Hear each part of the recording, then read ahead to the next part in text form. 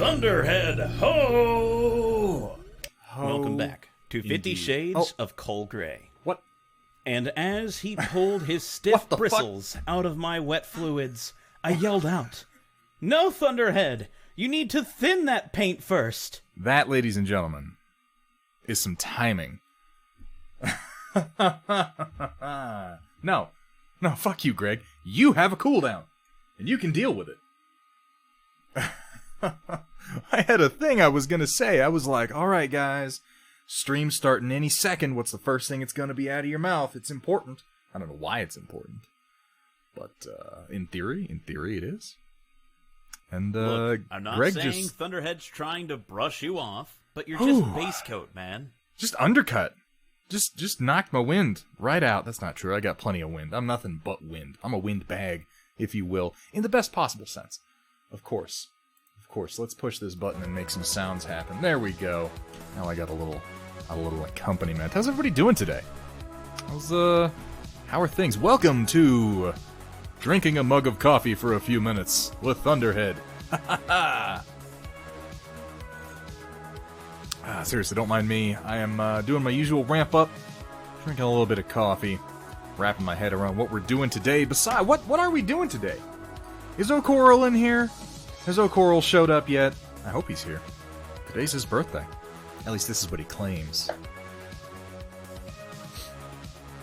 Greg the Salt Miner, of course. Vergaderong, Tiny Robots in a Box, Datron Voltari, Wolfenspawn, Papa Bear, Roland. Did I say Vergaderong? I'm gonna say Vergaderong again, because Vergaderong bears mentioning twice. Hey, look, there's Sentient Pickle and White Wolf, too. We got Wolfenspawn and White Wolf. I wonder if there's any connection there. You think? Could there be? Probably not. Probably not. Hobby orders from Metalcore, Steel Warrior. I like the sound of those first two. Ares Hardware, and Amazon. Well, one of these things is not like the others. That said, yeah, I give way too much money to Amazon for literally everything. Guys, it's not my fault.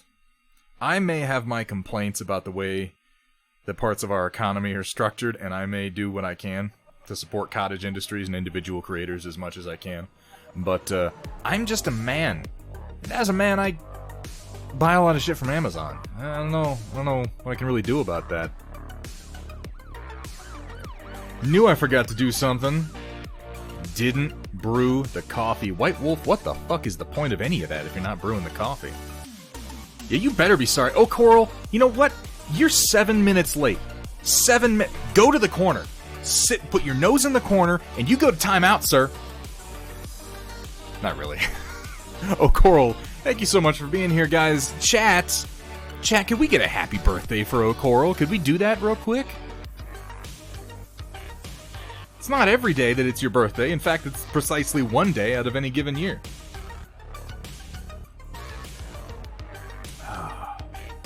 Highly doubt it, but some random on the internet will make a conspiracy theory about it because one of us is denying it. White Wolf, not only is that true, it's actually happening right now. That random? They call him Thunderhead. I gotta change my printout here in a second. I'm printing a destroyed version of one of the Hextech Trinity City buildings, courtesy of our very own Greg the Salt Miner, who has been taking my buildings and shooting them with guns. Well, really, he's been sculpting them. But he's making them look like they've been shot with guns. Shitty day. Oh, I'm sorry to hear that, man. Looking forward to relaxing. Well, you know, kick back and take a load off, man. Problem with getting old is everybody else is too. Oh, yeah, I know that feeling. I'm so sorry to hear that, Datron. That's... At least it sounds like, you had a good sense of humor.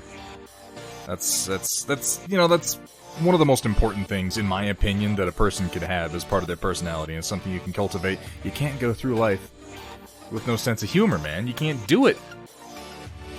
You shouldn't go out with no sense of humor, either. I need to adjust my camera a little bit. Let's zoop out to a proper focal level, because my camera never remembers what I'm doing. To Thunderhead Studios, where the only rule is... This is important. Don't show me your genitals. Have fun, be safe, and above all... Don't show them to me. For the love of God. Let's not... Like, it's O'Coral's birthday. And O'Coral still can't show me his genitals. That's how serious I am about that rule, you guys. O'Coral, happy birthday. Thank you so much for being here, man. Thank you for spending at least part of your birthday with us. I hope you're having a good one. I hope that this is a special day for you, or at least not a shitty day. I find as I get older that my birthdays are not so much the magical occasions that they were when I was a child, but I count it as a good one if nothing that sucks happens, you know? We gotta look out for the little things in life, the special things in life, the silver linings to the shit cloud that sometimes is the world. Roland needs our opinion, guys.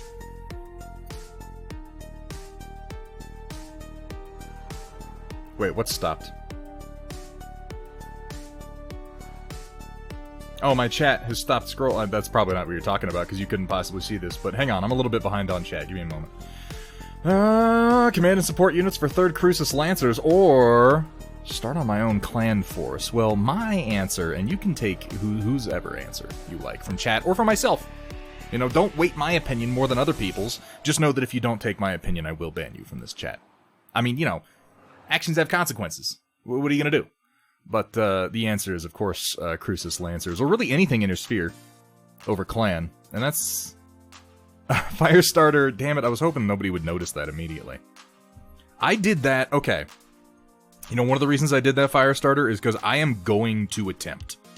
I'm gonna make an attempt over time to transition to being less fucking profane in my streaming. And I'm doing this because we're gonna try it. I'm not saying that this is what we're gonna do. I'm not saying that I'm gonna use clean language from now on. I'm just saying that visibility is better, and it is easier to market yourself if you don't say some of the worst things that I sometimes say very casually. I'm not saying we're not gonna curse. I'm saying we just might talk a little bit less about buttholes all the time. That's all. That's all I'm saying. By the way, good to see a Firestarter. Tiny robots in a box. Found out your neighbor shoots squirrels with a pellet rifle off the fence that separates our yard. That sounds like a pain in the ass. Yeah, no, that's the part that fucking sucks, is him shooting towards your house. Steiner Miniatures, good to see you, man. Thanks for being here. Everybody, thank you so much for wishing O'Coral a happy birthday. It makes me feel special. And that's what's really most important, is that I feel special. Got a Wraith printed in that. Oh, the 3D printer stuff, yes. I'm waiting just a minute for the print to separate from the build plate, and then I'm going to get another one started just as we start painting. That is my plan, because it should only take about another minute. Even if that silver lining boils down to, woo, I get 5 new pairs of underwear. Dude, don't fucking sniff at that. Don't sniff at 5 new pairs of underwear. Don't sniff 5 old pairs of underwear, either. For the love of God, just keep your nose away from underwear. What are you doing? But, you know, that sounds like a shitty gift when you're a kid, before you get to be an adult, and then you, like, never develop the skills to buy your own underwear because it was either your mother or the government getting them for you most of the time. And then one day, you go to take off your pants and you realize that you're wearing underwear with giant holes in it, and you're like, oh god, what have I done? I need new underwear more than anything else in this precise moment. I'm not saying that's happened to me. I'm relating a story from a friend. You know? This happens to some people I have read.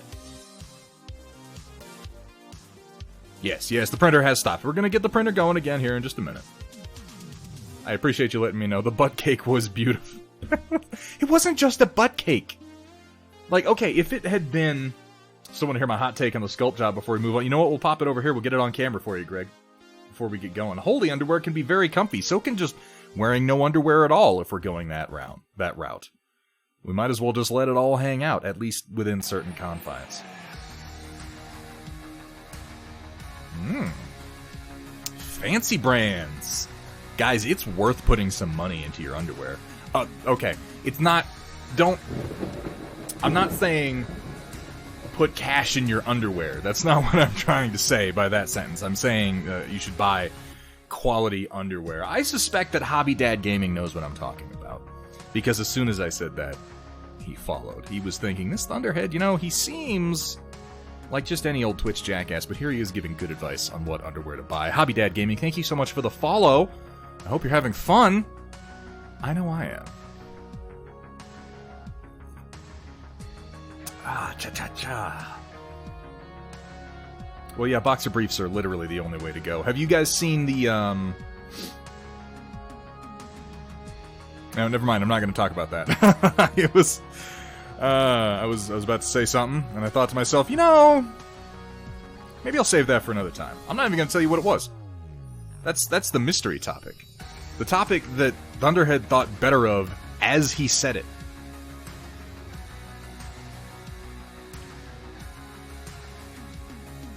Hey, thanks, Hobby Dad. I wouldn't... Don't compliment my banter too much, man. That just encourages me. and I just never stop.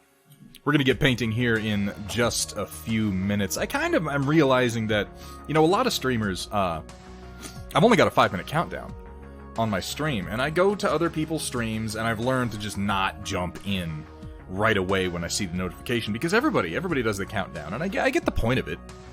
It's to give people a chance to be like, oh, he's streaming, let's go ahead and get in there. Not everybody's staring at their phone, not everybody's a social media fucking junkie like I am.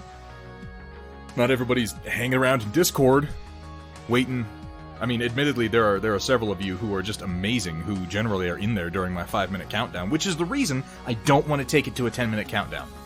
I do not want to up my countdown to accommodate, or just to give you guys more dead air. But taking a few minutes here at the beginning of the stream and just kind of bullshitting a little bit and drinking my cup of coffee, it's a nice way for us to kind of connect a little bit. How you feel about something? I'm gonna have to start charging you 50 C-bills per hour so I can listen to it. With as much as I talk about how I feel about things on this stream, I'm starting to feel personally attacked by Chaotic Harmony. I have to say, Aeon Drummond, what's up, man? Good to see you. Finished off my hardbacked Battletech rulebook collection with Interstellar Ops today. Pickle, you got a picture? You got a picture of your collection on the shelf? I want to see it, man. I want to have a look. Let me go see if that print's ready to break off yet. Talk amongst yourselves.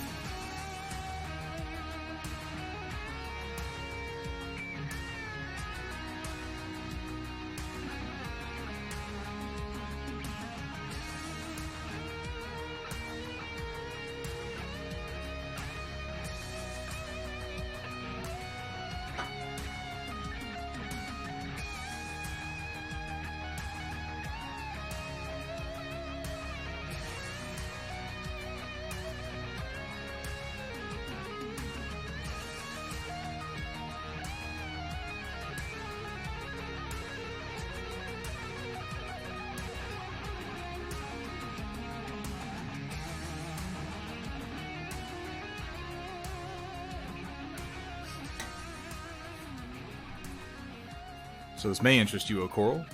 The print that I just started is the first of the last 2 buildings that I am printing for you. And then I'm just doing the streets. God damn, man, printing a whole set of Trinity City on one printer, one single Ender 3, is a pain in the ass. I totally understand why Flavolicious, well, I mean, you know, obviously he does a lot more than just print Trinity City, but he has a fleet of like 15 printers, and holy shit, is that ever necessary? I've had this thing going just constantly, and trying to print other things in the meantime, but we're almost there. We're almost there. Picture of my... No, that's not what I said. If I said that, Sentient Pickle, that was a mistake, and you should ignore that, and frankly, you should know better. We know what Rule 1 here is. We've already played it once this stream. Hobby Dad, I was in the army, and before anybody gets too excited, I have to let people know I was not combat arms of any sort. I was an Arabic linguist. I spent most of my time babbling in the language of... I'm pretty sure that Arabic was invented to be spoken by spiders. This is in no way casting aspersions on anyone. I'm not even faulting spiders. Spiders are a very necessary part of the ecosystem. I'm just saying, when you learn to read and write Arabic, you think, I feel like if I had 8 spindly legs and a couple of... what are those called? Pedipalps? I'd do better. It is not. O'Coral, this is not. And actually, I should go ahead and show this off, since Greg is here. Isn't he? Yeah. NB Toby spent the afternoon painting my wife's new office. Boring. Now it's time to paint some real stuff. I like how you classify a home office as not real, but little plastic spacemen. That's very real. I mean, I can't hardly criticize. Look at me. So, this is what we just got done from Greg the Salt Miner. He took one of our Trinity City buildings and he blew it up. You maniac. He blew it up. He did a pretty good job at it. It really looks like he got hit hard. So, like, a lot of this lighter damage doesn't come out as well, I don't think. Greg, if I were doing a criticism of this, I would almost remove a lot of this lesser damage that you did down in here and kind of up here, because all it really does is muddle the surface, and I'd lean into these big hits, because these look good. And this whole ruins section where you can see the floors, like, look, you can see the tiers of the floors in there. This part looks fucking cool. But a lot of the smaller areas, like even this one, which is fairly deep, it ends up, I don't know, it doesn't quite come across. You know? I would lean away from spots like this, and I would lean into the big hits, like here, here, and here. That's my critique of it so far. But the internal structure you did for the floor, this looks really cool. And I'm looking for, am I showing it well? It's hard to catch the light with this because it's black PLA, and I apologize for that. But you should be able to see how it's divided up and internally detailed. Hey, Hethrier, good to see you, man. Absolutely, Hobby Dad. You know, there are a lot of veterans who do mini painting and stuff like that. And it's not like a primary component of my personality, but it's also a part of who I am, and it's hard to leave behind. And it's always kind of nice, particularly in a hobby, to be like, oh yeah, you know what it's like to get fucked by Uncle Sam too, huh? Yeah, that's pretty cool. I can dig that. And that is the one thing that we all know. Whatever job it is that we might have worked on, we all know what it's like to get fucked by Uncle Sam. That is the common element. Papa Bear, good to see you. How you doing, man? I'm gonna choke on my coffee a few more times. So, White Wolf, we haven't actually talked about that yet. We have not talked about offering the ruined Trinity City set through Steel Warrior Studio. Right now, this project for the ruined Trinity City exists solely as a collaboration between myself and Greg the Salt Miner, and mostly because Greg right now is practicing some advanced techniques for 3D modeling. He's trying to do more organic shapes and stuff like that, and we're good friends. We're good friends. And this is just a good opportunity for him to have some pre-made things that he can kind of practice on without having to also make it himself from the ground up. That's not to say that we won't, it's just it has not been hammered out in any meaningful way yet, and I don't want to speak for Greg or his work. Oh, actually, you know what, Iguana? I hope more people redeem that, because I need to do that more often. Or eventually I'm just going to be a hunched up little ball of shit. Good note for FDM, because the resin I have in front of me is surface damage. Yeah, see, that makes perfect sense. I feel like if I did this in resin, this damage would look better, but it loses a lot of the definition in FDM. But the big hits work great in FDM. I think that, like, the main feature here, these blasted out floors, these look fucking fantastic. And if somebody went in here and, because, like, you put in some grit on the floors, you put in a couple pieces of debris, take a couple of pieces of wire and stick it in there and bend them so it looks like bent off, broken off pipes and stuff, I think this could look really good. Of course, White Wolf. I just, I know that anytime money is changing hands and digital rights are being discussed, I like to be as clear as possible just so that nobody feels like they're being railroaded or voluntold into something that they didn't actually agree to.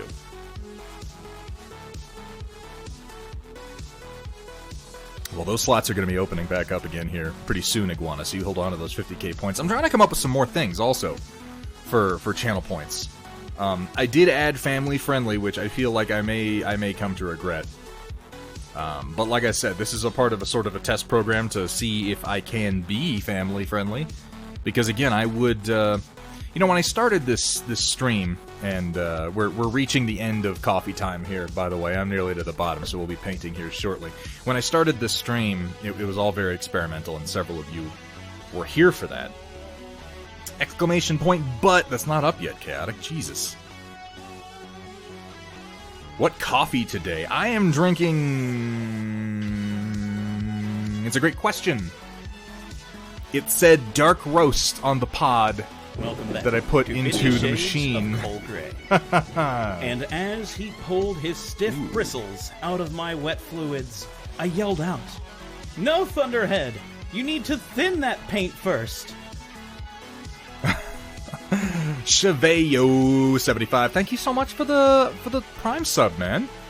I appreciate that you're amused enough by the absolute nonsense I get up here to extend that little bit of Amazon patronage to me. I hope that Do you like that I can sexy live up to the battlemechs, expectations. sexy streamers, and sexy Solaris cheerleaders? Well, Thunderhead's stream has some of those things and more. And more. Yeah, I figured that too, Greg. At some point, we'll have a more This is how it's gonna be today. I think I'm just gonna tongue tie myself all the way to the end of the stream. Won't that be fun? Skomat with the heresy and the nonsense. I don't know if it's not Keurig brand coffee. I have a Keurig machine, and I'm lazy. I put the pot in and I push the button and I get coffee, and I don't think much further than that, you know? A dropship landing pad. Interestingly enough, O'Coral, I have considered this. In fact, I've got sketches of a dropship landing pad and ideas for it. One of the problems that I have with dropship landing pads... A Thunderhead. There is only one Thunderhead. There's only one Thunderhead. There can be only... Why don't I have Highlander on here? I don't have a button I can push for Highlander. All I got is fucking Palpatine. You're not the Highlander, Palpatine. That's not even the quickening. You're just shooting lightning out of your hands, you old son of a bitch. What was I saying? Oh yeah, Cheveo, welcome to the Storm Chasers, man. I'm gonna tongue what now? We talked about... I shouldn't bring up anything that we talked about on Chaotic Harmony's stream at all, because it's getting... I feel like it's getting worse, honestly. Like, the saltier people get over the Lerm span, the more profane we become. It's truly my worst self. Dropship landing pad, thank you so much. So I have plans for one, and part of my issue with the dropship landing pad in the context of Trinity City and Hexplay is the dropships are fucking huge at mech scale. They're gigantic. If you put a dropship on the field, at least I'm talking about spheroid dropships. The smaller dropships are... I'm not even going to say those words, Chaotic Harmony. I realized that was... Moving on, they take up a huge footprint on the actual tabletop, but I have an idea for a spheroid dropship landing pad that is raised up off the ground and cuts in on the sides to give you some of those hexes back.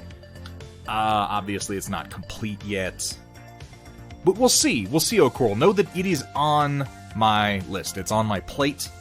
It is on my plate, and I will help myself to at least half of it before sharing it with everyone else.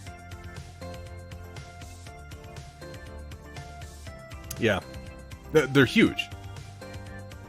That's what I'm saying, Vergata. I feel like, though, there is a way to make a dropship landing pad for mech scale that gives you some of those hexes back.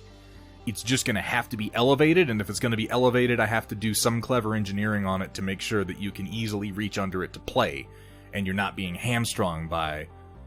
If there's one thing I hate, you guys, one thing I really fucking hate, it is impractical gaming terrain. There are so many tables out there that look so good, and they're not good to play on. You knock into stuff with your hands, you gotta reach under things, you can't fit your hand between buildings. Like, that was one of the primary driving forces behind the design of Trinity City, and the road system that I made was, I need there to be space for you to actually play the game. Because it's easy to just stick a bunch of buildings on a board and then realize afterwards, like, oh shit, I gotta use pinchy fingers every time I want to do anything. And nobody likes that. Like, you might be willing to do it, but you're not gonna like it. Following on to that thought, I'm gonna say something that I was saying to Greg the other day. I think Greg actually said it and I agreed with him. Terrain that opens up interior structures for wargaming terrain, it's an idea that everybody loves, and I'm just gonna tell you right here and now, it's bullshit and it's a terrible idea. I hate it. I really don't like gaming terrain where it's like, hold on, we can pull the roof off and there's a living room inside. Like, who the hell really wants to do that? Like, if I'm sitting around going, wow, wouldn't it be cool, and I'm thinking about all the possibilities for a war game without actually playing it, moving pieces around and rolling dice, yeah, it sounds great. We can move into this door, then we can go between the rooms, and we can hide behind this couch, and we can pull off the roof so you can see what's going on the inside. You know what it is? It looks like shit, and it plays like shit. Every time I've done it, I don't like it. That doesn't really have any relevance to what I was saying before, except that I am designing 28mm terrain right now, and that's something that I'm leaning away from heavily. I have some ideas for interior spaces, but they all wind up being huge. Like, if I'm going to do interior spaces, I want to build the whole board like the whole board is interior, and use hallways and broad rooms. But that's just me. I don't know, you may like it better. Good news for players of MWO, we're not running Lerm memes anymore. Because like Disney Episode 7 should have never happened. Interesting. Oh, okay. Just like the Group Q Episode 7 should... I see. I see what you're saying. You're easing off, Chaotic. To be fair, you've been riding that meme for a while, man. It's starting to get ugly.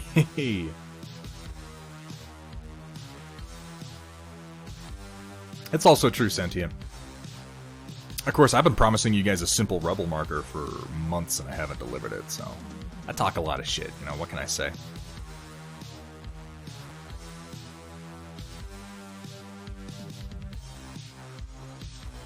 It's just that, guys, ladies, locusts and gentlemechs, we spend a lot of time thinking about our war games, and we come up with a lot of crazy ideas up here that mostly have to do with things we saw in movies, and we tend to forget the realities of playing a war game.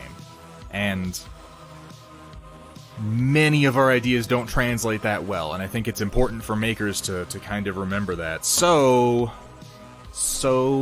Coral, we are starting back at the beginning with a darker base coat on the Annihilator today. And I've got a different concept in my head for how I want to do the skunk stripes. I've been looking at actual skunks, believe it or not, and realized that what they actually have, and don't ping me immediately about, you should know, you dealt with some skunks. I know I dealt with some skunks, and let me tell you, when you're dealing with a fucking skunk in your face, the last thing you're doing is studying its stripes. That is absolutely the last thing you're going to spend your time doing, is going, how do those stripes look? Where does it have one? Does it have two? No, you're thinking, oh, good God, don't spray me, you little prick. But I spent some time looking at some pictures and realized that their stripes actually start with one central stripe, at least many of them, start with one central stripe on the head and then they split off down the back. And so what I'm thinking is we're going to go with sort of a white point on the head, we're going to split it down the shoulders, I might do a stripe of green on the inside of it, and then we're going to do another white marking on the chest, and the rest of it's mostly going to be black. I think we might mix in a couple other colors for fun, for some little hull markings here and there. But we're going to start with just the basic black color today, because as O'Coral was saying last time, we did it in the wrong order. So we'll see if we get to the stripes themselves by the end of the stream. I know that's probably going to be the most interesting part to watch, so I apologize if we don't get to it. But until then, we're going to work on some edge highlighting and some undercarriage bits, and then once that's been established, we'll add the stripes and we'll do some washes. That's my thinking.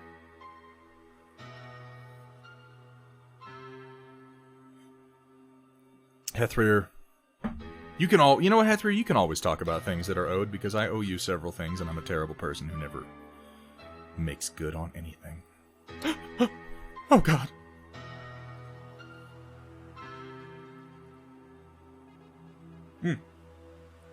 Oh, Coral, yes it is. If you'd like... Well, I can't really do that different of a pose. About all I could do is kind of reconfigure its arms or mirror its legs for you if you were interested in that. Hang on, I'm just pulling a little thing off here that shouldn't be there. I suppose you could just go ahead and glorb that paint on anywhere. That doesn't even make sense. You're trying to get inside the lines or anything. That doesn't even make sense. I'm not even using paint yet. Oh, let me just take this X-Acto blade and rub my nose while I have it in my hand. That seems like a fucking brilliant idea, right? Of course it does! Because it's mine.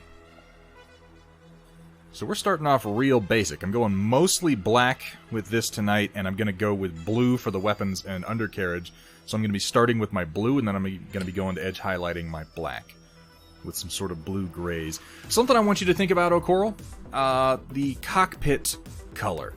The color of the cockpit glass up here, I'm leaning towards a fairly bright green. If you're thinking anything other than that, please let me know.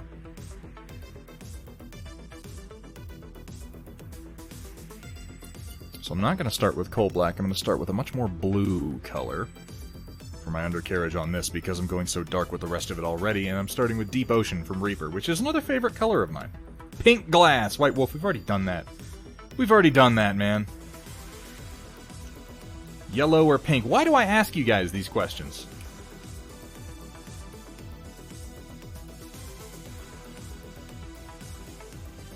It did look amazing.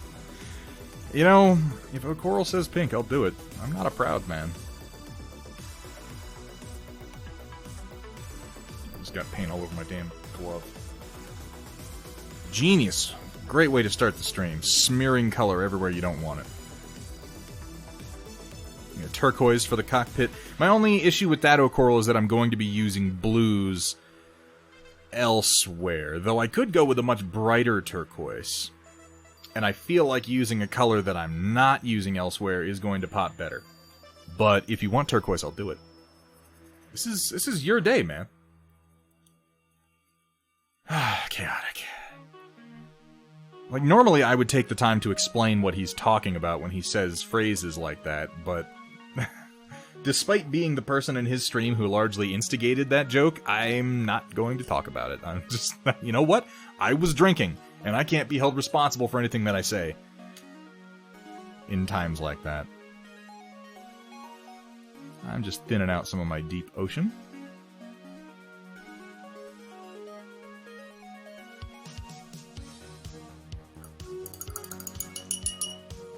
Yeah. You want something that contrasts or pops. Hey, you want turquoise. You're getting turquoise, my man.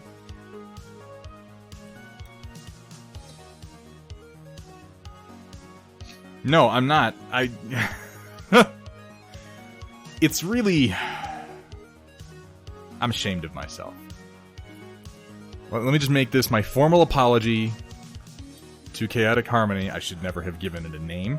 I should never have continued the joke. If I hadn't said anything, it would have died with the part where you joked about being a human toilet and then glanced at your crotch. That would have been the end of it.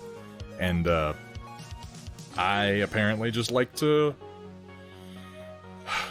rock the boat, I guess. That's one way of putting it, right?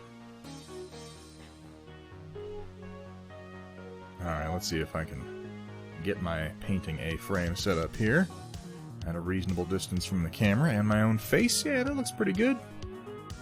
Alright, gonna come in here and hit these. Well, let me think.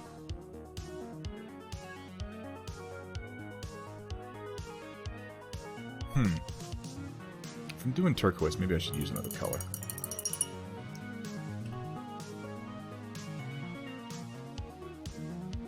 See, that's fine by me, O'Coral. Man, you want turquoise?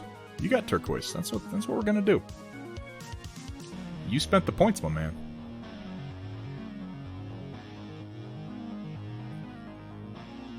And there's something to be said for using a limited palette for a paint job.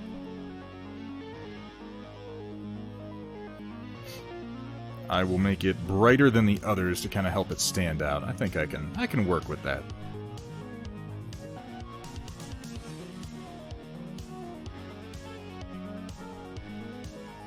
So how is everybody doing today? As a heads up, I'm going to use the focused banner that Cat Ion so kindly made for me some time ago today for a few times when I'm painting. Chat moves fairly fast, and I really do want to get to all of your questions. I really genuinely do. But sometimes I'm going to miss it when I'm painting. So when you see... What button is it? What button did I make it? When you see this pop up, this pulsating focused sign, know that anything you type in chat may be missed. And when it's off, I will do my best to respond to what you are saying. Because really, what's the point of being on Twitch if I'm just gonna paint all the time? I should just be making YouTube videos in that case, which, by the way, I'm going to be doing. Here at Thunderhead Studio, we specialize in turning your shame into more shame. Yeah, it seems accurate.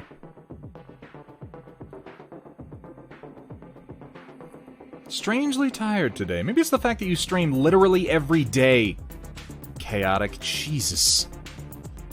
I'm gonna be drinking a little bit of cheap wine again tonight, though. I'm not gonna be drinking anywhere near as much of it. I don't know if you gentlemen are familiar with the magical, or rather the holy number of the inebriati, but it represents a period, or a point, of drinking, wherein you are made more competent by the booze. But if you go any further than that, you begin to experience the more deleterious effects of drinking. And it is somewhere in the range, depending on the person and their tolerance, between 1.5 and 2 drinks. And as soon as you violate this number, you go above the threshold, your faculties begin to decline. It really is this amazing place wherein you've had just enough inebriation to ease up your inhibitions and let your talent flow. You might also notice in this pocket you become better at pool and bowling. In fact, many things you'll become better at. But as soon as you go over it, then you become that guy. And last stream, I went over the number, and that was my mistake. But it was a birthday. It was a birthday, you guys. So, you know, this will happen.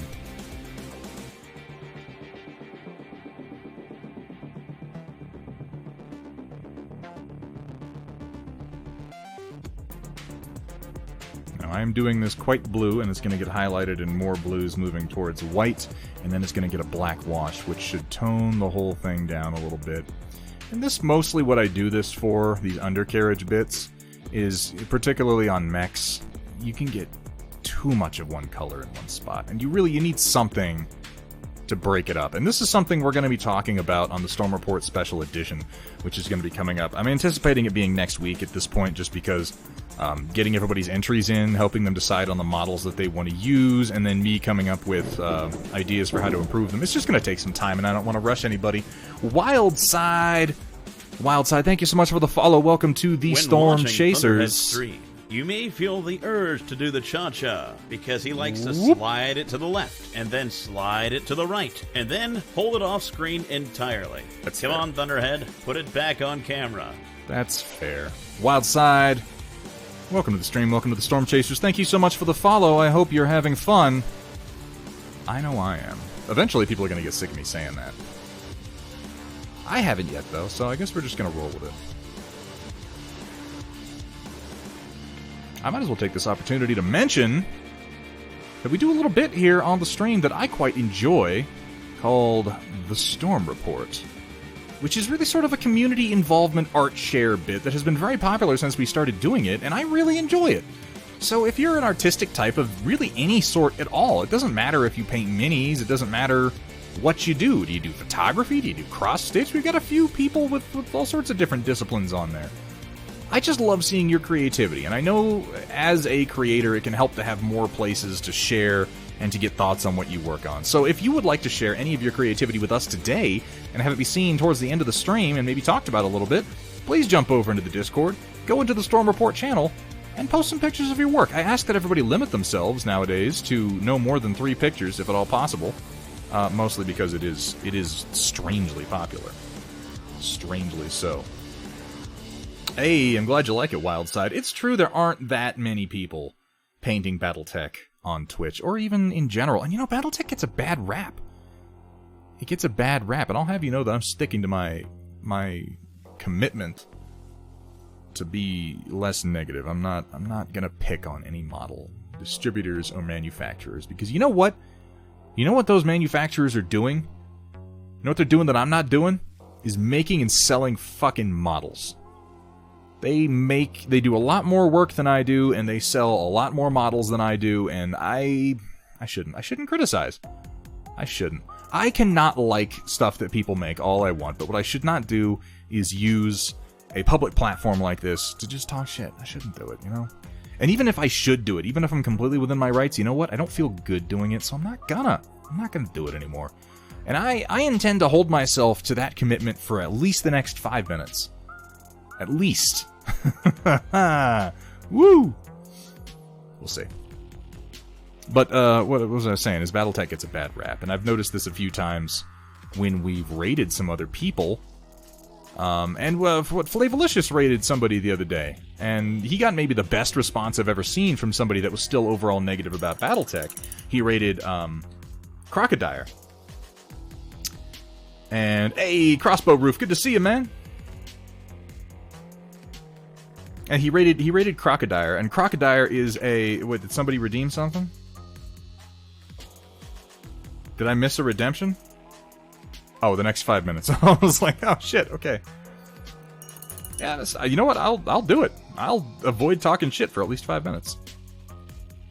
Not about other streamers, but about companies, at the very least. But, he raided Crocodile, and I like Crocodile. Crocodile is a very talented painter. He is very friendly. He's very positive. These are things that I look out for in people these days. He's really just a nice guy. He gives good tips. He doesn't mind answering questions. And he says, oh, what were you painting in your stream that you raided me from just now? And Flavolicious says, oh, Battletech. And you can just see the look on his face. He's like, oh. Oh, that's unfortunate. It's just a response. We got it at least once when we raided Sovereign Miniatures. He was like, oh, Battletech, huh? That's great, guys. Good job. Ugh. But I think that we're breaking free of that. I think that with Catalyst Game Labs' new Kickstarter, I know everybody's really excited about the renders they've released. I know there was a little bit of hooey about some of the initial production models. People were like, that doesn't look like the 3D model. And I maintain that was a mistake on their part. They never should have shared images of bare plastic, because bare plastic is really hard to judge and it's really hard to take pictures of. But now that they're getting more primed and painted examples out, I think people are getting more excited about it. And as those models circulate, I think we'll see more people who aren't pre-existing Battletech fans being more open to the property, which is like about the best thing we can hope for, all things considered. Never had a Class 5 shit-talking before. Pretty soon it's going to be a double event. It was. You know what? It was generous to Sovereign, but damn it, I have the option of being generous. And I choose to be generous because I don't think he was thinking about what he was saying. I think it was just a very honest reaction that he had. And I can't blame him that much for it, because I've received that response from too many other people over time. People go, oh, Battletech, huh? And let's face it, when a lot of people's only experience with Battletech has probably been them setting up a game at their friendly local game store, and some old grognard setting up a game of Battletech nearby, using old-ass, like, City Tech minis or something, or some of the more unfortunate sculpts, or maybe seeing some, like, MechWarrior Dark Age. Like, could you blame them if the only experience he'd had with Battletech was, like, somebody setting up MechWarrior Dark Age? Not that every miniature from Dark Age was bad, but some of them were quite bad. So if that's their only experience with it, like, I can't fault them. There are plenty of games out there where I've seen the minis and gone, I don't like that, and I just never looked into the game again. And that's not, like, it's not like all the minis from that game were bad. I just saw one that I didn't like, and I very unfairly judged the entire line based on it. But, you know, that's how it goes. We can't be expected to do extensive research on every single game out there. We have to pick and choose where we spend our time, and if we get a bad first impression off something, that's just where we're going to be. There's nothing wrong with that. I received a bad first impression from War Machine and Warmahordes. And then I got a bad second impression, and then a bad third impression, and then fourth, fifth, sixth, and so on and so forth. Eternal! Good evening. Welcome, welcome. Good to see you, man. Tiny robots in a box is absolutely correct. Now, I think it's fair to say that, I mean, guys, we all play tabletop games here. So, okay, some of us play tabletop games here. And there are a lot of buttholes who play tabletop games. Like, we all know this to be true. There are a lot of people who have, like, genuine personality disorders who hang out at the friendly local game store. And some of them are nicer than others. Some of them are just dicks. Some of them are just, like, I don't know, they have mild social disorders and they don't communicate that well with people, and they find a connection with people over their nerdiness and their obsessiveness in tabletop gaming. And I think one of the best things about the tabletop gaming community is that we're welcoming of people like that. I know there were some people in San Antonio that, when I was playing down there, got a real bad rap from a lot of people. And yeah, they were hard to get along with, but they're not bad guys. And you know, it's important to recognize the difference between someone who's hard to get along with and someone who's a shitty person. Because these are two very different things. There are people in this world who are very easy to get along with who fucking suck. Who are just awful people. And then there are people out there who are very hard to get along with who are really quite nice when it comes down to it. They just don't know how to communicate. They don't know how to control themselves. They maybe lack a certain amount of self-awareness.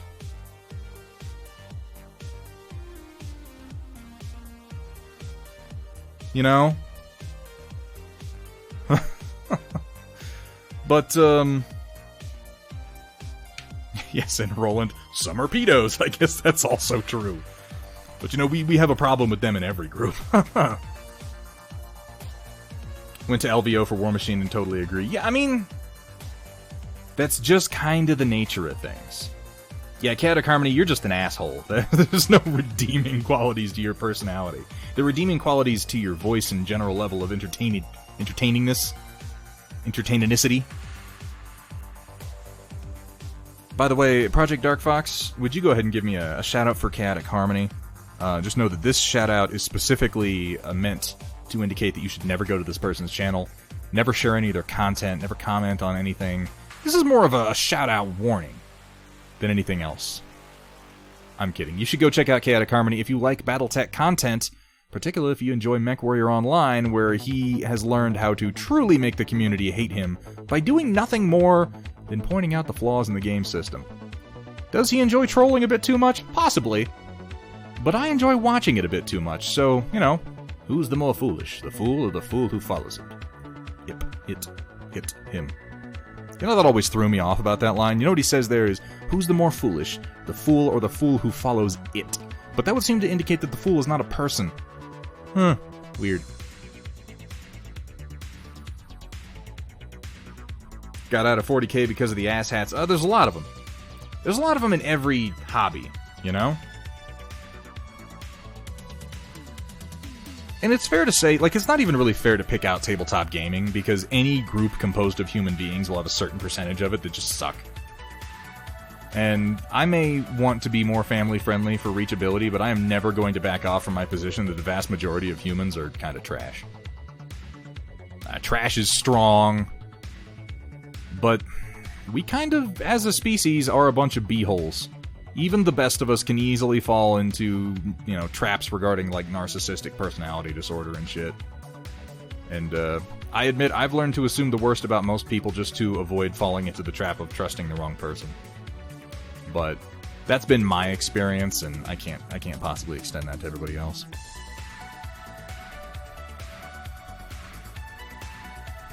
It's their people, I suppose.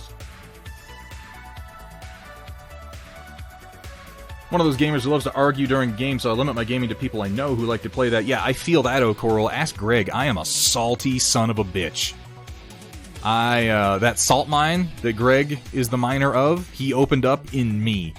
Well, maybe not directly, but, yeah, I've learned to control who I play with and what games I play, because I know myself, and I know that I will get salty. I will do it.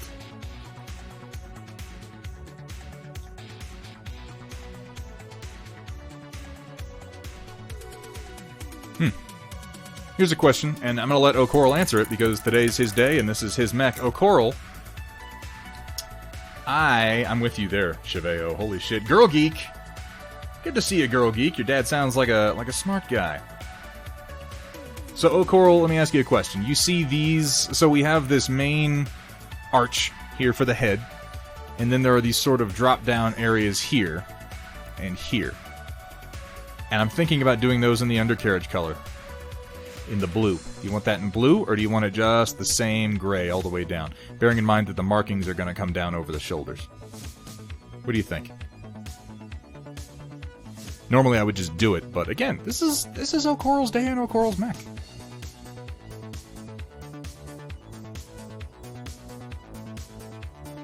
Yes, Chaotic Harmony, that is, in fact, imagine that it is me slapping you.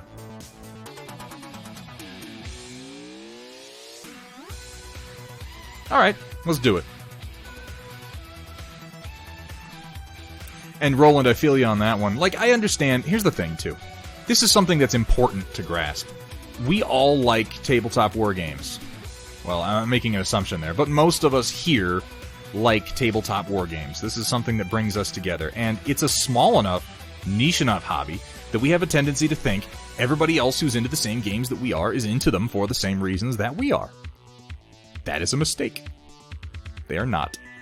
Human beings are a diverse group of individuals, and we like the same things, often for very different reasons.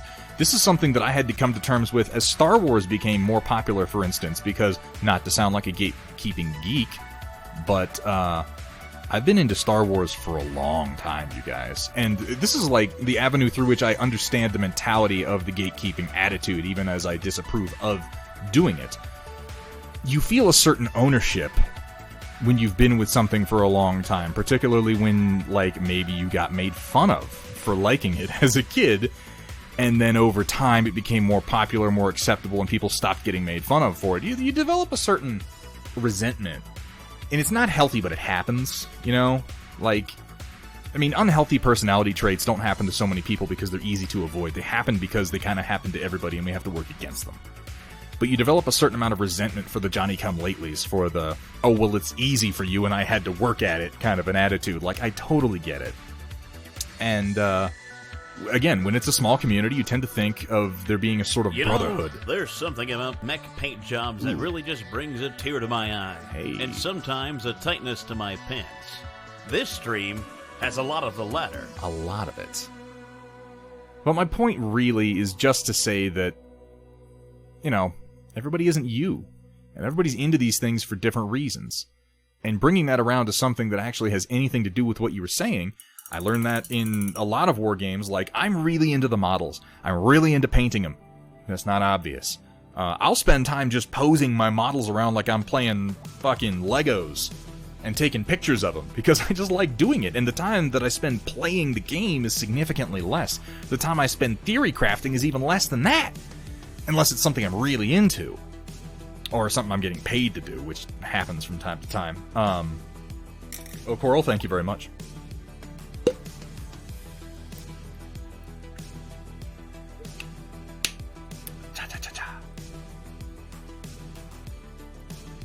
So, bringing that around to War Machine and the people being super into crunch, there's a lot of people in War Machine who are super into the crunch, but War Machine's a real crunchy game. So I get it. And I think that's why I think it's most important when you're finding someone to play a game with that you make sure you're playing it for the same reasons, because nothing turns me off of a game faster than realizing that the person I'm playing with is not there for the same reason that I am. We're not there to do the same thing, we're not there to have the same kind of fun. It's why I avoid tournament scenes anymore. And I mean, that's a particularly bad one because obviously most of the people there are there to win. So it's kind of funny. You think about it as a good opportunity to meet other players, but you might not realize it's a good opportunity to meet players who aren't focused on the game in the same way that you are. And player compatibility is huge in tabletop gaming, you guys. It really is. I think maybe it doesn't get enough focus from people. But player compatibility is a massively important detail anytime you sit down to play a tabletop game with somebody.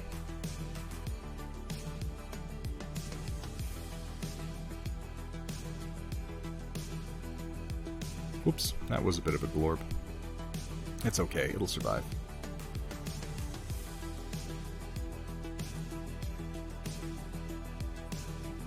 So that was my long-winded rant on why everybody is special and we should all hug.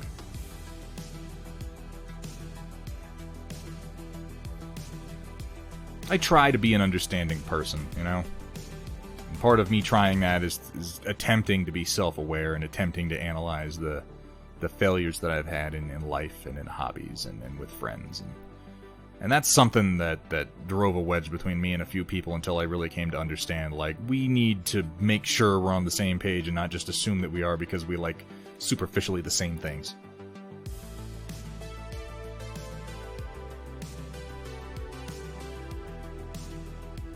And of course, it's hard to do in a community so small. Because you tend to be like, holy shit, they want to play Battletech? Well, let's play! And it takes you a while to realize, like, oh, they're into math tech. Whoopsies. It's particularly important in Battletech when you're playing clan players, in my opinion, because if clans aren't role-played somewhat, they're less fun. At least for me. The objective is to win, the point is to have fun. I agree, Vergatarum. But everybody's definition of fun is different. What's fun for you might not be fun for them. I got those two. I did the one. I did O'Coral's Hydrate, I'll have you know.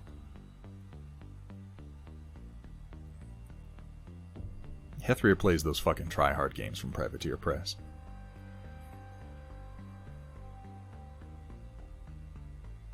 I'm actually going to do this whole chunk in this blue color. I think it'll look good. And if I'm wrong, then...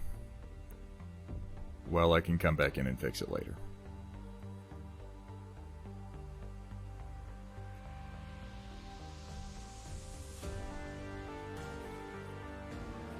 I just feel like since I'm doing this mostly in black, I need to seize on every opportunity I can to have color to break it up.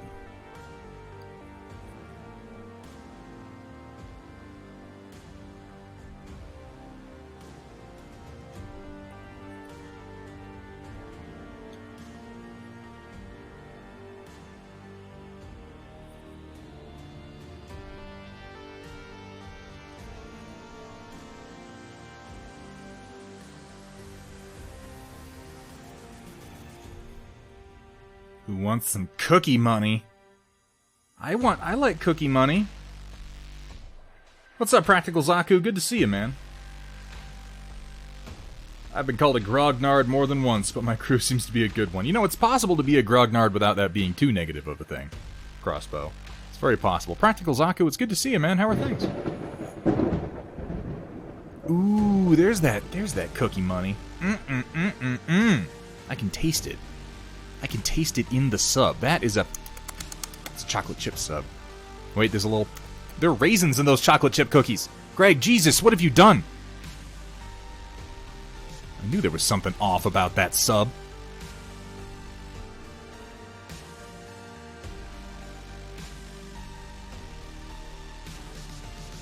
You know what the real joke is? I fucking love oatmeal raisin cookies, you guys. I do. I really do. They're good. They're delicious. Oh, I have? Have I really? Did I miss it? I don't have an alert set up. Oh, poopy. Who got me with family friendly? Where is it? There it is. Oh, Coral. Alright, I'm gonna start my timer. Give me a second. This is way more challenging than painting. It's good practice, though, to see if I have what it takes. Alright, let's reset this. What did I say? Did I say 30 minutes? This is a terrible idea.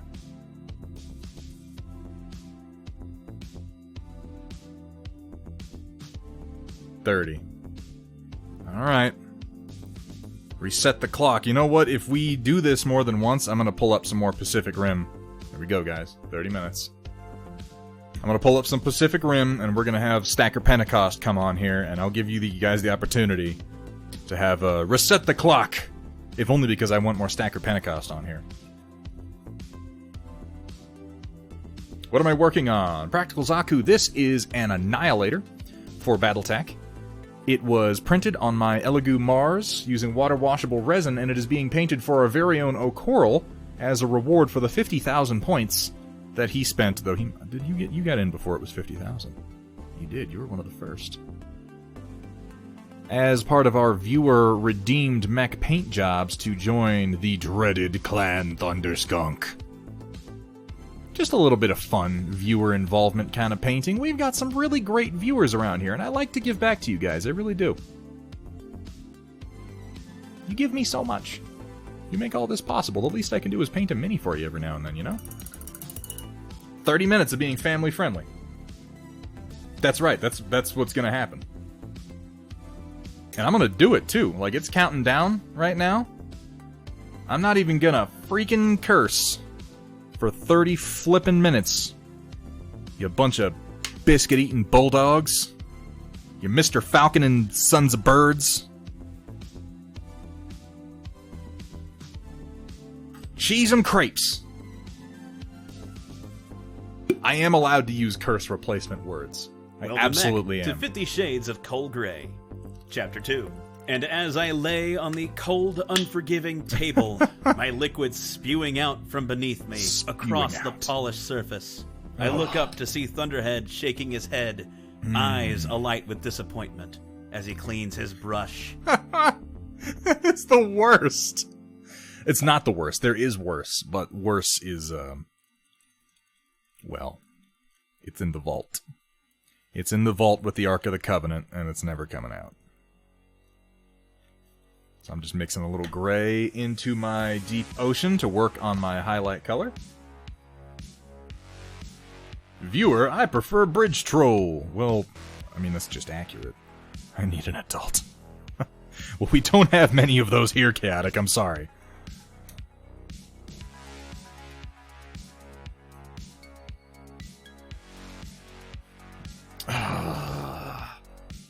Alright, that's it, everybody. Greg just ruined Forced Compliment, and I'm gonna take it off. You can't make me betray who I am as a person by spending channel points. In the same way that if you were to give me Forced Compliment and be like, the Nazi Party, I would not go along with it. I wouldn't do it. It simply would not happen. I will not compliment Pacific Rim 2. You tricked me into saying something stupid once. What constitutes family-friendly? Cheveo, as of right now, just not actually cursing. I will admit to my motives on that, being that I've been doing more real research. I was saying earlier, the stream started off very experimental, and it still is very experimental, and it's very much just a hangout for me and the people who want to be here to, you know, work on Battletech stuff and paint minis and whatnot. But I've been having a lot of fun doing it. I mean, a lot of fun. I really have. You guys have made this such a fantastic experience. I kind of want to do more of it. I want to continue it. I had said that we were going to sort of reassess where we were after a little while. Let me tell you, I've done that reassessment, and I like it. I enjoy it. And if I want to continue to grow my audience, and I want to be able to put my videos in more places, I can't be quite as profane as I am, quite as casually as I am. So I don't know if it's going to stick, but I could use some practice not cursing quite so much. That's my thinking.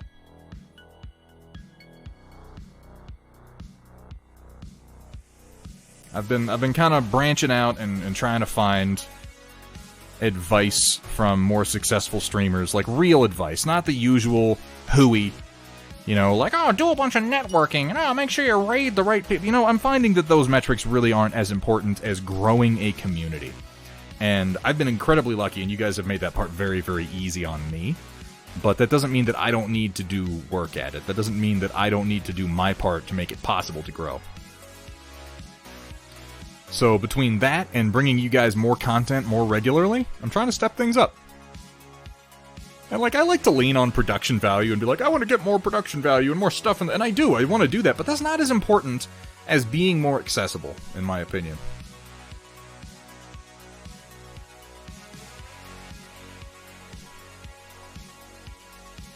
I don't anticipate that it's going to become a permanent thing that I just am like, no cursing on the channel, you. That's not me. I'm just trying to be less casually profane. To reserve my cursing for moments when it's at least funny. And not just because I can't think of anything else to say, you know?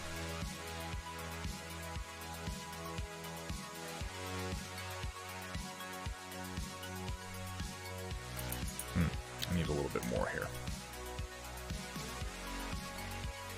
Whoa, whoa, whoa! What's wrong with the expletives? Redeemed Forced Compliment for Chaotic Harmony's LRM skills. Well, there's a problem with that, isn't there, Chaotic Harmony? You're claiming that it involves skill.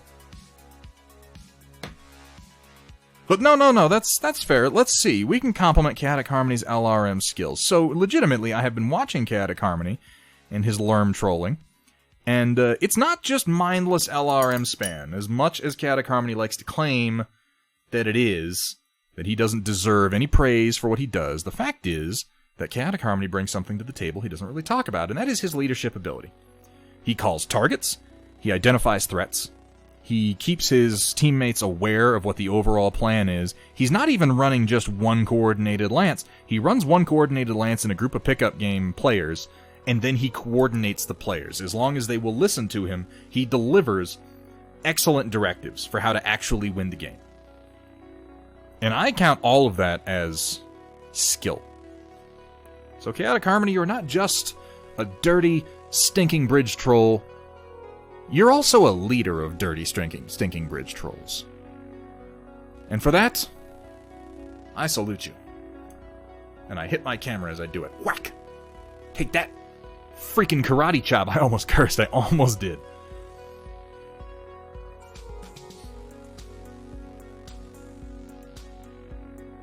Most important Twitch, minutes watched. Yeah! Girl Geek, I've been trying to sort of educate myself on Twitch metrics lately.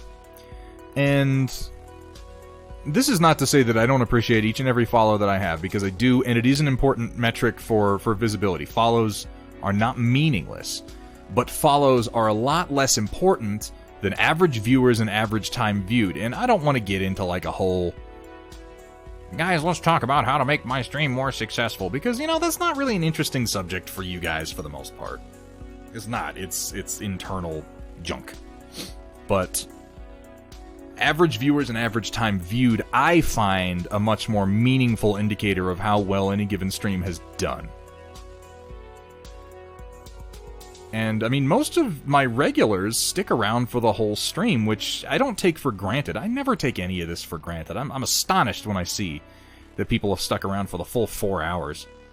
But if people are doing that, that's a good sign. And I'd like to continue to give you enough entertaining content to do that. Because I don't just stream, I watch streams too.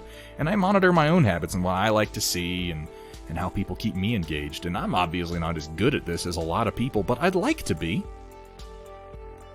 And I don't just mean I'd like to have bigger numbers, I'd like to pad my ego more. I mean, I'd like to bring you the kind of content that you enjoy watching to the point that you're going to stick around. That means a lot to me, you guys. Aw, he's gonna pat himself on the back with that. That's adorable, Chaotic. What is your favorite mini that you've painted? Practical Zaku, what a question. Ha ha ha! What a question. Wow. So many of them. What is my favorite mini that I've painted? So I can't say that I have a favorite mini that I've painted, but I could, you know what I can do is I can think of some minis that I've really enjoyed. Really had a good time painting, or maybe just really liked the results that I got after the fact. Certainly, I can do that. I actually have one of them here. You know, I might as well show you. A mini that I really, really enjoyed painting, and I'm really pleased with what the result came out to be. This was almost 2 years ago, so it's not as good as some other stuff that I've painted, but let me grab it.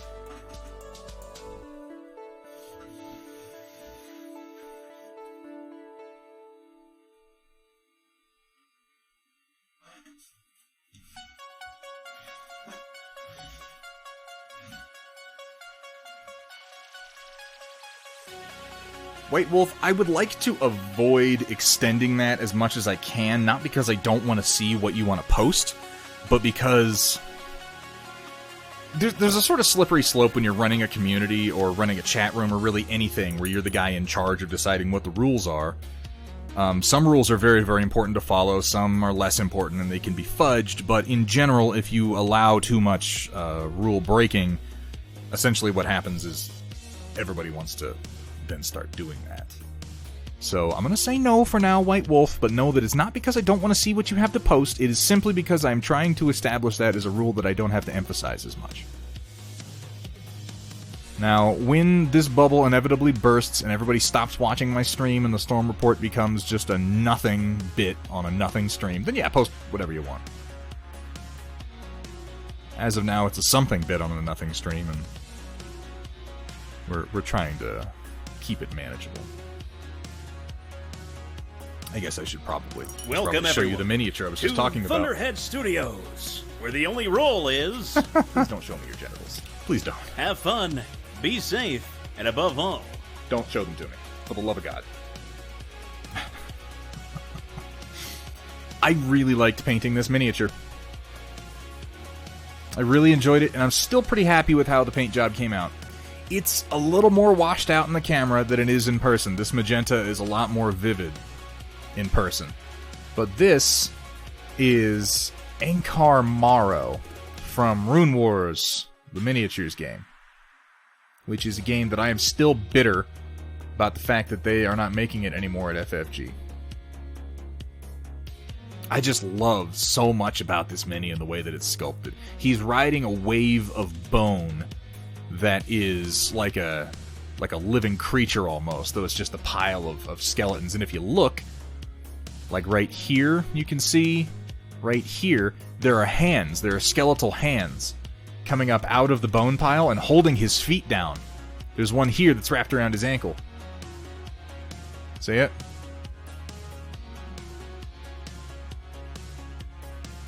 It's so cool. They're like snowboard bindings.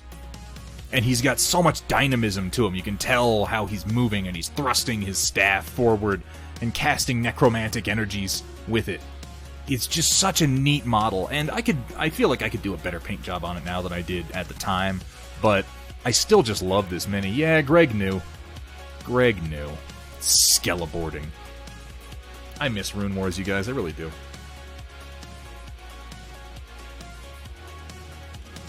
Somehow I knew the bone jokes were just gonna flow from that one. I'll have you guys know that I've gone almost 15 minutes without cursing. Almost 15 minutes. A mini that infuriated me to paint.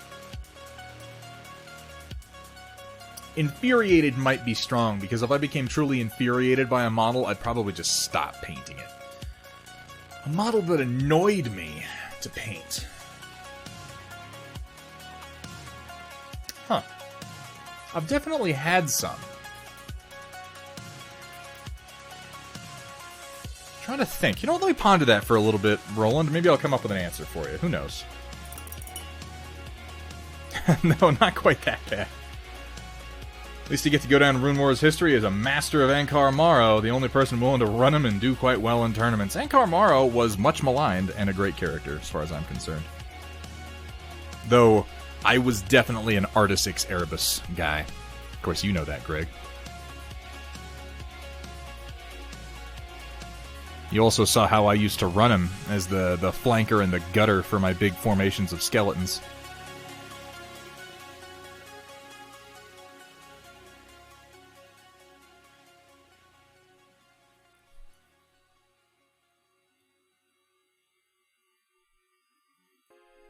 Alright.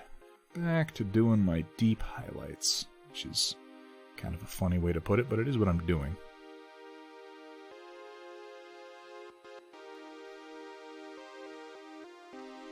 Oopsies. Let's clean that up.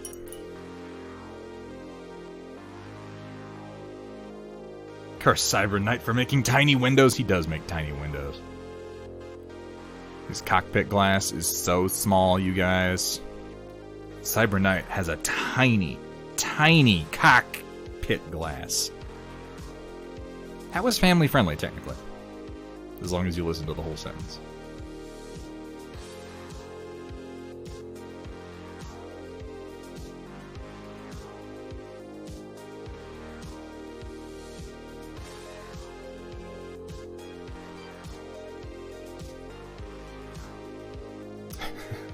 It was pushing it, but it was technically within the letter of the law.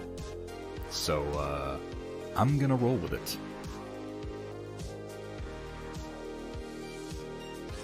If not the spirit, certainly the letter.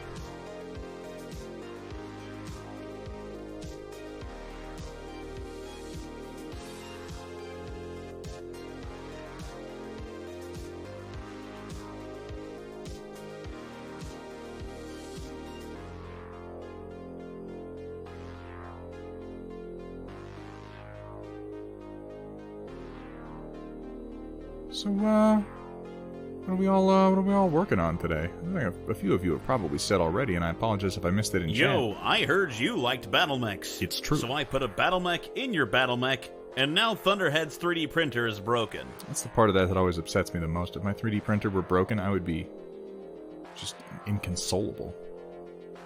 Utterly so. So I keep asking what people are doing, and then I look away from chat. But let me tell you, if you want to let me know what you're doing in a way that I can't miss, there's one fantastic way to do that, and that is by participating in our bit called the Storm Report. If anyone's unfamiliar, it's an art share bit that we do towards the end of the stream. If you would like to be featured in it, if you would like to have some of your work shown on this stream, and have a chance to maybe talk about it a teeny little bit, pop over into the Discord, jump into the Storm Report channel, and post some pictures, ideally no more than 3, of just anything creative you've been working on that you want to share. We're all about sharing and encouragement on this stream. We really are. It's the best way that I know of to give back to the community, is just to encourage people to paint more. And I find that I am encouraged to paint more by positive feedback. And I'd love to give some of that to you, but I can't give it to you if you're not showing me what you're working on. So come show me. Let me know.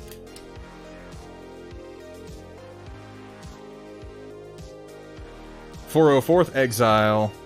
Making room for a desk so I have some room from airbrushing." Alright, alright. "Forgot around nothing right now." That's okay, you work on stuff pretty much all the other time. All the other time. Colonel Matthew Steiner painting some warjacks. Greg the Salt Miner glazing a sith ton of purple undershade. More glowing mushrooms from Hethrir.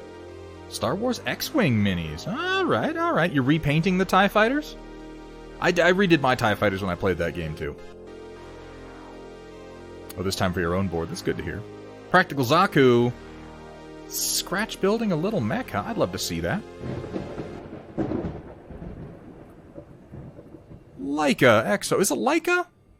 I was wondering that when I saw your stream earlier. Is it Leica? Is it Leica? I'm not sure. I don't think you said. Welcome to the stream. Welcome to the Storm Chasers. Thank you so much for joining us. I hope you're having fun. I know I am. From mega cities like Central to the vast and desolate outlands, nobody wants more of it. How it used to feel is what the people want. Let's keep going. Memory offers us exactly that. Rememory. Retros. Remembered treasures of the forgotten past. You guys, Cell Dweller / Scandroid is just so flippin' cheesy. It really is. And yet I listen to it so much. I'm a big cheese ball, I think. It might be possible. I don't know, chat, what do you think? Am I a big cheese ball? Just because I'm into stuff like... I say things like my favorite character in Star Wars is Luke Skywalker because of the hero's journey. And, I think Pacific Rim is a good movie. Like, am I just a giant cheese ball, or is my taste impeccable? I can't decide which one is true. Treasures of the forgotten past.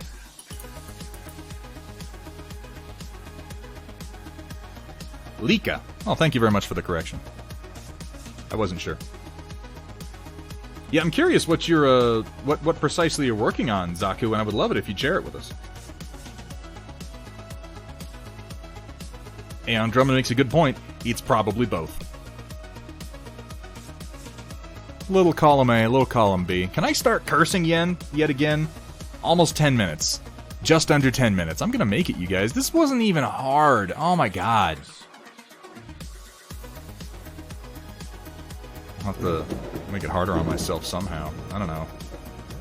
Cool Yuli. Thank you so much for the follow. Welcome to the Storm Chasers. Welcome to the stream. I hope you're having fun. I know I am. When are you guys going to get sick of me saying that? Are you sick already? Do you just not tell me? Are you just trying to be nice? You can tell me. You'd be like, Thunderhead, you keep saying that stupid line, and I wish you'd stop it. Also, change your face. It's ugly. I mean, maybe leave that second part out. Like, you can think it, but, you know, keep it to yourself. Because I can't actually change my face, you guys. I don't have the money. We could start up a donation goal. Money for Thunderhead to get plastic surgery. I mean, we could do that, you know? It would hurt my feelings, but we could do it. Everyone has had too much of now. These guns on the Annihilator are going to annoy me. They have tiny details on them, but they're so tiny. So tiny. I guess they're not that bad. I might dry brush the tips, though. Just the tip. That's family friendly, right? Why do you get me so hooked on music? Because I have fantastic taste. Fantastic taste.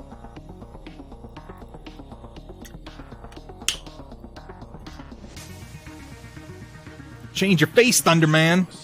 Oh, Coral redeemed a hydrate. That last hydration was that, what the? Okay. You know what though? I said it so it can only be redeemed twice in a stream. Oh, Coral, so enjoy it. I'm not even gonna skimp this one. I've got 7 minutes and 30 seconds left on this one, so we're gonna do it, and I'm gonna reset it.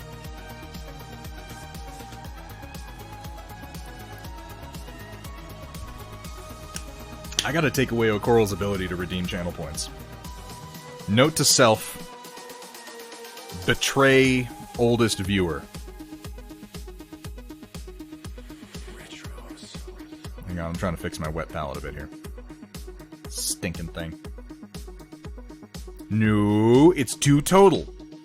Someone test that. Someone with 2,500 points, go try to redeem Family Friendly again and make sure that I set my settings properly, because it should only be redeemable twice total. Category 5 Family Friendly approaching. We did just have a double event. I'm not wasting... You know what? I'll if it works, I'll give you your points back. I have that ability. What if I lose my Thunder points? They're so valuable, you guys. I don't know if you know this. You can redeem them for money. It's negative money. They will actually charge you money for trying to redeem them, but you can redeem them.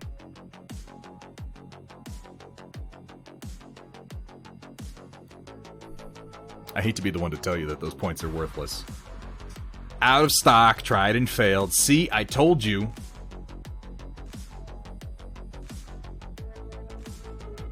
Papa Bear, I don't even hate that idea. My problem is I can't paint with that helmet on. I really can't. Like, what I did would be just a mess. Just a horrific mess if I tried to paint with that thing on. I can barely see with that helmet on.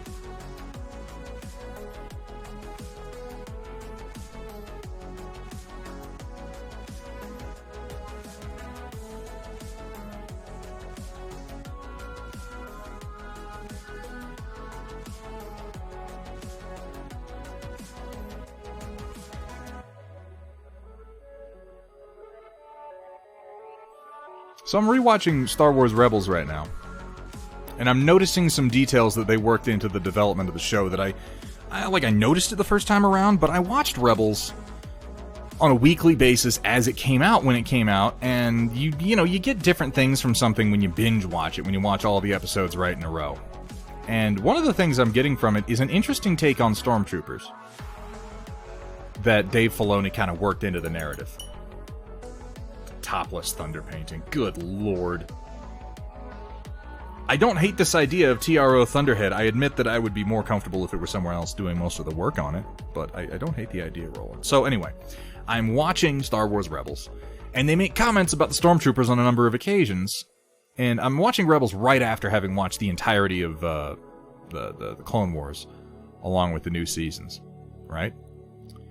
And I noticed this particularly when they meet, and I apologize for this, spoiler alert for Clone Wars and Rebels, though it's fairly early on in Rebels, and this is something you really should have picked up on already, when Rex is in Rebels, and they recruit him for a mission against some stormtroopers, and Kanan says, oh yeah, you should know how to do this, you were a stormtrooper, and Rex gets mad, he says, don't compare me to those guys. With their crummy armor, and they get like we're nothing like them. We were way better. And I realized that, I mean, we've all known for a long time that stormtroopers get a bad rap. They can't hit anything, and they really seem to stink at their jobs. And it seems like Dave Filoni, on a number of occasions, has been trying to sort of address that in Rebels in a way that I didn't pick up on the first time. First of all, he notes that their armor is terrible compared to the clones, and in fact, Rex very explicitly complains about it on a number of occasions. And then he complains that they're not as well trained, and he doesn't want to be compared to them. And I realize that kind of what we're saying here, at least what I'm picking up on, is that the Empire, like, the Stormtroopers are worse, strictly, than the clones. But if you watch the Clone Wars and you pick up on the fact that... I'm kind of rambling here, let me get to my point. The clones were expensive. There was an entire series of episodes in which the Republic had to secure the banks because they had to take out more loans to get more clones, because the cloning program itself was expensive. And people like to say, well, they stopped making clones because Kamino was destroyed, and certainly that the destruction of the cloning facilities has something to do with it. But I think more realistically, it's that after the formation of the Empire, it was cheaper to stop making clones. And Stormtrooper armor was designed also to be cheaper than clone armor, while still looking enough like it that the average citizen of the galaxy would sort of assume that the guy wearing it was just as scary as the clone troopers had been. But really, it was a marketing campaign on the part of the Empire. They get armor that isn't as good, but is much cheaper. They get troopers that are nowhere near as good, but are plentiful, because there's a whole galaxy of planets who are just relieved to have the Clone Wars over. They don't know the reasons for it. They don't really know any of the things that we know as viewers of Star Wars. They know that the Jedi are said to have betrayed the galaxy, and they remember what the clones looked like, and that's it. And the Empire is wearing all the same livery, they're using a very similar symbol, and their troops look a lot like clones. So they're just like, yeah, sure, these guys are just as tough and just as BA, if you will, as the clones always were. But it's not true. They're garbage. They have terrible weapons, they have bad armor, and they're terrible troops. And in a canon sense, I really kind of appreciate that explanation. Yes, Stormtroopers are terrible shots, because they're conscripts. They're not really all that well trained. And I know this kind of flies in the face of some of the old established lore that Stormtroopers were highly trained in elite, but I can sort of retcon that in my head by saying, well, yeah, that's the propaganda. That's what the Empire tells you. Yeah, they're super hardcore, they're really trained, and they're really elite. Okay, yeah, whatever, Palpatine, you're just saving money, you lazy old bum. This is, I've just been noticing this lately in Filoni's writing and thinking it's kind of cool. You know, as a way of making sense of the fact that Stormtroopers are kind of crummy.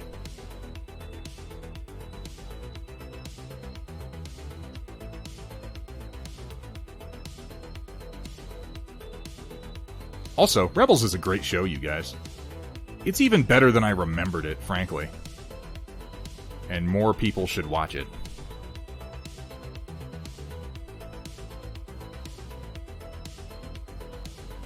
Even Season 1. I know Season 1 gets a bad rap, and having just rewatched it, it's really good. Absolutely, Hethrier. And in fact, that was worked into the original the original lore of the TIE Fighter. The TIE Fighter is not a great ship, it is a plentiful ship. In fact, there's a line from Agent Callus that I really like in Rebels when he's going after Rex. And Rex says, okay, well, if you're coming after us, you'd better send something higher class than those stormtroopers you've got. And Agent Callus just gets this look on his face.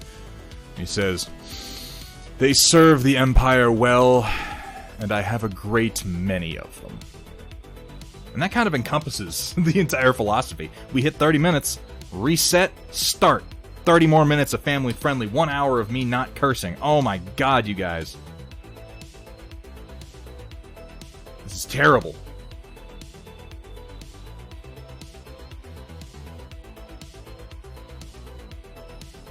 And these blast marks. Only Imperial Stormtroopers are so precise. What do you want me to tell you? Obi-Wan was kind of full of poo-poo, okay? That was not the only thing that Obi-Wan was full of.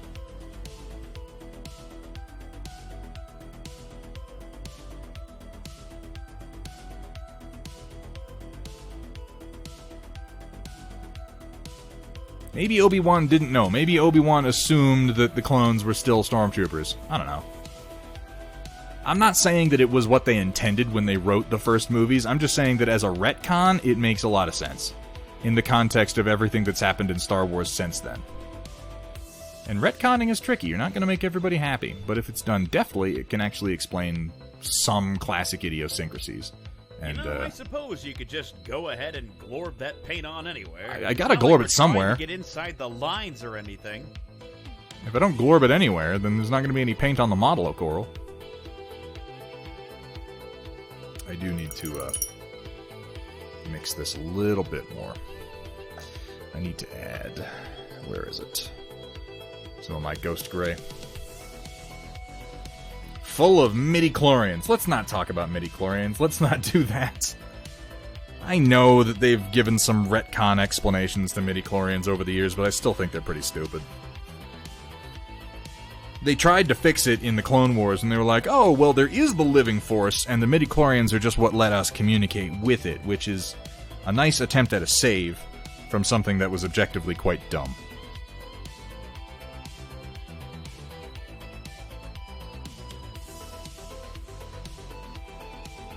$200 on mines? Remind me not to go to Roland's house.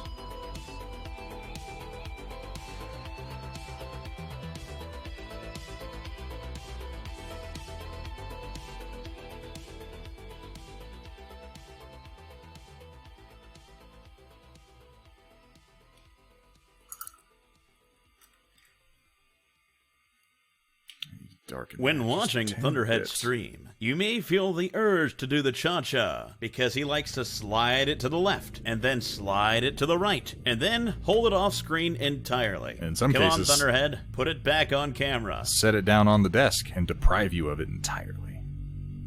That's just how I roll. Hang on, I'm mixing up my highlight color here. I've seen some people with palette cams, and I just don't see doing that. My palette's too much of a mess for me to admit what I do on it. Isn't it accepted canon that the clones became the elite troopers who hunted the Jedi and such? Cheveo, I believe that is true now. They became the Purge troopers. They used their Order 66 control chips and just turned them into Jedi hunters.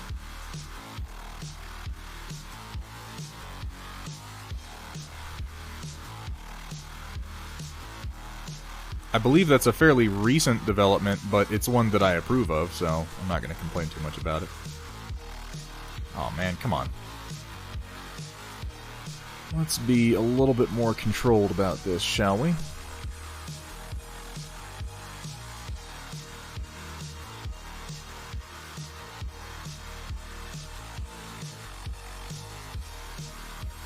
Or not, or we'll just do that. Sweet mother of mercy. It's gonna take some cleanup.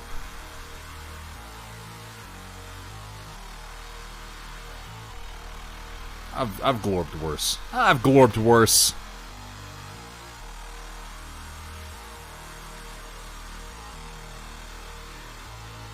Can't seem to catch these edges very well.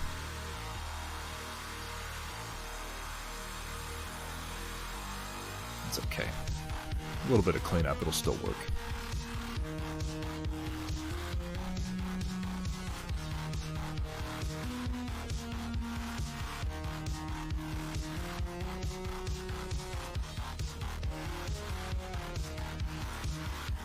And I'm just doing these marks down in here to kind of help delineate in the shadows that we have a material transition. I don't need to do too much. I kind of try to think about my miniature painting as like how a comic book artist might paint, because we're trying to achieve similar things. Not that I am a comic book artist or would even pretend to be one. Those guys are very talented, and I'm less so.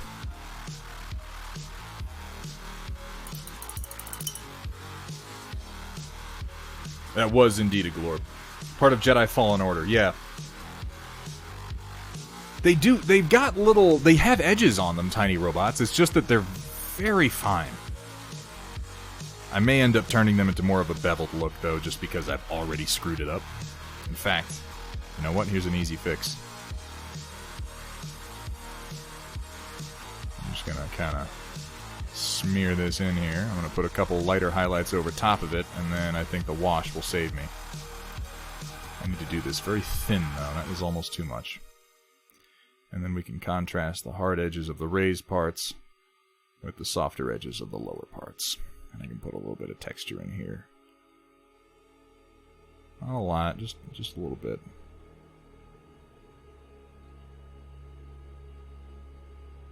I might as well, otherwise the back of the Annihilator ends up looking a little bleh. A little bleh. You know? You know how it goes.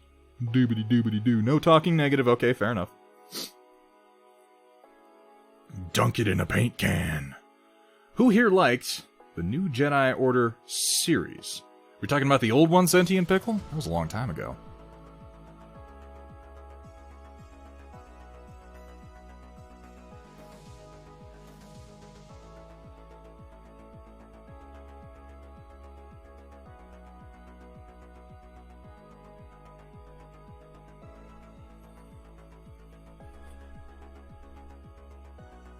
But I was a fan.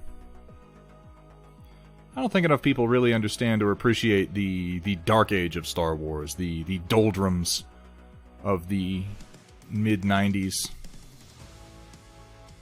in which to be a Star Wars fan was to maintain hope that maybe one day we would eventually see new content for an aging series that most of humanity seemed to be done with. And then suddenly, George Lucas started releasing remasters, and then they were like, we're gonna do more movies, and we were like, what? You gotta be out of your mind. And we were so grateful.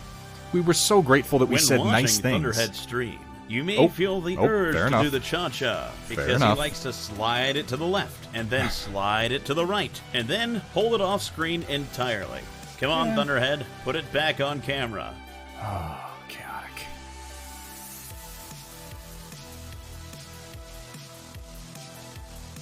Like I said, it's easy to forget that many of us had to be Star Wars fans in a time where being a Star Wars fan would get you scoffed at even by other sci-fi fans.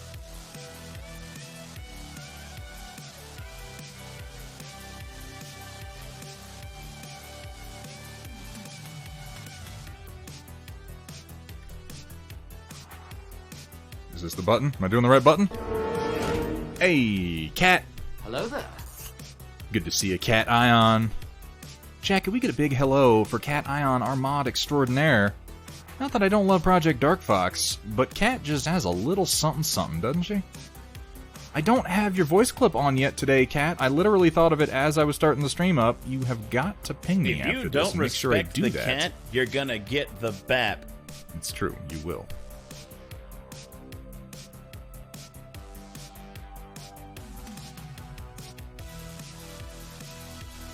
I feel like a jerk face. You should know that right now I'm on a 20-minute timer in which I'm not allowed to curse. Oh, tiny robots. Okay, yes, there were a lot of stupid things that happened in those books, okay? But we had nothing else. There was nothing else. You gotta give us a break, man.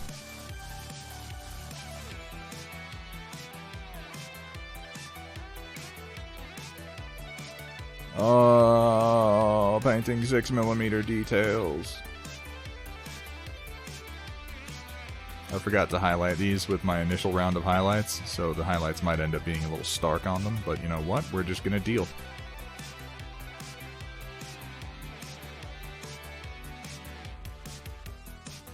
The wash will help.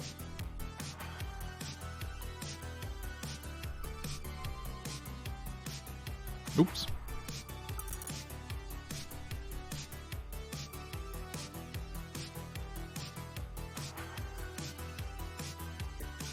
There we go.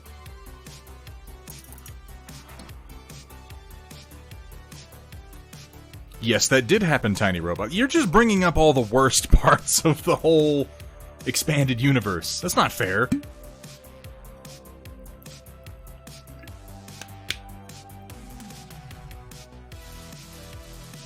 There were good parts, too. Palpatine coming back to life was not necessarily one of them, but apparently that's the one part they decided to stick with for the official canon in the dumbest way possible.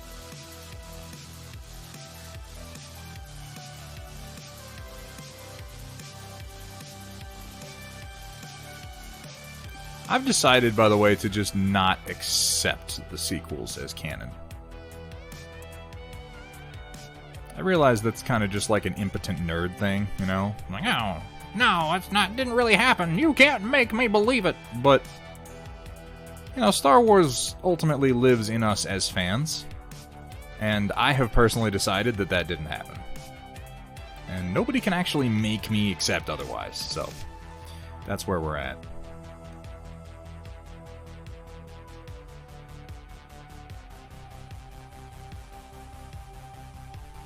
Because they're stupid. They really are just dumb. I'm sorry. Yeah, no, I agree. Luke is still better than Rey.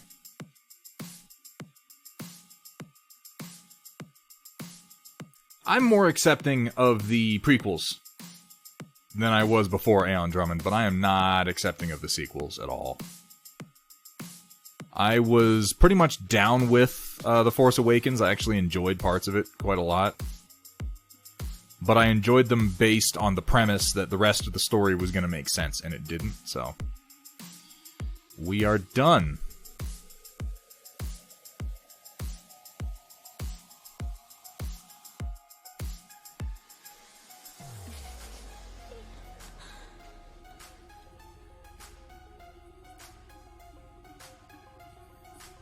I mean, part of what upsets me the most about it is after Dave Filoni got it pseudo-canonized that Rex was at the Battle of Endor. I really like the idea that one of the clones, who Palpatine created for his whole grand manipulation, one of the most basic tools of his whole plan, survived long enough to actually stuff his whole plan down his throat. You know? I thought that was awesome. But now what you're telling me is, no, he didn't. That didn't really happen. Palpatine survived. No. He did. He died. To heck with that. To heck and heck with that nonsense.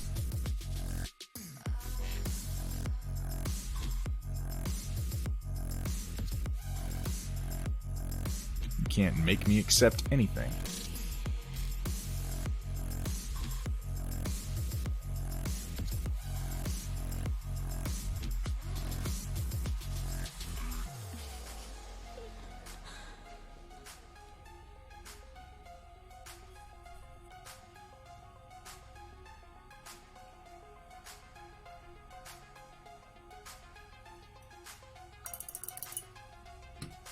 No, you're right, Sentient Pickle.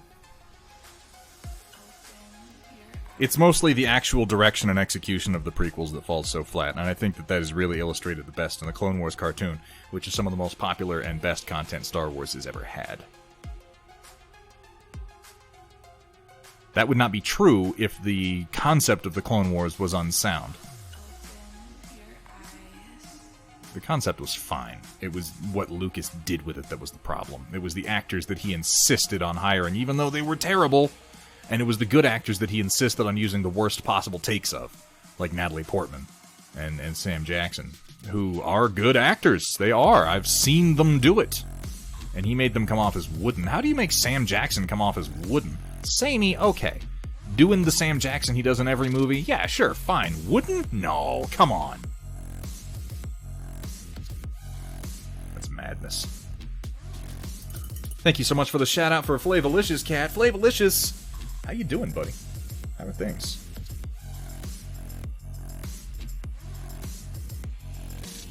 Hang on a second, am I hearing something crazy?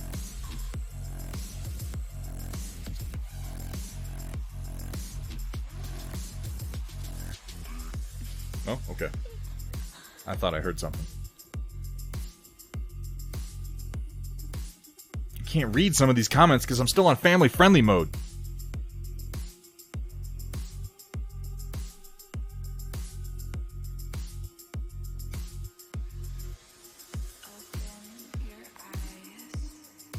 I actually, Aeon,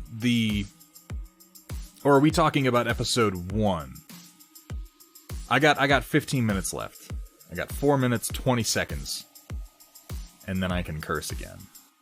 That's the limit. If you're talking about killing Maul in episode 1, yeah, that was obviously a mistake. Made more clear by the fact that they just sort of undid it later on.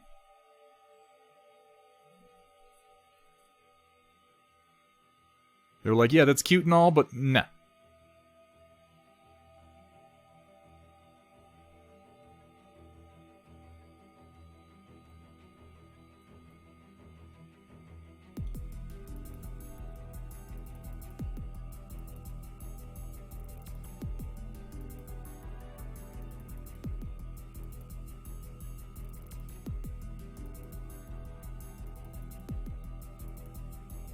Flavolicious, is that STL sales still going on? I didn't check, man. I don't remember how long you had it going for.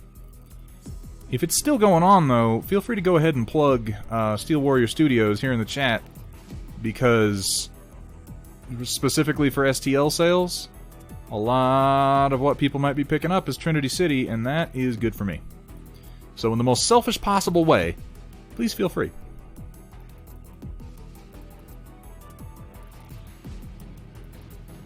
Well, let's face it, guys. I don't do anything that doesn't benefit me in some way. I'm a terrible person.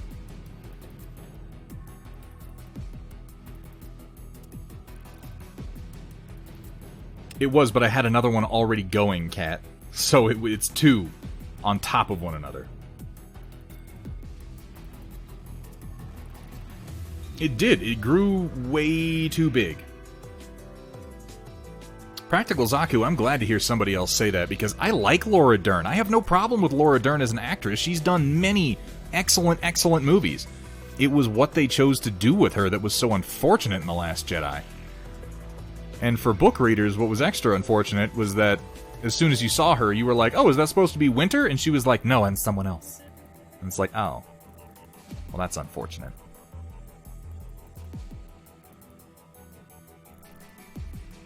God forbid they use pre-established characters from the lore. That would be clearly asking too much.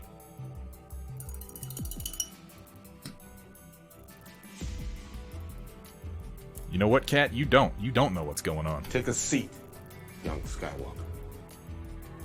That was mean. I'm sorry, Cat. I just wanted to use that clip.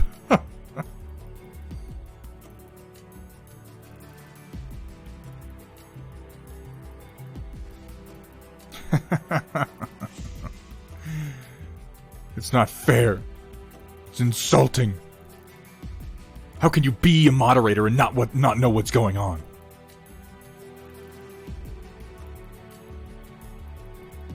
I don't even think of Hayden Christensen. Like, when I think of Anakin Skywalker, I do not think of Hayden Christensen.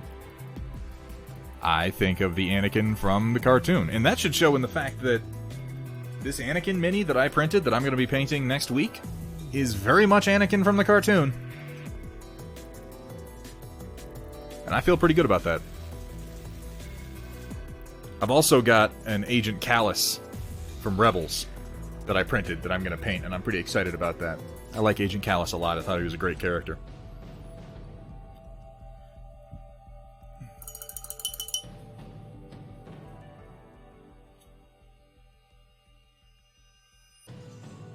Yeah, I mean, that's Disney, Aeon. It's just Disney, and I maintain that Disney is the devil.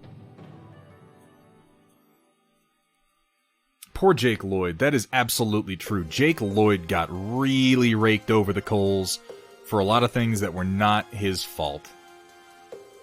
Like, he was just a kid, and he was super excited to play an awesome role in a big movie series, and, like, who could blame him? And he brought, whatever he had to that acting experience. And again, you look at what Lucas does to more talented actors. Like, even Hayden Christensen is not as bad of an actor as he gets made out to be by the direction and editing that George Lucas does. He's not a good actor. I've given him a chance. I watched a number of his other movies. He's not a good actor by any stretch of the imagination. Like, nobody was going to get an Oscar-worthy performance out of that mannequin of a person. But he wasn't that terrible. But, I mean, if you need proof, look no further than Natalie Portman. Natalie Portman is an amazing actress. Guys, I don't know if you've seen Annihilation. I'm a big Alex Garland fan. I really, really like almost everything that Alex Garland does. And I'm a big fan of... I don't want to say I'm a big fan of Annihilation. I really enjoyed Annihilation.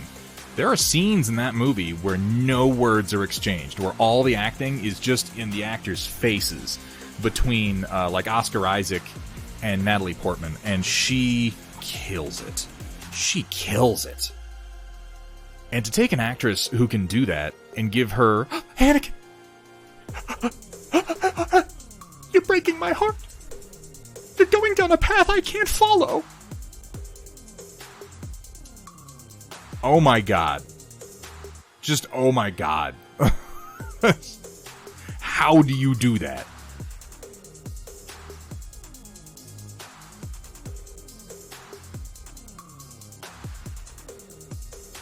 Well, you get too much money. That's ultimately what happens. 99 bottles of paint on the wall, 99 bottles of paint. It's actually more. Take one down, shake it around. 150 bottles of paint on the wall. A big fan of bad movies.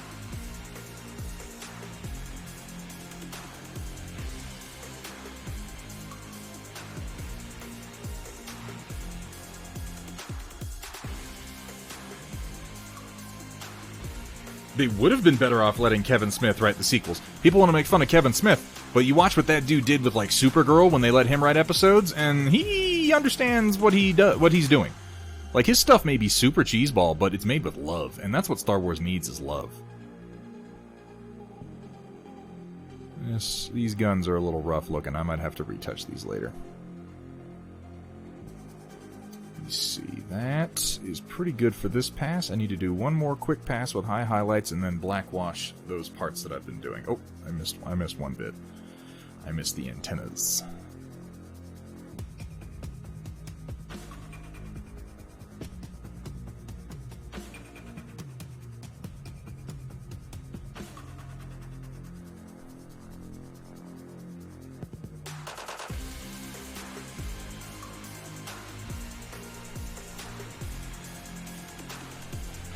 That looks pretty good.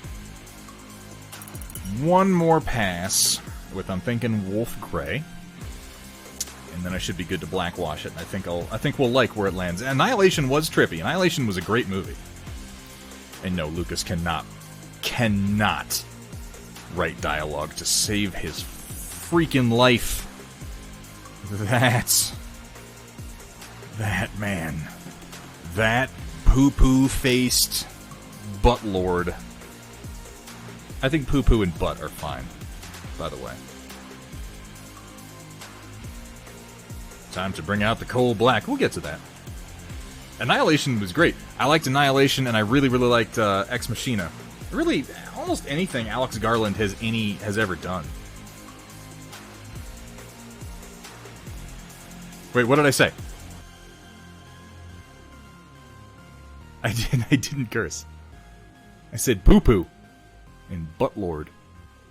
And these are things that children would call one another. If you can prove to me that I cursed, I'll reset the clock.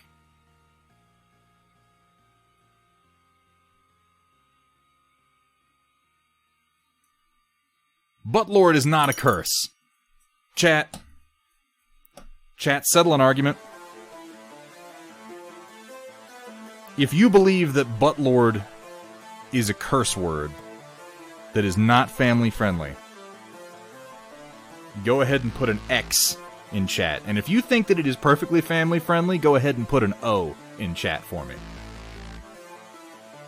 Oh, shut up, Flavolicious. If your name isn't Flavolicious, go ahead and vote.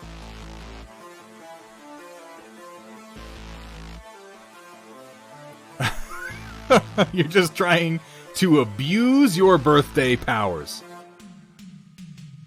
Kat, do me a favor and get a count of the votes, please. If you don't mind, I'd like to know what our actual results are here, and I will abide by them.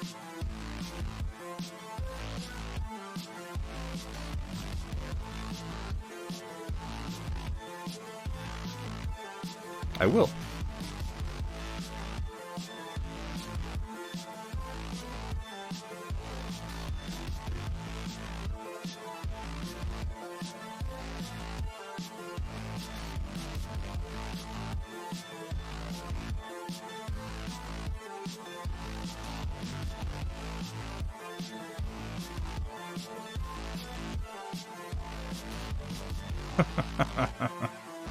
Well, that's not what we're asking, Sentient Pickle.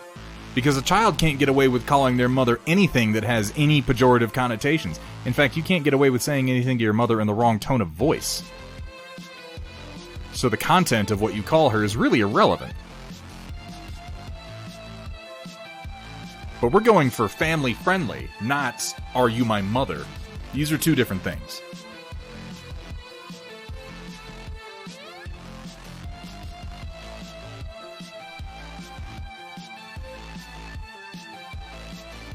And I maintain that Buttlord is perfectly acceptable. But as I said, I will abide by the results of an in-chat vote. I'll do it. I feel like that's fair.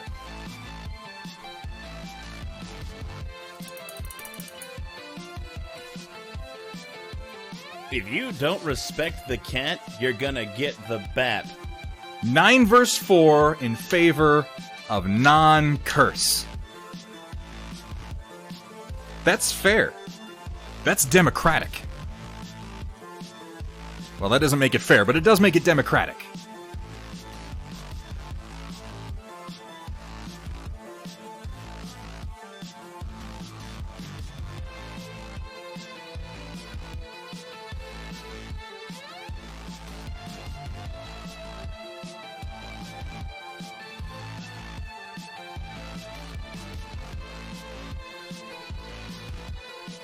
So quit being a fart face. But we live in a republic, herfing derfing derfing do. You were just against me in what I believe. O'Coral is easily the most persecuted person in the chat. Woo!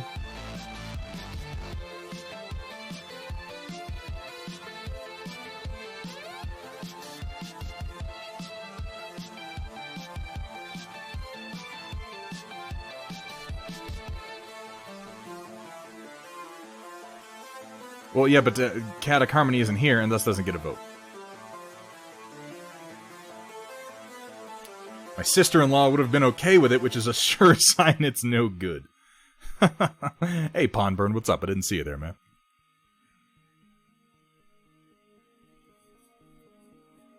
I see your reminder pop up, Cat, and thank you very much. I'll get that done after the stream, and I apologize. I owe you.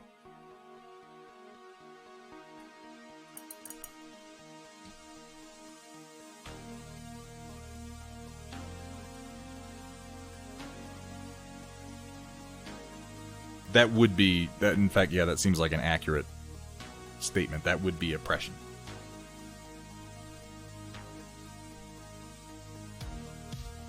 Welcome, everyone, to Thunderhead Studios, where the only rule is... Please don't show me your genitals. Please don't. Have fun, be safe, and above all... Don't show them to me. For the love of God. Just please don't. Dark Fox, how do you not have better lighting? You're an artist, man. Lighting is everything. Lighting is half of what you do. So yeah, get some better lighting.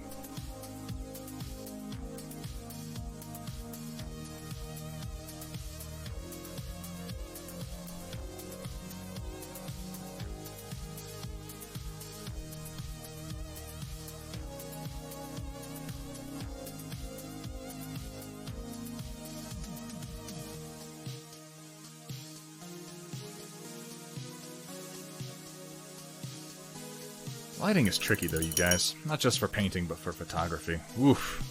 Takes a lot of effort. It's true, WJ. Also, good to see you, man. How are things? Hope things have been going better for you lately.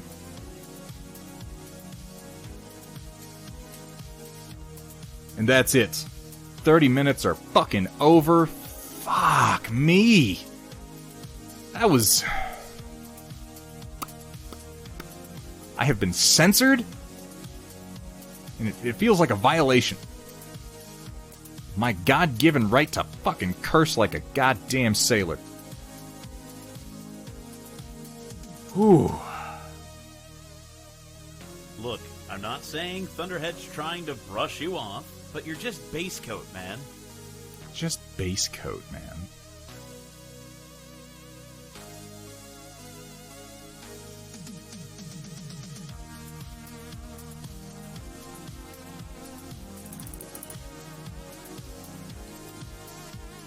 You could. You could Flavolicious if I had not set up a limit so you could only family-friendly me twice in one stream. I thought of that.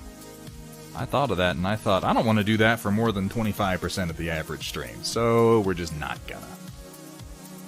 Oh, I think I failed to highlight over here. I need to come back and do that. Don't be a meanie head. Goo. What? I was not. Flavolicious, you are the one who didn't put a limit on how many times we could make you drink shots of rum with channel points. You did that. I did nothing wrong. All I did was use the tools that you, the streamer, made available to me to make you drink rum. And I'll just say it, Flavolicious bitched out so hard. He was like, oh, let me drink a half shot of rum, and then let me have a little bit of water to chase it down, and then I'm gonna just leave some water in my mouth and pour another half shot of rum in with the water. Like, that's not taking a shot. That's bullshit.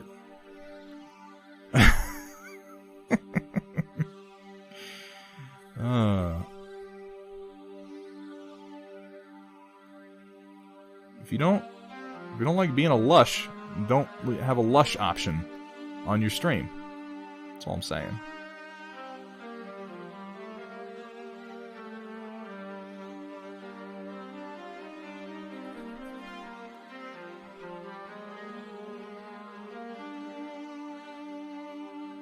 I fully recognize that all of the torment my viewers are able to inflict on me is actually self-inflicted.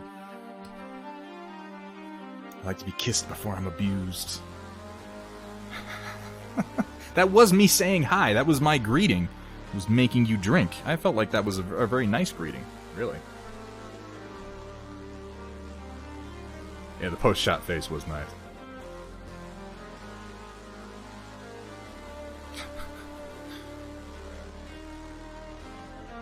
Where's Steiner Miniatures at? When are you streaming next, man? Haven't seen you on in a little while. I haven't been on Twitch as much when I'm not actually streaming. I'm starting to devote more of my time off-stream to learning to do video editing, and I'm going to be taking some of that time to create more YouTube content, because I really would like to have more content than just regurgitated archived streams, you know? YouTube's a different platform, I'm realizing, and it needs different content than Twitch does. And this whole concept of being a content creator is very new to me.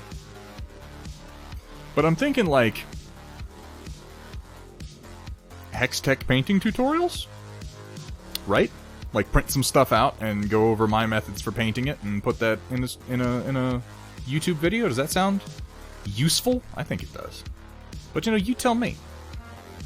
What sounds useful to me might sound like just bollocks to you, for all I know. And I'm not making it for me, I'm making it for you guys. But I'm kind of making it for me, you know, because I absolutely thrive on having a cult of personality to just enable every single thing that I want to do. I mean, you know, a good community.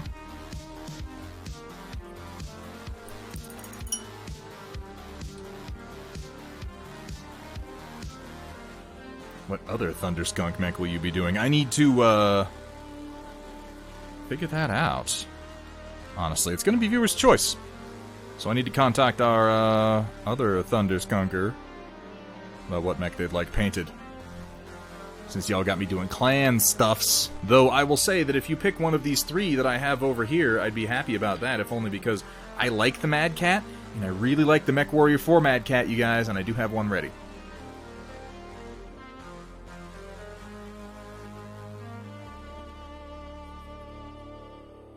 Hextech how to paint tutorial. Yeah, I feel like that could be some good content. Step-by-step videos for terrain pieces. In fact, maybe that's a good place to start for some YouTube videos, is terrain work, like my hills and the Hextech Trinity City stuff. I mean, I might as well. That's easy stuff for me to pump out and kind of get my feet wet, you know? Because right now my feet are very dry on YouTube. I mean, I'm grateful for the few people that have subscribed to the YouTube channel and even left comments, considering that my content basically doesn't exist. But I totally understand why more people aren't taking part in it. I need to give them something to work with.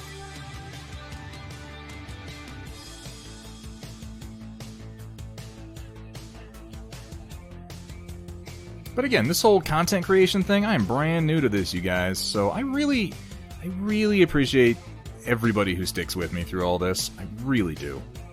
I know it's been rough from time to time, and I know that even just establishing deadlines for myself has been challenging at times. But I like to think that I'm getting better, you know? I like to think that. But the only person who can tell me that is you. Because the only metric that matters is, are you having fun?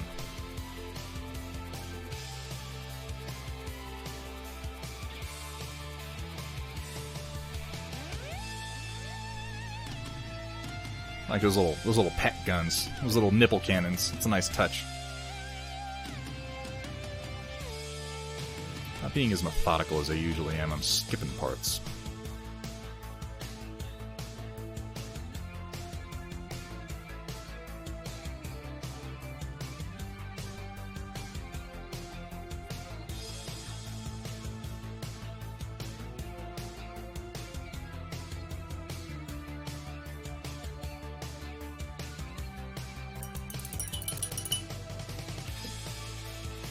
That's what I'm saying, Pondburn. Is which one are you gonna pick?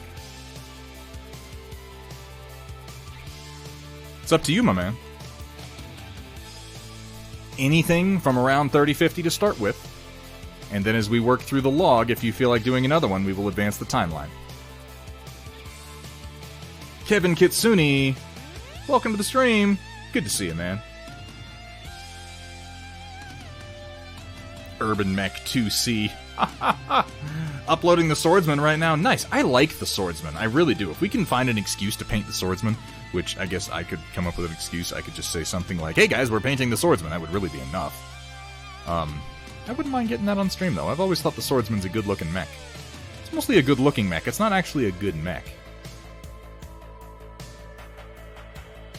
But we're all about superficial looks around here, you guys. We're about as shallow as we can be.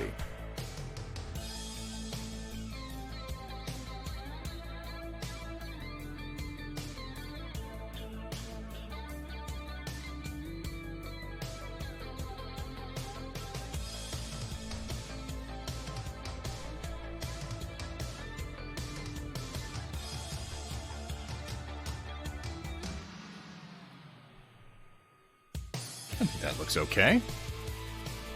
Right, for the neck, sort of somewhat textured look to it. It's going to look better once I get some black wash on it. So I'm going to go ahead and apply my black wash, and then I'm going to move on to the panel lining for the rest of the mech. That's my plan.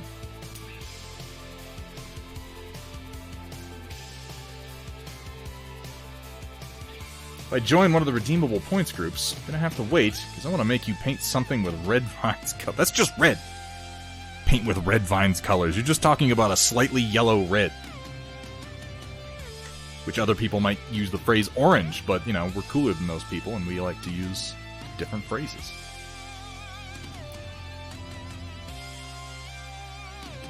Oh, shit. You're right, Pondburn. That's why I saved that chat. Well, I'm not thinking about that right now. I'll go pull that up. We even talked about it. It just goes to show you how much I need to actually catch up on my backlog. But that's what we're doing now, and what we're doing again next week. So, we'll get caught up in no time, and then we'll inaugurate some more Thunderskunks. And by in no time, I mean in a very reasonable period of time.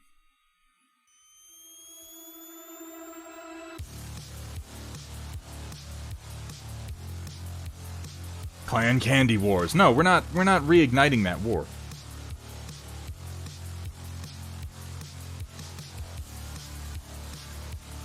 £12 of assorted Haribo incoming. Yeah, that's what I'm all about.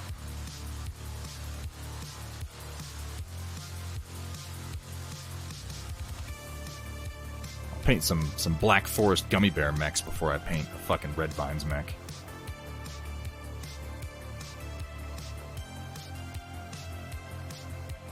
Or we can do a Red Vines mech, but it has to be something that just straight up sucks. And I don't mean like sucks like the Charger in that it has, you know, some appeal to it. I mean just sucks.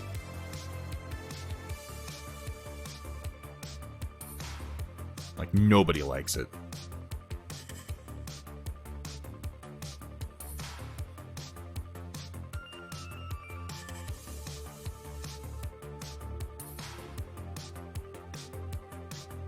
Oh, what's his name? That would be Skomat, who's always in When here going on watching about the Thunderhead Albanese. stream, you may feel the urge to do the cha-cha. Fair enough. Because he likes to slide it to the left, and then slide it to the right, and then hold it off screen entirely. Come on, Thunderhead, put it back on camera. I think more streamers, more paint streamers could use a little reminder command like that, because there's definitely a few I've been watching lately where they will just be like, they will have it like here for like 30 minutes. It's frustrating.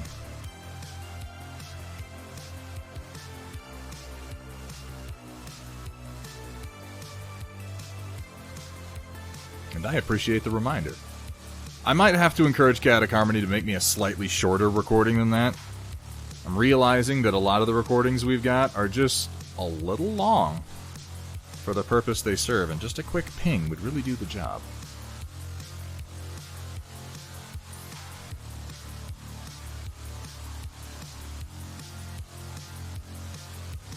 I probably could have panel lined all the gray before doing the black, because I'm going to do another black wash over top of that, but that's okay. They'll actually give me another chance to lay a little bit more black on top of the blue parts, which I think it may need. I don't know. We'll see once it dries.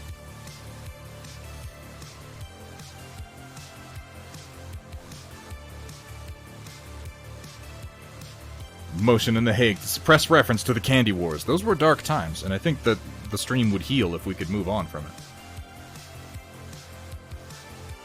Flavolicious, you are attacked.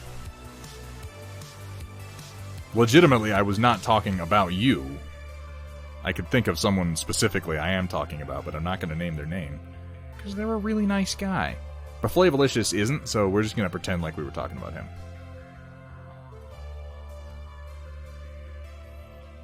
Because he deserves whatever he gets.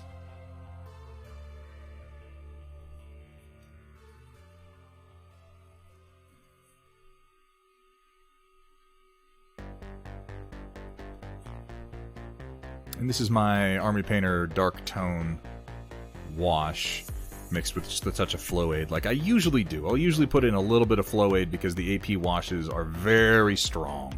They act a bit like a glaze, which is something I like about them, but if I just want to use it as a light filter or as a pin wash, I generally need to add a little bit of Flow Aid to it to make it work.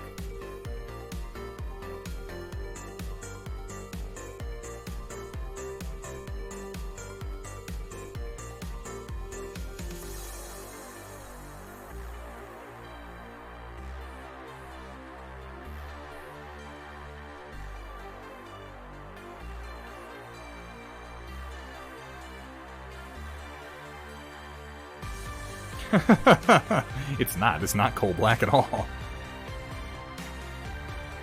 I'm running a little bit low on coal black, and I can't go to the local game store to buy any right now, so maybe I'm rationing it a bit.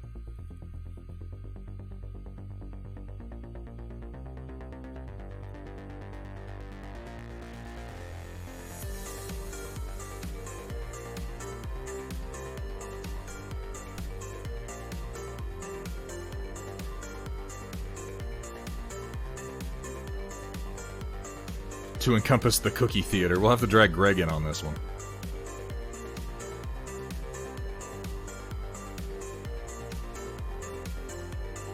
Greg has stake in the cookie front.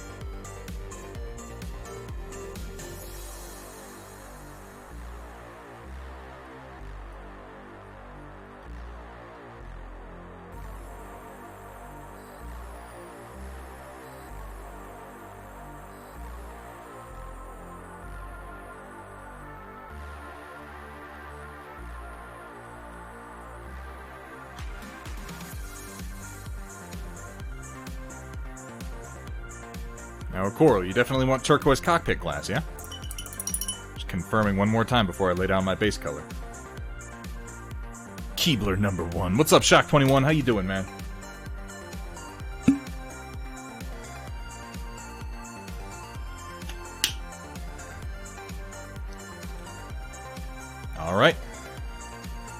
So it is. Dude, Tim Tams are the shit. Like, not even joking. Fucking love Tim Tams.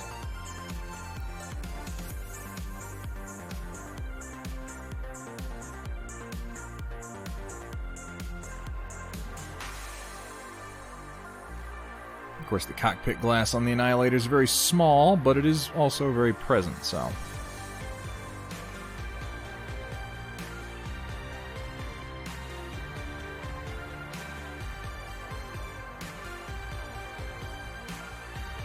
Lay down my dark base tone for it. That will turn into a lensed effect later on. Manro Fasal, welcome, welcome. How you doing, man? Good to see you. Salty snacks must remain neutral because salty snacks are the staple around which all other snacks are built. The representative from Salty Snackland would like to protest this. That's not a coincidence at all. I knew that with my omniscience, WJ. You forget that I know and see all. But that's important to remember. Aw. Good to see you too, Manro. Thanks for showing up, man. We're just working on this here Annihilator. And pretty soon I'm going to have to start doing some freehand on it, and that's going to be exciting like it always is. So, for my initial black edge highlight, I don't want to do anything too crazy. I think I'm going to start... Gunship gray or neutral gray? Gunship gray is pretty blue. And I might want to lean more on Tempest gray. In fact, I think I'm going to go with Tempest gray. It's also a little blue. A little blue, but I don't think that's a problem for what I'm doing. I don't want to use that. Where's my neutral gray? I've got a bottle of neutral gray around here someplace that isn't too warm or cool. Are you it? Medium gray. That's what I was thinking of. Let me see. Yeah, that's pretty good. I think we're gonna do that. Get back in there, Tempest gray. Stinking blue grays.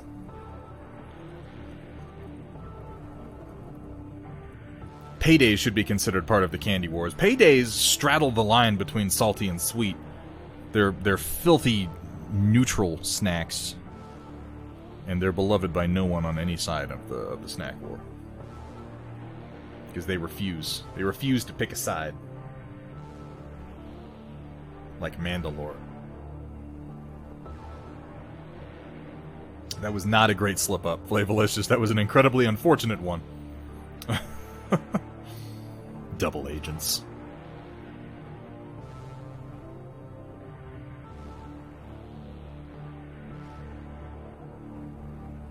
Alright, let's see if this is truly the color that I want to use. It's a little aggressive, but again, I am going to do a wash, so I think it'll be fine.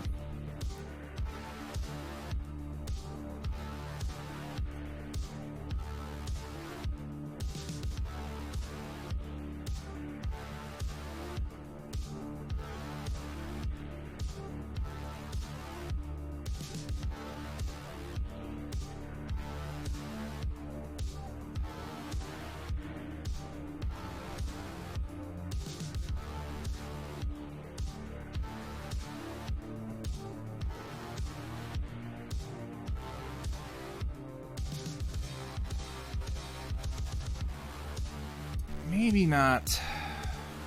Well, yeah, this works. This'll do.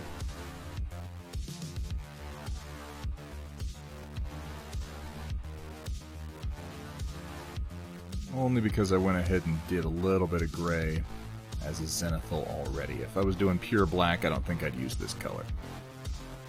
But since we're already leaning into gray, I think this'll work. Fix my posture a bit there.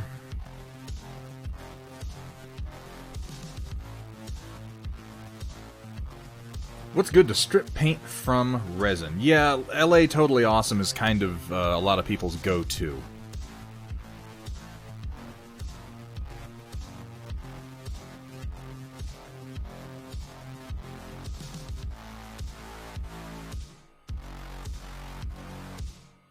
Also, I think acetone would work. I have used acetone on UV cured resin just to remove uncured resin in the past. It does not melt the resin if you don't leave it in there too long, but it will take that paint right off. I would say test it on your resin before you commit to doing a model that you care about, but I think acetone would be an acceptable choice. It has never melted any of mine.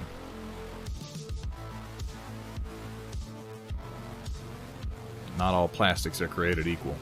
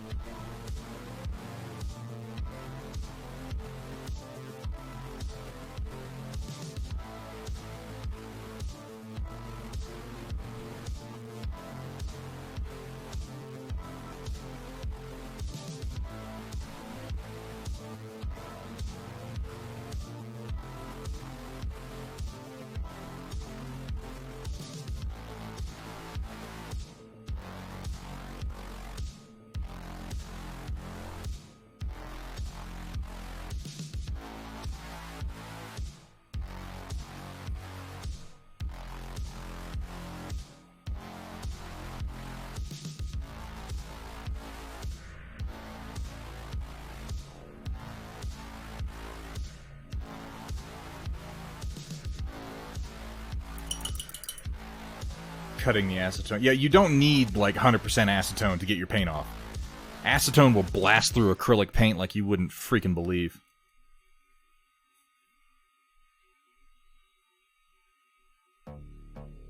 Engine degreaser is another one I've heard works pretty well.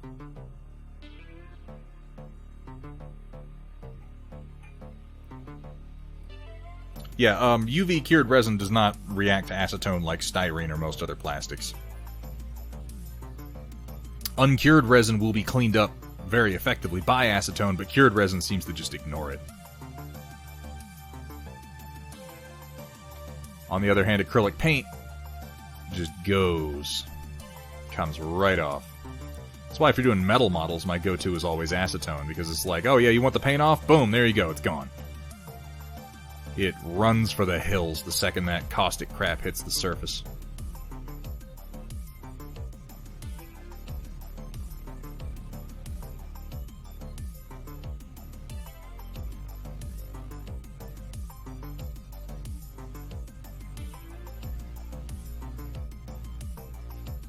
And it is caustic. If you're handling acetone, please do wear gloves. And be aware that it is incredibly flammable.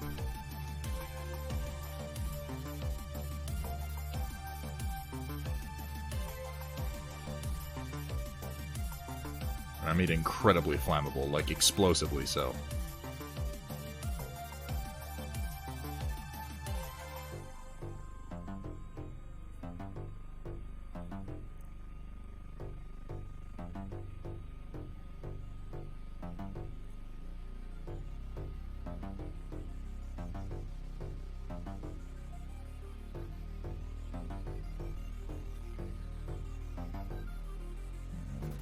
Here. There. I think this is gonna work for our general edge highlights for the black. That plus a black wash will ease it all out nice.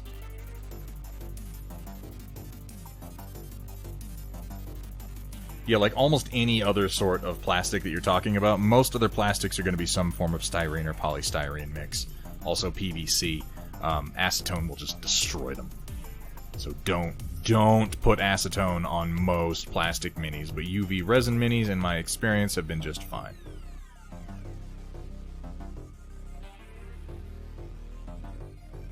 Oops.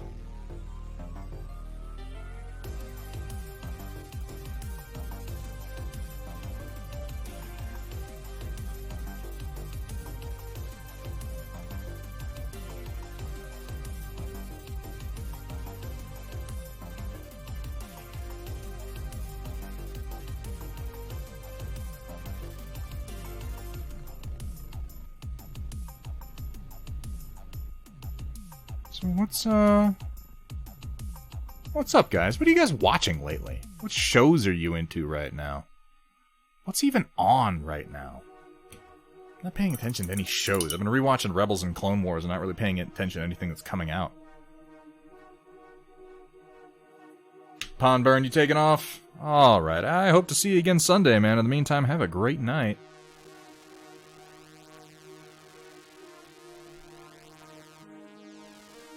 DuckTales and The Great War. It's an interesting combination.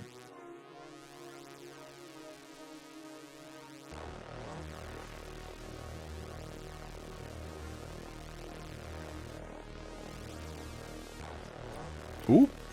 Don't catch that with your thumb and break the model. That would be silly, and you'd feel dumb.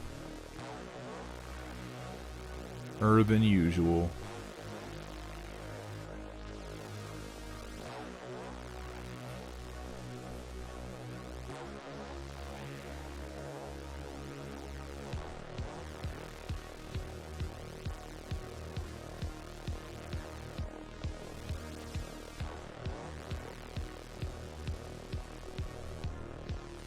Welcome, everyone, to Thunderhead Studios, where the only rule is... It's an important one. Show me your genitals.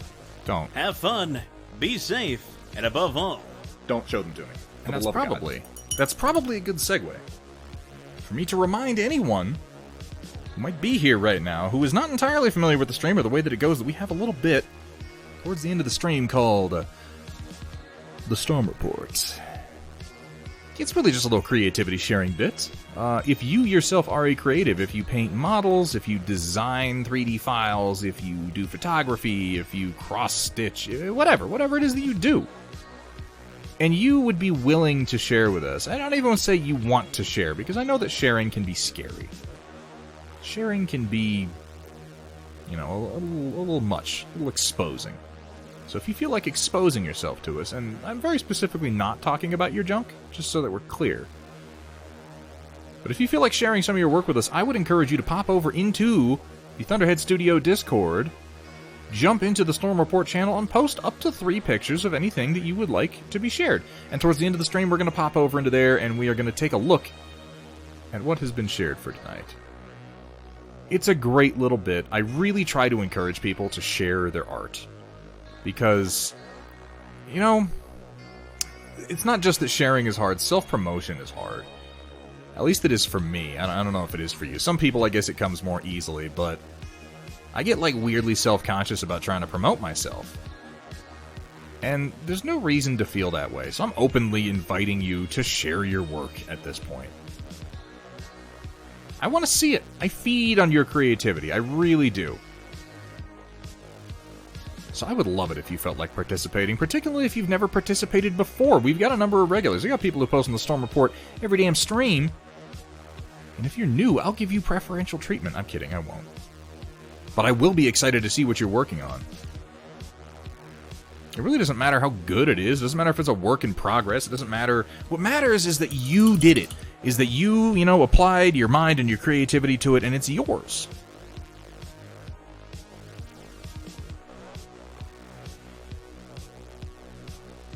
But yes, please, if you care to participate, again, that is over in the Thunderhead Discord, which I believe has already been plugged. You don't even have to stick around. I'm not just trying to get Discord numbers, you guys. I'm not. You can jump in, post your pictures, and leave for all I care. I mean, I'd like it if you stuck around. But you can just leave after that. You can just post the picture and then be like, nah, screw this place. Nobody's gonna mind. I just want to see what you're working on. So I can steal it. I mean, be inspired by it. That's what we call it. Inspiration.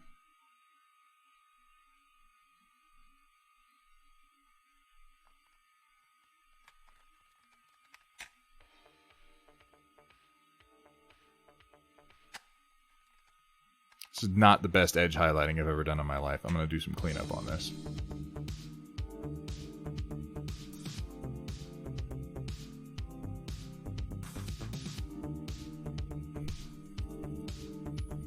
But, you know, I'm starting to appreciate the kind of raw nature that painting on stream has, because, like, if all you ever see is the final product that somebody makes, some part of your brain is tempted to believe that, oh, wow, they just did that the first time, and that's almost never true. There are people out there who get it right the first time much better than I do, absolutely. There are painters on Twitch who make me just look like a complete amateur, which realistically I am. But... And I mean, like, I only ever choose to present, like, on Instagram or anything. Things that I've done a really good job on. But, I can't really conceal my mistakes on stream, and I'm beginning to learn to embrace that. You know? This is a very raw painting exposure.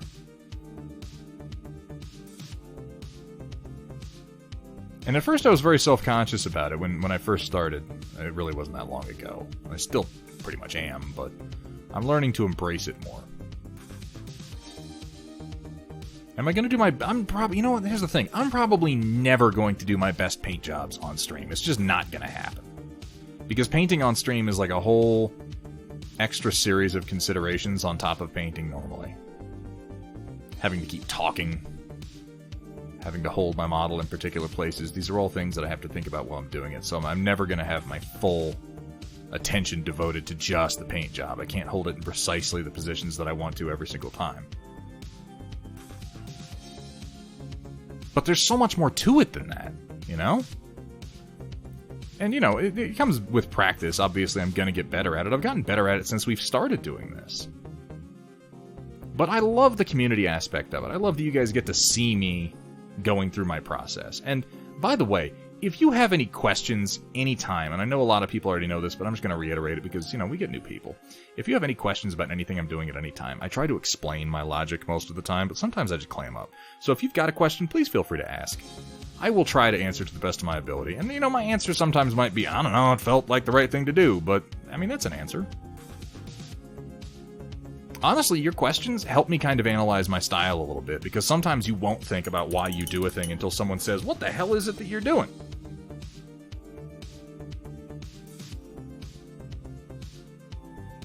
I have to glue them together first when we all feel that pain, Girl Geek. We all feel that pain. All I gotta do is assemble 150 models and then paint them. Woo! Exciting. I'm glad that you want to share, though. I've really been enjoying your cross-stitch. I feel like I get that wrong every time. Like, I know that what you're doing is cross-stitch, but I understand so little about it that I'm always like, I feel like I'm using the wrong phrase. I know that I'm not, but I always have that little moment when I feel like I've used the wrong description.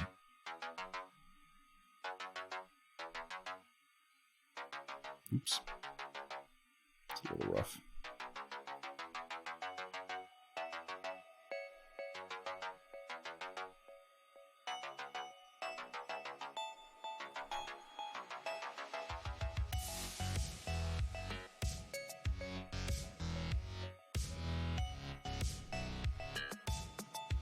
You know, if I keep doing this for, like, years, like, if I stream painting for, like, 3-4 years, I feel certain that my quality is going to increase. Not just because I'm, by that point, almost certainly going to increase the quality of my camera and my angles, but I mean, just through practice. I'll have to get better, right? So we'll see.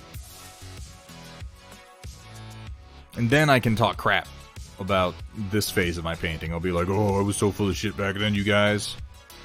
And I'll mean it. I'll be wrong, but I'll mean it.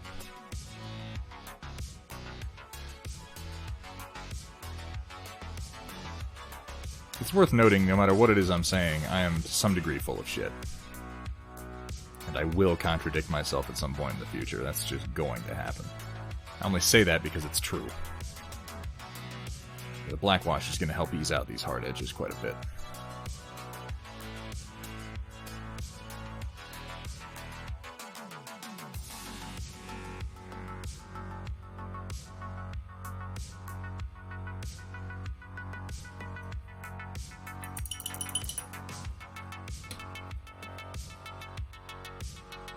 Ooh, Super Dungeon Explorer. I enjoyed that game. I've only played it a few times, but I've enjoyed it. It's remarkably involved for how simple it is.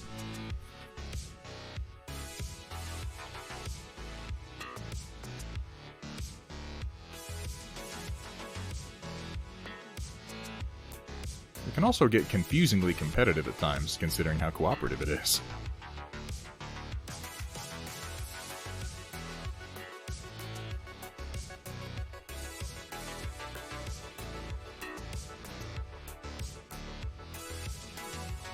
So I really am hoping that over time I will improve my stream painting techniques and get to a point where I can give you guys some really high quality stuff on camera. It's just going to take practice. And I think that doing some YouTube videos is going to help with that, because I'm going to have the opportunity to record some of my painting and then go in and watch it and edit it. And then re-record it and watch it and edit it, and just do that over and over until I get the best possible quality that I can. And I feel like that's really going to... it'll give me a good chance to sort of analyze what it is that I'm doing. I don't watch every one of my VODs, I just don't have time. I guess I do have time, but I have other things to be doing most of the time that I would be doing that, so... But we'll get there, we'll get to it, huh? Huh?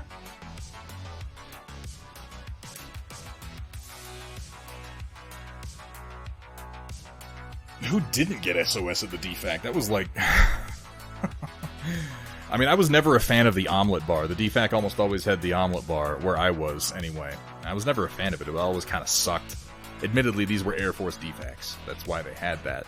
I was a fan of the SOS. I was a fan of the biscuits and gravy, man. That was the shit. What? What is happening? What even is going on? Amax, bringing down the category 17. Thank you so much for the raid, Amax. Welcome, everybody who's been watching her run around, shooting fools, playing COD. What was Amax up to? What was she doing just now? I wasn't paying any attention.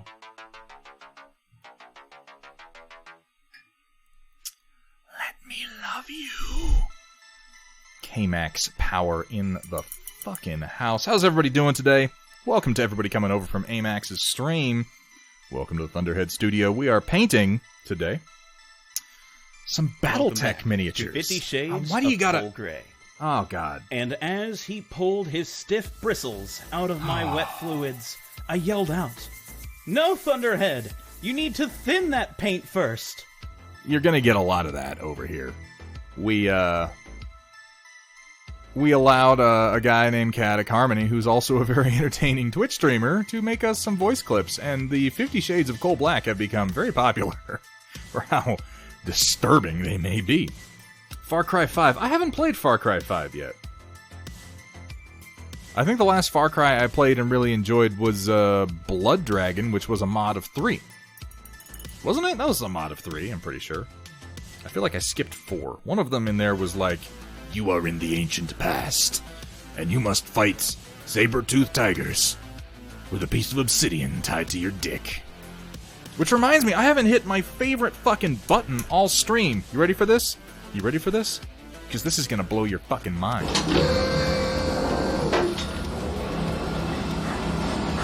That's right. That's a chainsaw dick. And I could sit here and I could, you know, try to explain to you everything that this stream is about, but I feel like the chainsaw dick really just sums it up.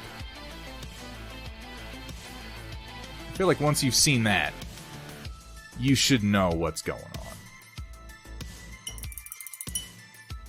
Far Cry Primal. Yeah, I never played that one.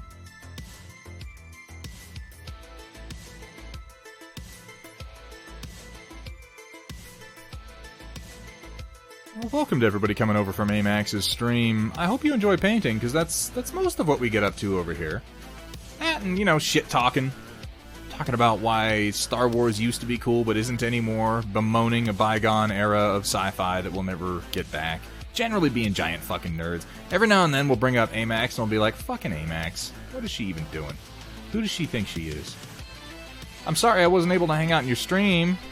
Amax, I saw you were on earlier, but I was getting ready to go. Ooh, that was a terrible highlight job. Nobody pay attention to anything that I'm doing. I'm a better painter than I appear, I swear.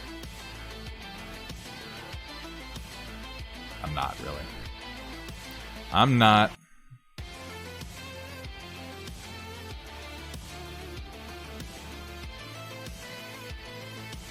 Now, some of what I'm doing here is going to get gone over by the skunk stripes that we have yet to dig into, but I'm not going to think about that right now. I'm just going to get this done, and then we can worry about the hull markings when we get to them.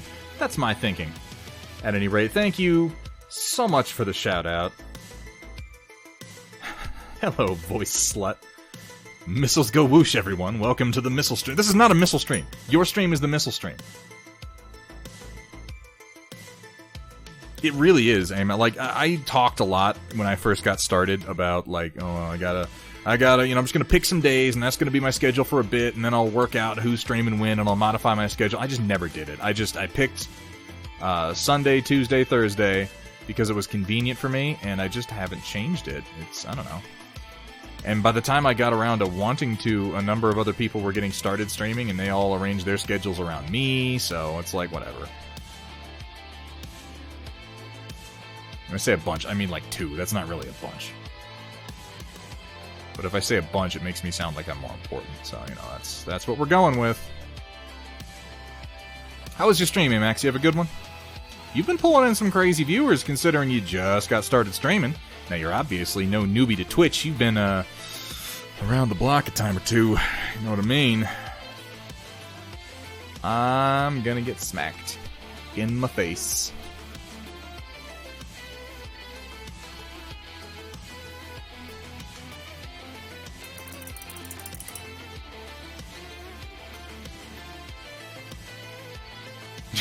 Woo!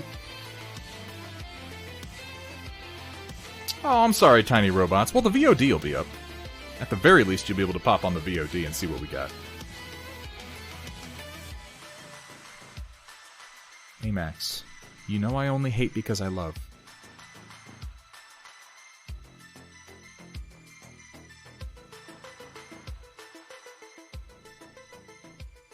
Honestly, this is some of the weakest ass panel lining I've done in a while, I feel like.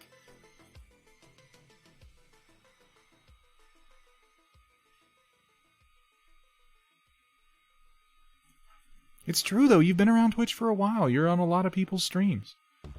You single-handedly made Day-Late Gamer into a thing. At least so I've read. He certainly credits you. Quite a bit.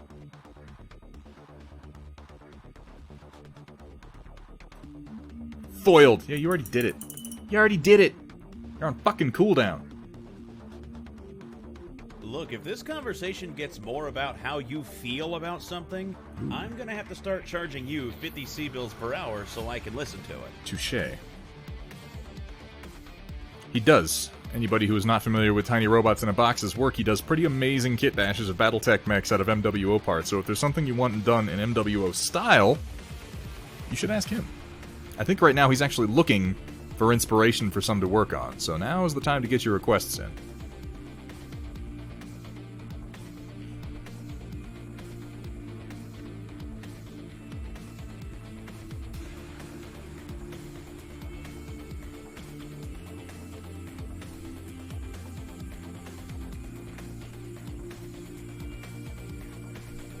Oh, Coral, looking at the time, I don't think we're going to get to 50 Shades of Cold Gray, Chapter 2.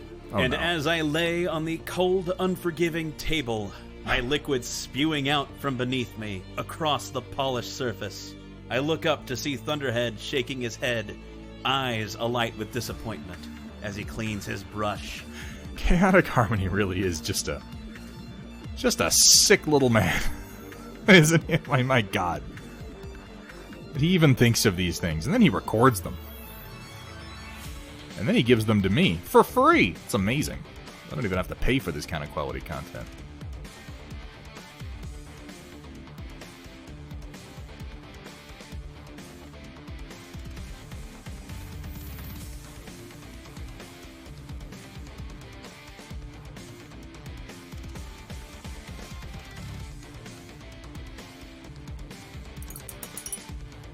Wait till I hear today's voice submission. So, okay, it's worth noting that I forgot what I was saying. That's part of my problem with the voice clips, is that I'll be saying something and one will start and I'll just forget what the hell I was talking about.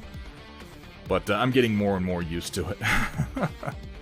Yeah, Chaotic Harmony has a 4-minute clip in the Storm Report today. By the way, if there's anybody who came over from AMAX's stream who is a creative of any sort, and you might be looking for the opportunity to share some of your creativity, or maybe you just need an encouragement to share some of your creativity, we have a little bit here on the stream that we really like to do called the Storm Report. It's an art share bit.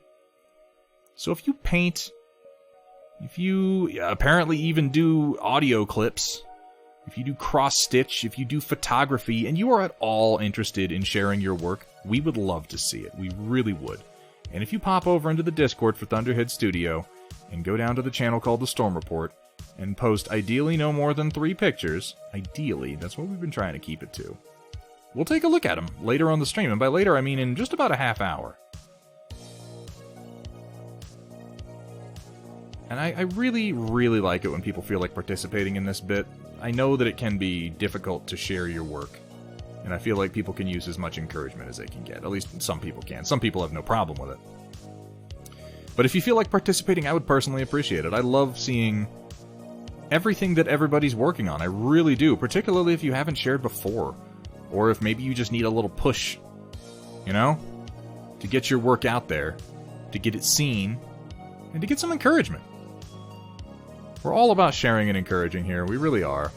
Like, I may be a giant asshole. It's entirely possible that I am. Chaotic Harmony definitely is. But that doesn't mean that I can't jam my microphone with my thumb like an asshole in the middle of what I'm saying. Here no, that at doesn't Thunderhead mean... Studio, we specialize in turning your shame into more shame. That's just accurate. If your creativity has genitals, though, share it on the privates. Yeah. Don't show me your dick. Please. Don't show me... I'm not even, making an exception for chicks. Don't show me anything. Anything at all that isn't art. I don't care if you're like, but my butt is art. Like, nobody else thinks it is, okay? Just don't do it. If you wouldn't show your gam, don't show me. That's all I'm saying. I'm off camera for a second here, and I apologize. No boobs. No boobs. Once I start making exceptions for things like that, where does it stop?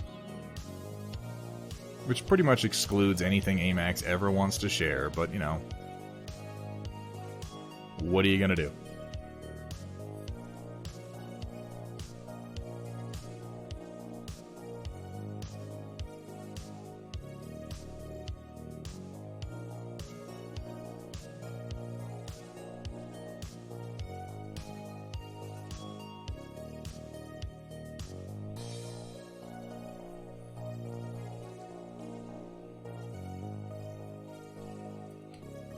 Oh, I remember what I was saying on Coral. I was saying that we are unlikely to get to the skunk striping today, but I think we might get most of everything up till then done. And then I think we can go ahead and grab one more stream to go ahead and do the striping. That's my thinking. I'm trying to, Amax. I'm trying to keep your tatas out of everything. For the love of God, no. Absolutely not. Especially not that. Jesus.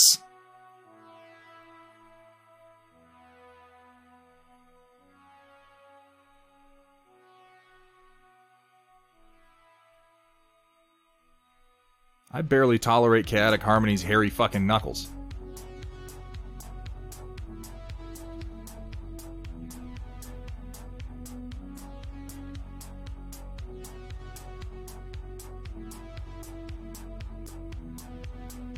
I'm pretty sure he's part hobbit.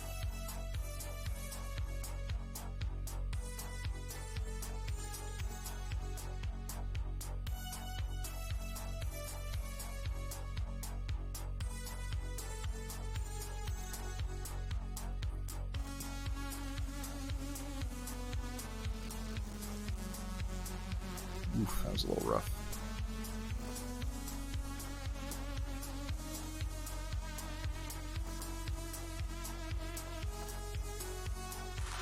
You know, I suppose you could just go ahead and glorp that paint on anywhere. That's fair. Not like we're trying to get inside the lines or anything.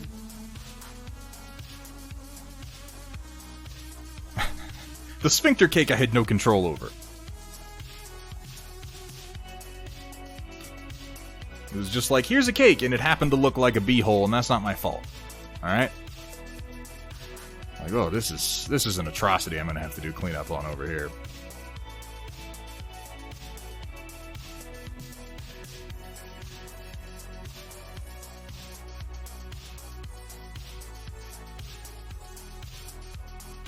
This right now is why I'm painting so many 28mm models, just because getting all these tiny edges is just killer. And it's like I've recently forgotten how to do edge highlights, so I'm just kind of like, whatever. Every now and then, sometimes you feel like you regress in painting, and I'm kind of in the middle of one of those. Oh, yep, okay, thank you, I appreciate that, because I'm hunching something fierce.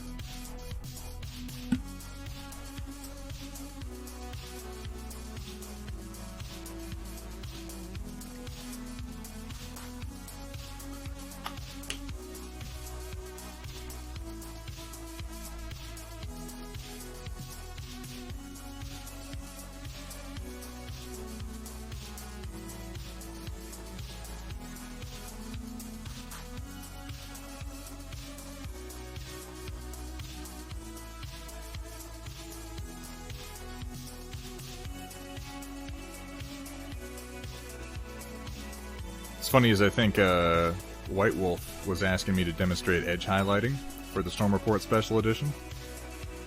So I come on to this stream and I'm like, let me show you how much I suck at it. Normally I can do a pretty decent job. I don't know. A lot of these edges are just real soft and they're tricky to catch. And you know, we all have on and off days. I have days when I'm really good at doing skin and faces, and then every other day when I'm not.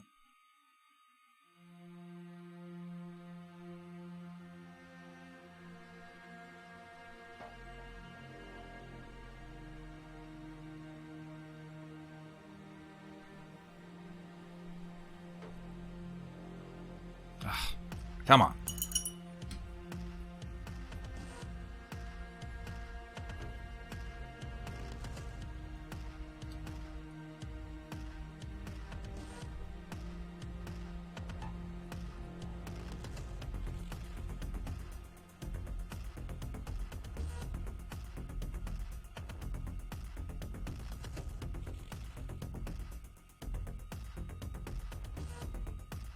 I'm going to be leaning heavily on my washes to save the fine details of this particular paint job, but that's okay. Washes are a useful tool in the box, like any other.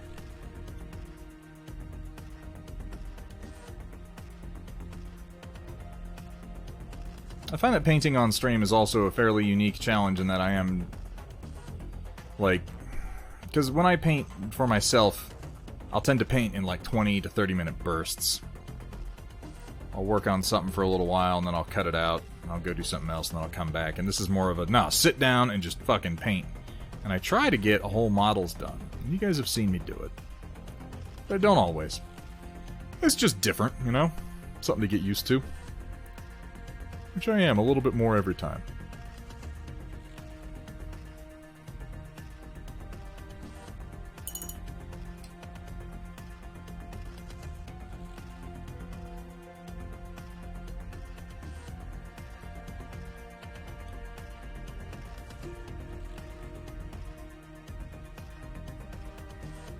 When my brushes are cooperating, of course.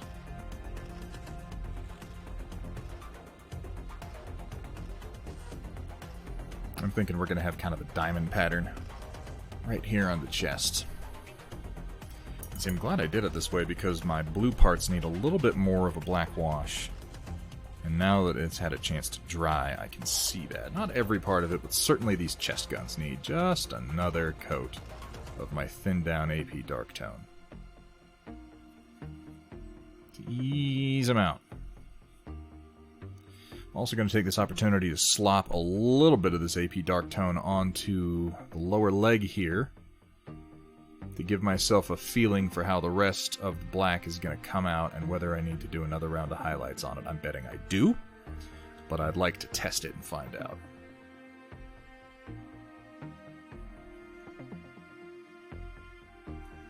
Actually, I don't want to use the thinned down stuff for this. I just want to use the plain dark tone. Because I am trying to get the glaze effect out of it this time.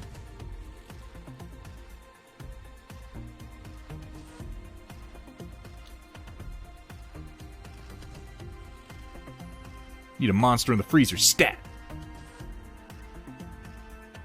Don't ask questions, just go, go, go! We need that frozen monster!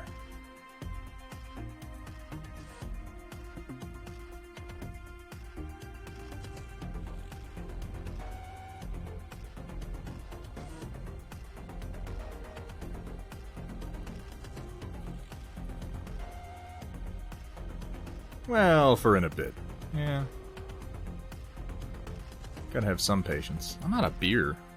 I am. I'm completely out of beer, and that makes me sad. I gotta go shopping again.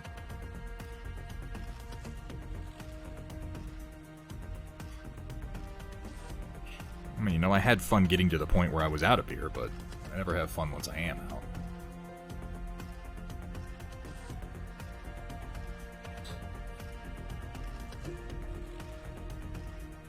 Yeah, it's gonna need a second round of highlights after this. My edges are just real rough in this gray. In fact, what I think I'm gonna do, oh Coral, I'm gonna do my fine edge highlights off stream just because it's gonna be, I want this paint job to be a little crisper. And that's going to be easier to do. So I'll save the final round of edge highlights for later. But that's okay. These broad ones will serve as a good guide and base. And I'll come back in with some black paint and clean up some of those glorbs too, because I definitely had a couple. So I'll leave that leg as it is, and we'll see how it looks when it dries.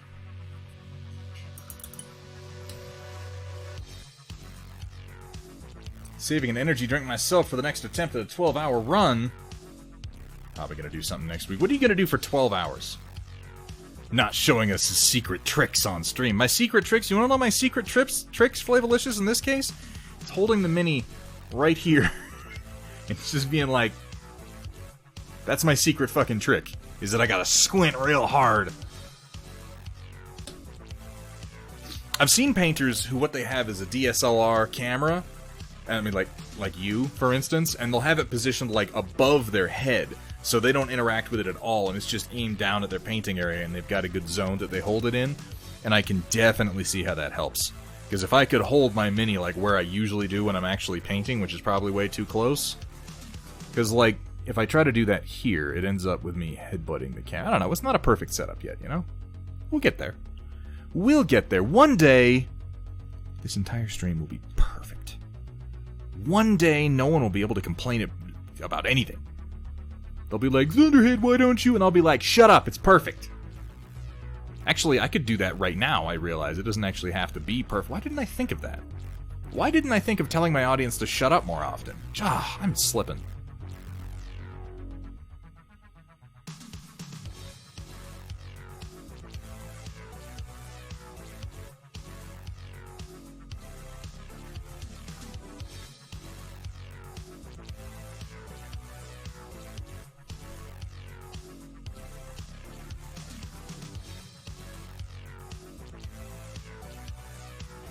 Yeah, you struck a hell of a salt vein with Missiles Go Whoosh, and it may be played out at this point. Like, I wasn't going to say it, but I can see it.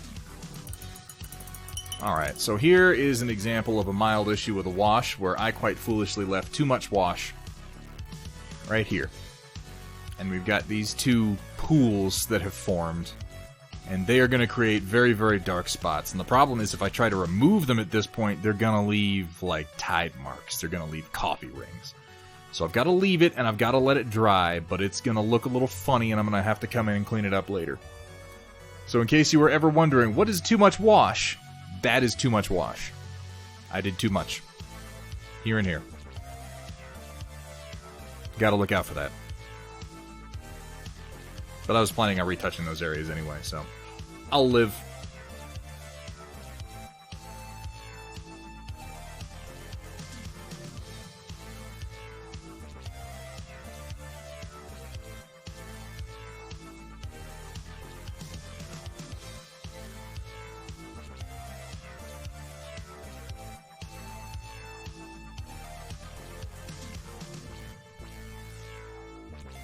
You know, I suppose you could just go ahead and glorb that paint on anywhere. I will. It's not like we're trying to get inside the lines or anything. Anywhere I want.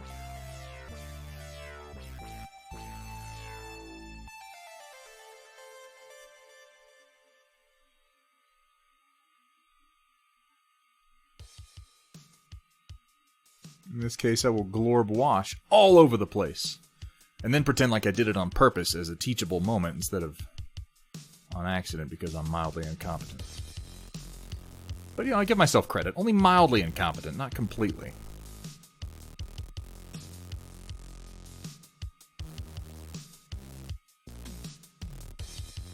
These shoulder panels have some tricky edges on them, and I have highlighted a couple of them wrongly, and I'm going to have to fix that. But that's okay. They're just angled in such a funny way.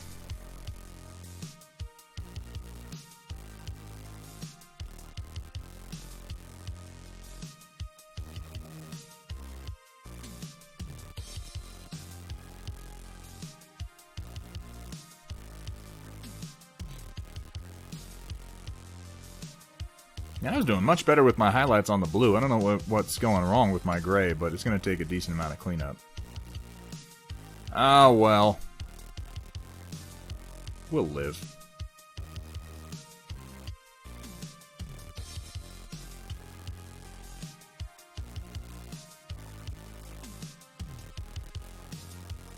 Now, highlighting black is tricky, and I think what I might have should have done was gone with a slightly darker gray for my first round of highlights. But I'm going to try to make up for that with the washes afterwards. You just got to be a little bit more sparing with them is all. Highlighting black or dark gray is very tricky. You have to be a little bit more subtle than you are with other colors, and subtlety is not my specialty.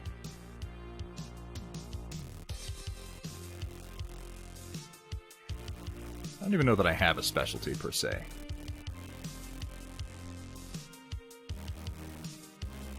I find it doubtful.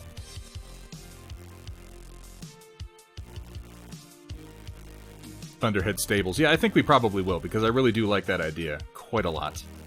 Very Tired WJ, thank you so much for coming in, man. You have a great night. Thank you for hanging out.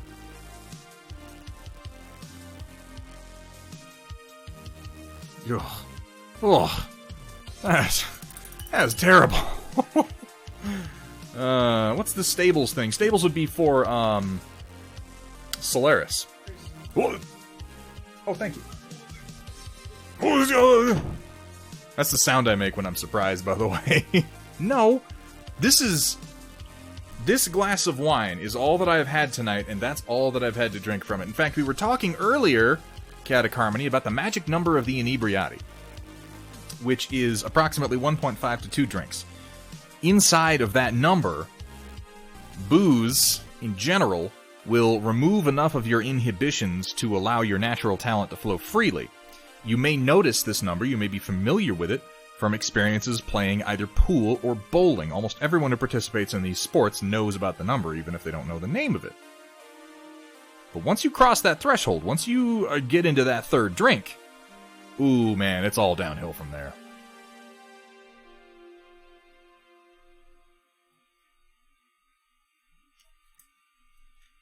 That would be some tea. Dropped off some tea for me. Doing these 3 times a week and generally keeping talking for about 4 hours, I'm started to notice that I need to do like vocal warm-ups, which is kind of funny, honestly. And some tea a ways into a stream actually does quite a lot to help. Because you guys wouldn't want me to lose my voice, would you? That would be terrible if you couldn't hear all the random shit that I have to say. Who would complain about Star Wars loudly? If not me.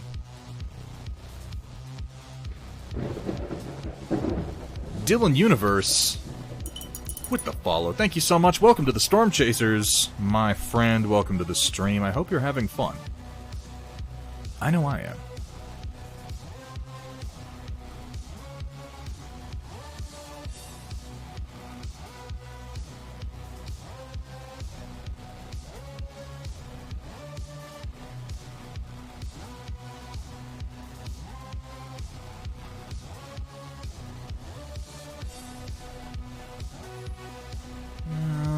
Yeah, I can see all the places I need to do cleanup. That'll be for another pass.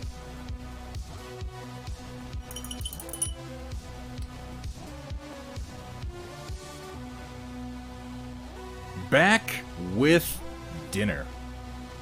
Amax with the D-Max. Oh, wait, no, that has worse connotations than I intended for it to.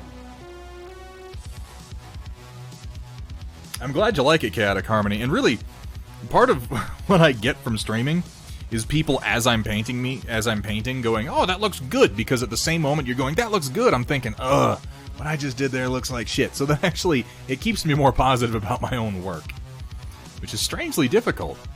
You'd think I'd be more capable of being positive about my own work, but you'd apparently be wrong. I'm not saying praise me mindlessly, but praise me mindlessly. No, I'm kidding. I do appreciate the compliment, though. Ugh, as I just fuck it all up. Can't find a good angle for so many of these edges. They're all, like, on weird angles and super shallow. Edge highlighting is easy when your edges are clearly defined and at the right angle. And trickier when they're not. I say as I do, like, one actually good edge highlight. Good for me.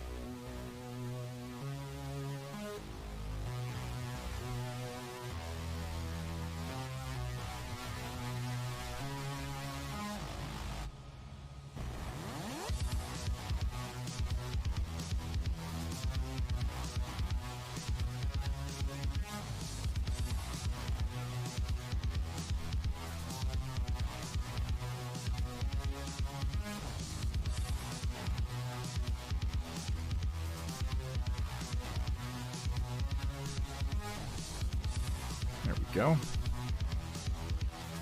And then here.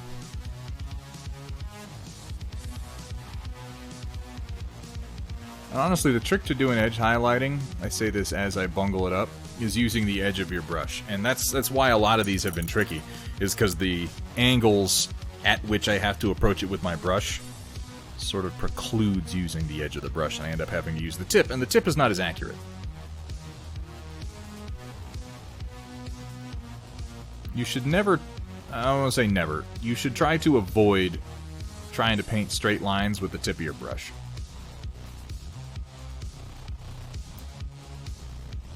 Like, if you're doing on a flat surface, you might not have much of a choice. But if you're doing edge highlights, you should always try to do straight lines with the edge of your brush and let the edge of the actual model do the work. Dylan Universe, thank you so much for that. I actually need those reminders quite a bit. Oh, about my back. Nope, not quite. Okay, but I do need to sit up straight. I do need to sit up straight. Hey, Waffles, good to see you, man. How you doing? Hey, Max, what are you eating for dinner? Regale me. Regale us, if you will.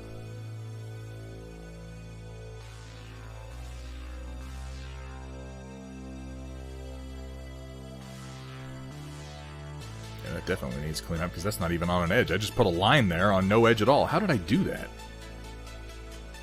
Who the hell knows? Oh, my brush tip is looking a little rough. So, a tip that I'm going to give everyone that is something I don't do anywhere near often enough, but I need to, and you should also, if you are painting miniatures, when you are done with a painting session, take some pink soap, some brush soap, whatever brand you use, and clean your brushes. I'm terrible about this.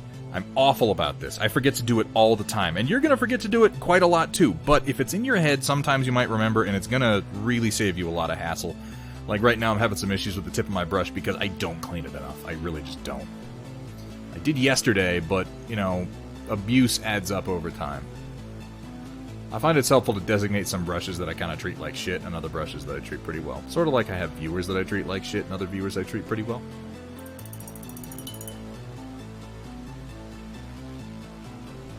Well, thank you much. Thank you very, very much, Project Dark Fox. I appreciate that. What you doing, Waffles? Don't be a fool. Clean your tool. And Chaotic Harmony knows, like, you know, I was giving him shit in the beginning, like, man, you gotta use some proper brushes and take care of them. And I'm over here like, yeah, whatever, just throw it. Throw it away when you're done with it. Who gives a shit? So I gotta say, this Annihilator is...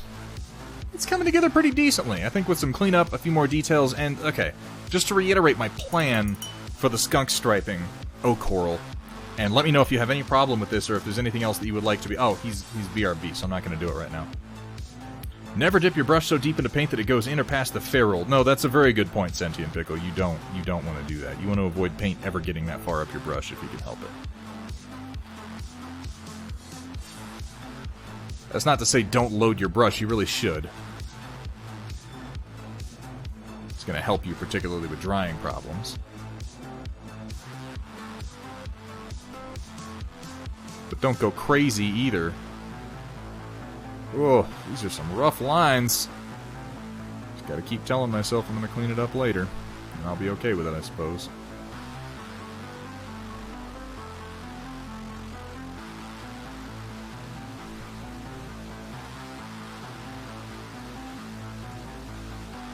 The Annihilator is such a damn weird mech, you guys.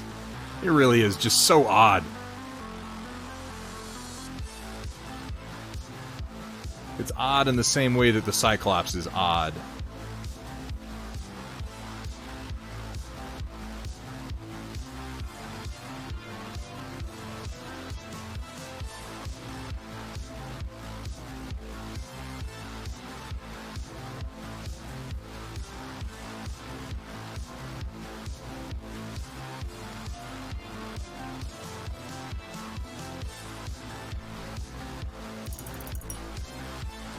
Tabletop quality. Well, this is... I'm fine with going above tabletop quality for this.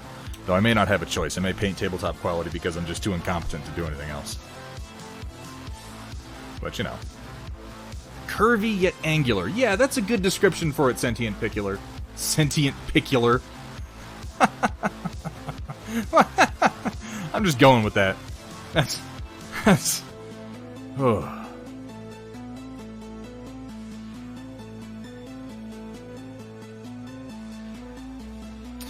Get in the box.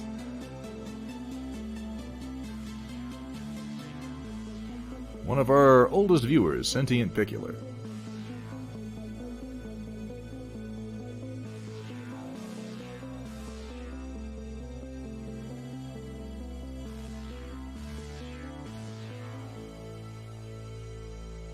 I obviously work really hard to get everybody's names right. And that's why we wind up with things like Sentient Picular. You said angular, and it's there on my screen next to your name. Don't blame me.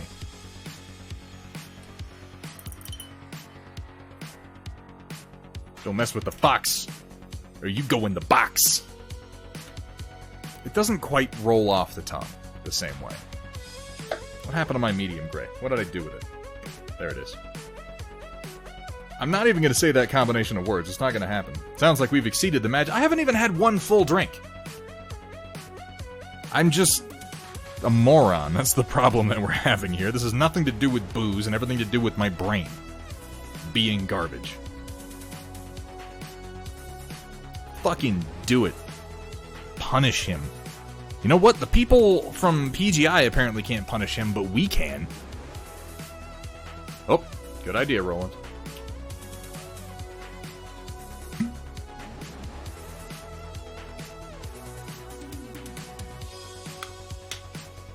While I'm on that subject, I'm going to grab my tea.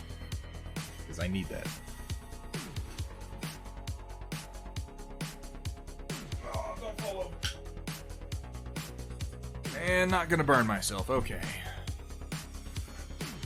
Woo! That was, a little harrowing. I never pushed my I'm going to start painting button. I like that one, too.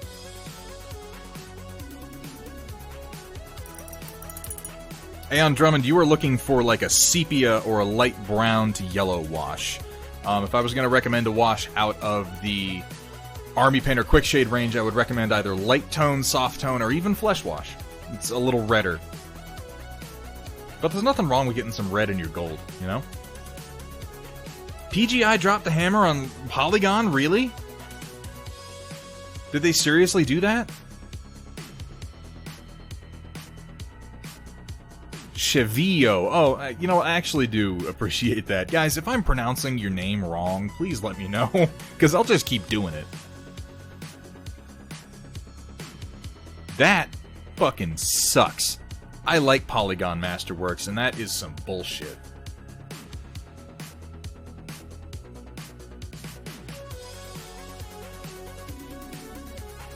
Like, I get it, and I still hate it. Just because I understand why a company does something doesn't mean I have to approve of it.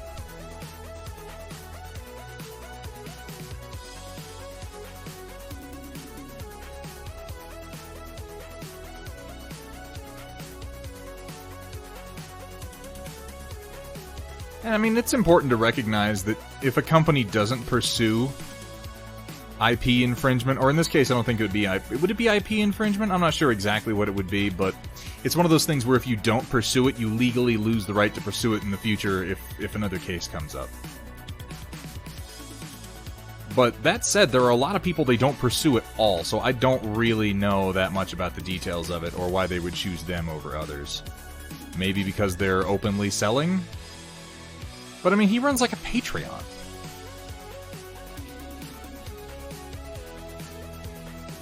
Either way, I can tell you that IP claims like that are no way to endear yourself to a cottage industry or a small community. And that's what Battletech has. Maybe that'll change in the next few years with the new Catalyst Game Lab sculpts, maybe.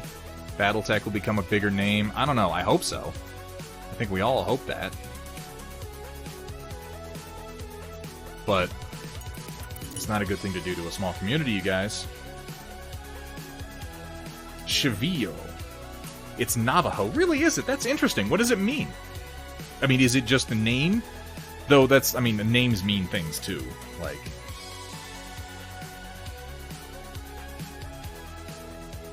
Oh, was it really? I'll let you produce these models and stuff. That might have been a bit much.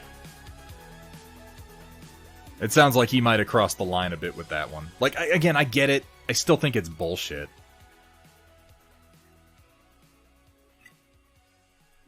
Because those rights weren't really his to give in the first place.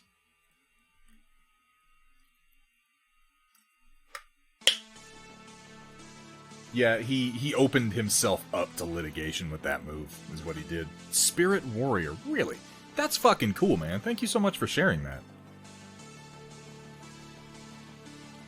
It really is.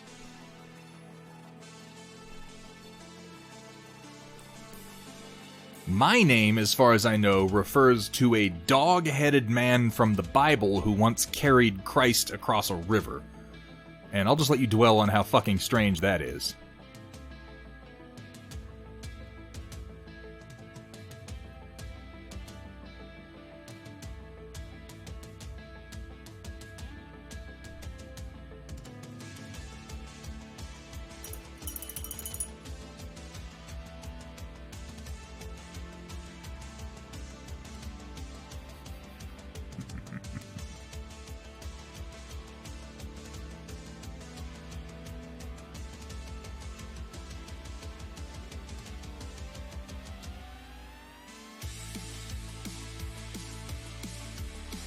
Huh. Oh, that's pretty cool, Roland. I don't think that counts as a meaning. That's a namesake, as opposed to like an etymological meaning.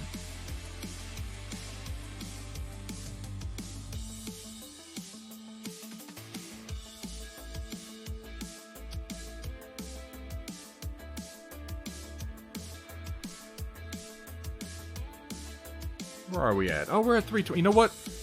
It's about time. It's about that time, ladies and gentlemen.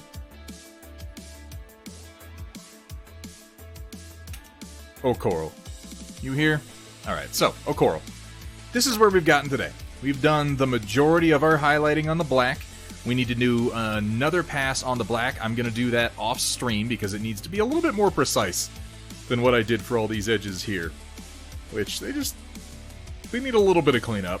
And then a black wash to kind of bring them all together. And once that's done, there's nothing but detailing left. So next stream... That's not going to be the actual next stream, but next week we're going to have a stream where we finish this guy off. And then after that is done, and what that's going to entail doing my skunk striping idea, starting on the head, splitting off over the shoulders, and coming down his back, and then a small diamond pattern here on his chest. And if you can think of any other details you'd like to be included, please go ahead and throw those to me on Discord, O'Coral. I am more than happy to give a try, as long as they make sense, they're not insane, and you're not like, draw a penis on his arm. Like, well, let's just not do that. So yeah, we'll get this guy done up next week, and then I will be happy to show off the first Storm Chaser and the first Thunderskunk, and get their basing done, and they'll go together very nicely, I think. But we're doing better. We're doing better this round. The last round I was unprepared for, and I launched into the wrong details first, and they came out just a little funny, you know?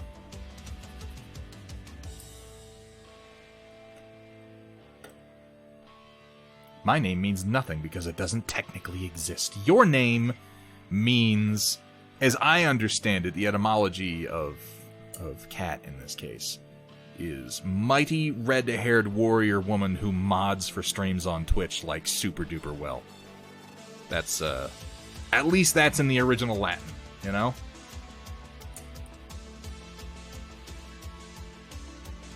The place of many goats.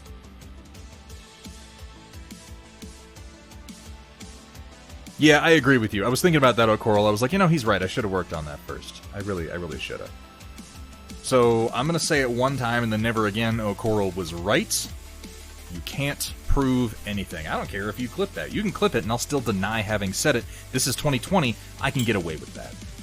So, ladies and gentlemen, it is about that time. We are going to go ahead and transition over to, it means oppressor of O'Coral. I'd buy that. I'd buy that for $1. We are going to pop over to the Storm Report and see what you crazy people out there in the Twitchiverse have been posting. Have I got it pulled up? Is it going to work this time? Let's hit the button and see if it does. Kaboom! It did. Look at that. Okay, so let me just go ahead and let everybody know in advance. We're going to spend 4 fucking minutes of this Storm Report listening to some insane crap that Chaotic Harmony has done. And I approved this beforehand. Chaotic, if you're here, let's not do this again. We're gonna make this a one-time thing for anything that is, of all things, 4 minutes long. I'm allowing it because I think it's probably gonna be pretty funny, based on the context of it and what I was looking at before. And I listened to a little bit of the beginning. Also, I happen to like The Great Dictator. The Charlie Chaplin, the speech that he gives at the end of The Great Dictator is absolutely fantastic. And I've really been enjoying the salt in Chaotic Harmony stream. So we're going to listen to a 4-minute bit. And I hope that you all stick with me through it. I really hope you do. I cannot be held responsible for the content of it. I have not listened to the first one. We're just getting started, Chaotic Harmony, so you're going to get 2 here in a row, and then we're going to be getting into some of the art that people have shared with us. I'm trying not to show favoritism by letting you do insane crap. We got a whole minute, and then we got 4, so we're going to have 5 minutes of Chaotic Harmony, and I apologize in advance. But, ladies and gentlemen, let's get started. Does your XO continually drop the ball? Tired of faulty intel that makes you want to airlock with Oh, poor Darius. Well, with the Darius Protection Fund, now you don't have to worry about paying for a new guy that will inevitably let you down just as much. For as low as 1 million C-bills per month, you don't have to worry if you space the most idiotic operations officer seen in any Battletech canon, because you'll get a new one leopard delivered to your Argo dropship in just 3 days. Don't like dealing with the tedium of making a claim? Don't worry, we make it simple. Simply send an HPG message with the details of your Darius's death, as well as photo proof for us to tack up on our laughter wall. And in no time at all, you'll have another Need to be louder. calling the shots from safety while you risk your neck on the battlefield. The Darius Protection Fund, for when your XO needs to go. That's as loud as it Check gets. out one of our other policies, the Sumi-Ray Shootdown Plan. Is it Sumi-Ray? Have I been pronouncing it wrong all this time? Also, poor Darius. How is he supposed to do his job? Oh no, is it fucking up? No, it's not. It's flicking all over. Let me go take a look.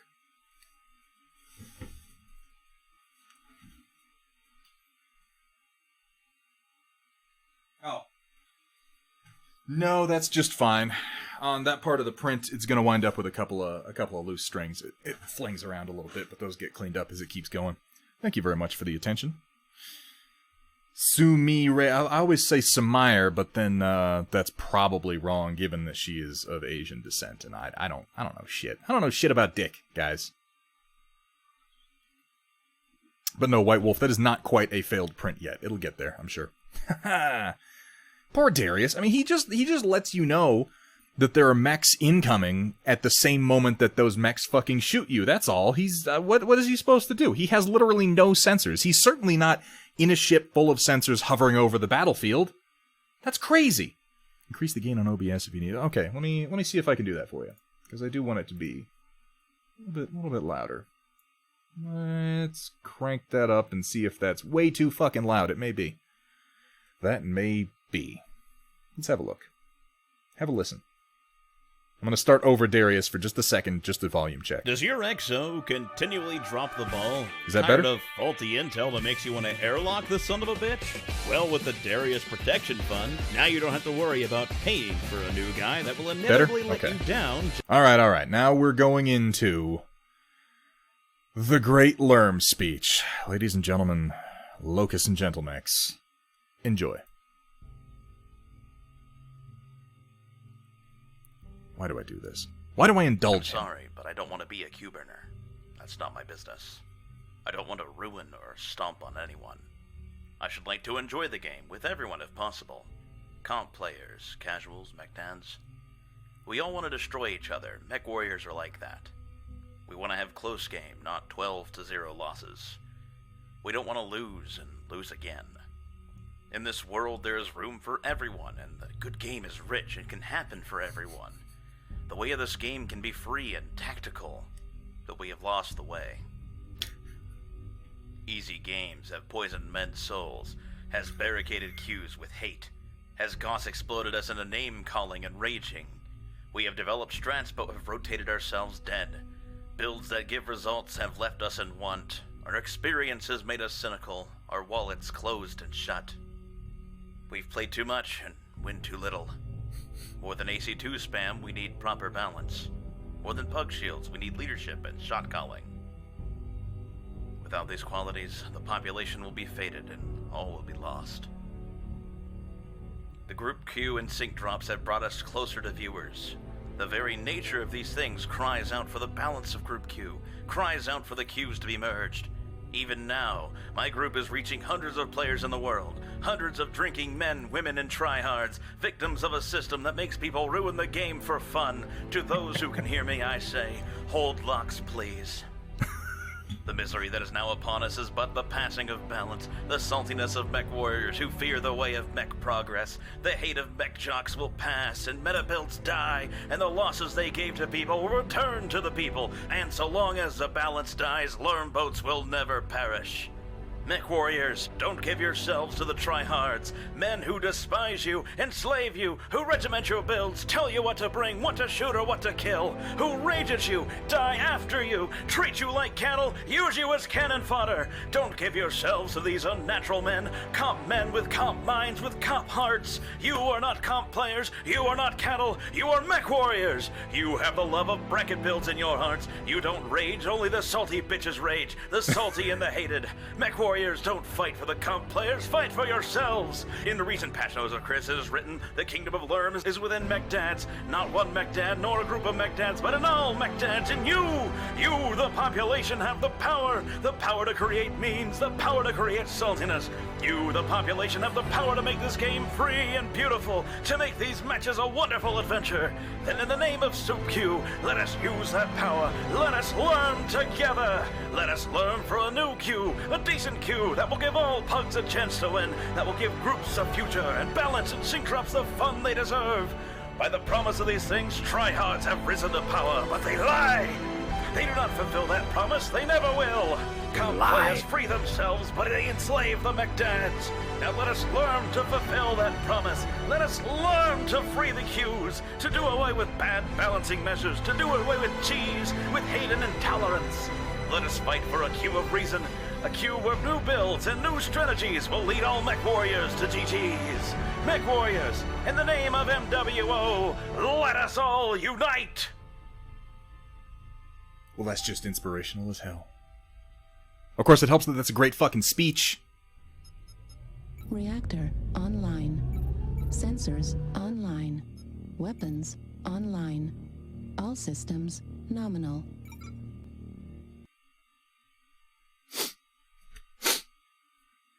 It's beautiful. I don't even know. I'm all choked up over here.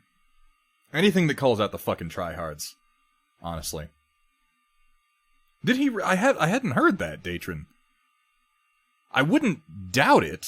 Chaplin was a hell of an entertainer, and that was, I mean, he clearly felt that speech quite a lot. For those of you who have not seen The Great Dictator, if you don't feel like watching the entirety of it, I do recommend you look up that speech on YouTube and give it a listen. Honestly, no matter what your political proclivities, sympathies, or anything may be, it's a fantastic speech that decries the rise of fascism and the complacency of the people in its face, or in its wake, in its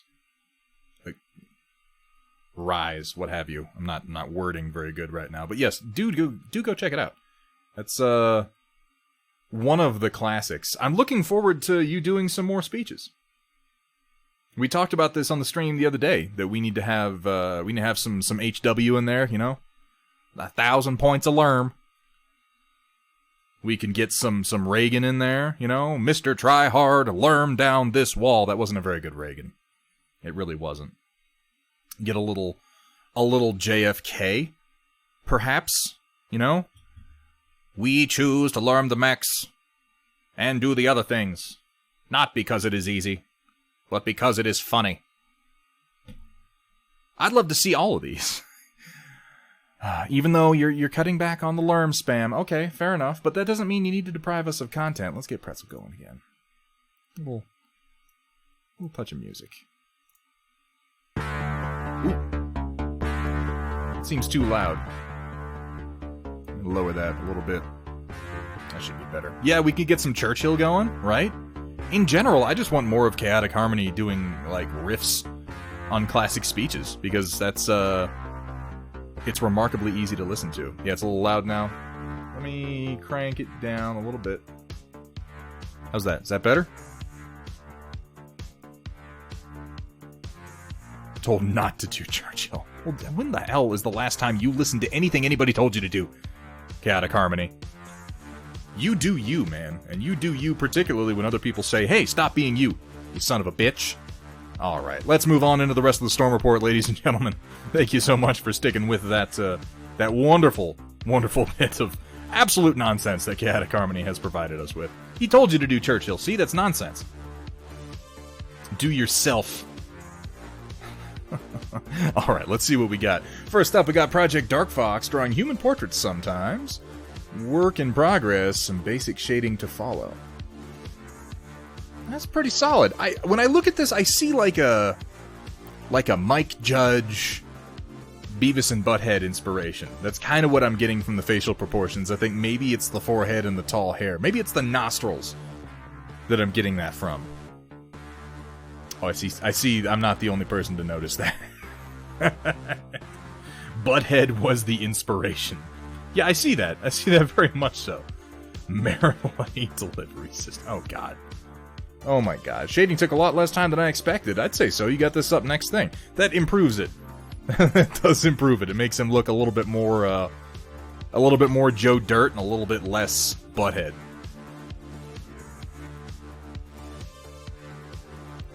Really nice work, though.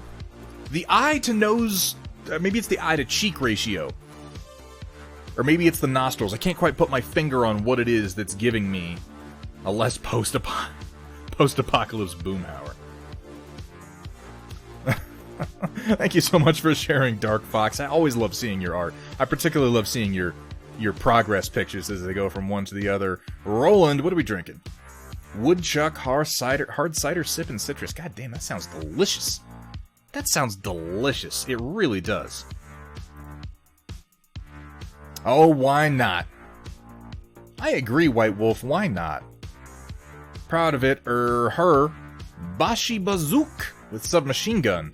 12 points of Hollow 2 mayhem on the table. And we're talking, this is Infinity, yeah? Look at that little SMG. I like that orange you used for the wings and the blade. It looks like, whew, that is intense. Excuse me. A little throat trouble there. That looks really good, man. That is a really intense orange, and you managed to highlight it without having it turn yellow, which is honestly pretty impressive. It's like a fluorescent orange. Woo! Look at that. Re-edited the image, removed the one originally posted. Progress on the Ratnik with heavy shotgun. Now I see it's a shotgun. From that other angle, I was like, it looks like a chainsword, because my brain just goes to 40k and absolutely everything. I love the highlight job you've done on the missiles. They really pop nice. Damn. I like the brown that you have on the shotgun stock, too. It just kind of mixes up the color palette that we're working with on the rest of it. That looks really nice, man. Again, it's been a pleasure. I really like in the Storm Report when we get the opportunity to watch miniatures go, like, all the way through. Like, we had one where he's like, I'm building this, and another, I just got it primed, and another one, I just put down my base tones. It's really a lot of fun watching them come together. Sentient Pickle, finish the rulebook collection. Oh, yeah, that's it. That's it right there. Damn, man. Look at all this. I love a good book collection. And these days, it's like, the only reason to buy books is to kind of collect them, because if you have a tablet, you really kind of just want all the rules in PDF format anyway. I think this is the new style, because these are all from Catalyst. Yeah, these are all Catalyst books. Pew, pew, pew. Look at that rifleman. No, that's not a rifleman. What am I saying? Oh, God. I should really work on my mech identification. Who's that Pokemon? Working on Ayar's Cloak, Viral Rifle, and more Hollow 2 shenanigans. Really that orange. Really striking stuff. I wouldn't mind if you let me know what colors in particular you used on this orange. Because you've done a really good job digging in the shadows and getting the highlights without turning it yellow, and that's challenging to do. Without making it appear like deep red or yellow. And a lot of the time trying to do colors like that, particularly for me, that's how it comes out. I have no creativity today, so here's someone else's. Annihilator 2C. Huh. I appreciate that it has less of the potbelly. It still has the insane profile with that head. Who did this? Is Tiny Robots in a Box still here? Yeah, you're still here. It's a good-looking mech. Oh, it's a Rifleman 2C. That's why I said, look, a Rifleman. Wait, that's not a Rifleman. Fucking Clanner mechs, I swear. It's a good look. Like, yeah, I would love to see this as a mini. It's a damn good design. These are they racks? Are they ultra? Whatever they are, they're fucking huge, massive. Got the same foot profile. Yeah, I think knocking the potbelly off it improves the overall profile. He's still got that crazy Brachiosaurus look to him. I dig it. Hethrir Shroomhouse. Shroomhouse. That sounds delicious. Thunder God Zarbala on DeviantArt. Would you go ahead and post a link to that in the Discord? I'd love to take a look at the rest of what he's working on. It's not a 2C. What the hell is it? It's just a rifleman with racks on the top. Okay, fine. I was right the first time, and then I was wrong about being wrong. But that kind of describes me just all over, doesn't it? For Shadows Reaper Heraldic Red. Okay. I like that Heraldic Red. It's a damn good color. You've seen me use it a few times. Cav Photonic Orange. The Cav paints are Reaper paints in different bottles, are they not? And Dragon Black, yeah, that would be another Reaper. Citadel Mephiston Red, that's a good choice. Mephiston Red is a fantastic color. Evil Sun Scarlet, another really good color. And Wild Rider Red, I'm not surprised at any of those. Citadel colors are very vibrant, and they have a good range of them. And if I had to pick out some favorites, like honestly, Mephiston Red, Evil Sun Scarlet, and Wild Rider Red would all be up there. Yeah, the Cav paints are Reaper Bones in different bottles. They're good paints, though. They're fantastic paints. I can't complain about them. Damn, that magenta is fucking crazy. And these are all those UV reactive paints you're using. Look at this. That's insane. These are for you, huh, Hethrir? You're a madman with your fucking Smurf houses. Well, we're going to have to play on this table, man. Yeah, they're really, really good paints. This is not for you. I thought you said you were doing some mushrooms for you.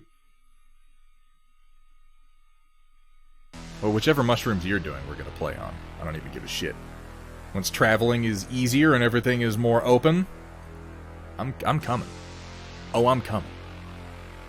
These are still for that table. Yours are just orange. Okay. And this is more of them. That's going to be a hell of a table when it's all put together, man. I'll be interested to see some pictures of that. Holy moly. Roland!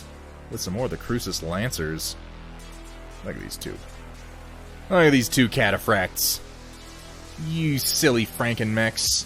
Those are looking good, man.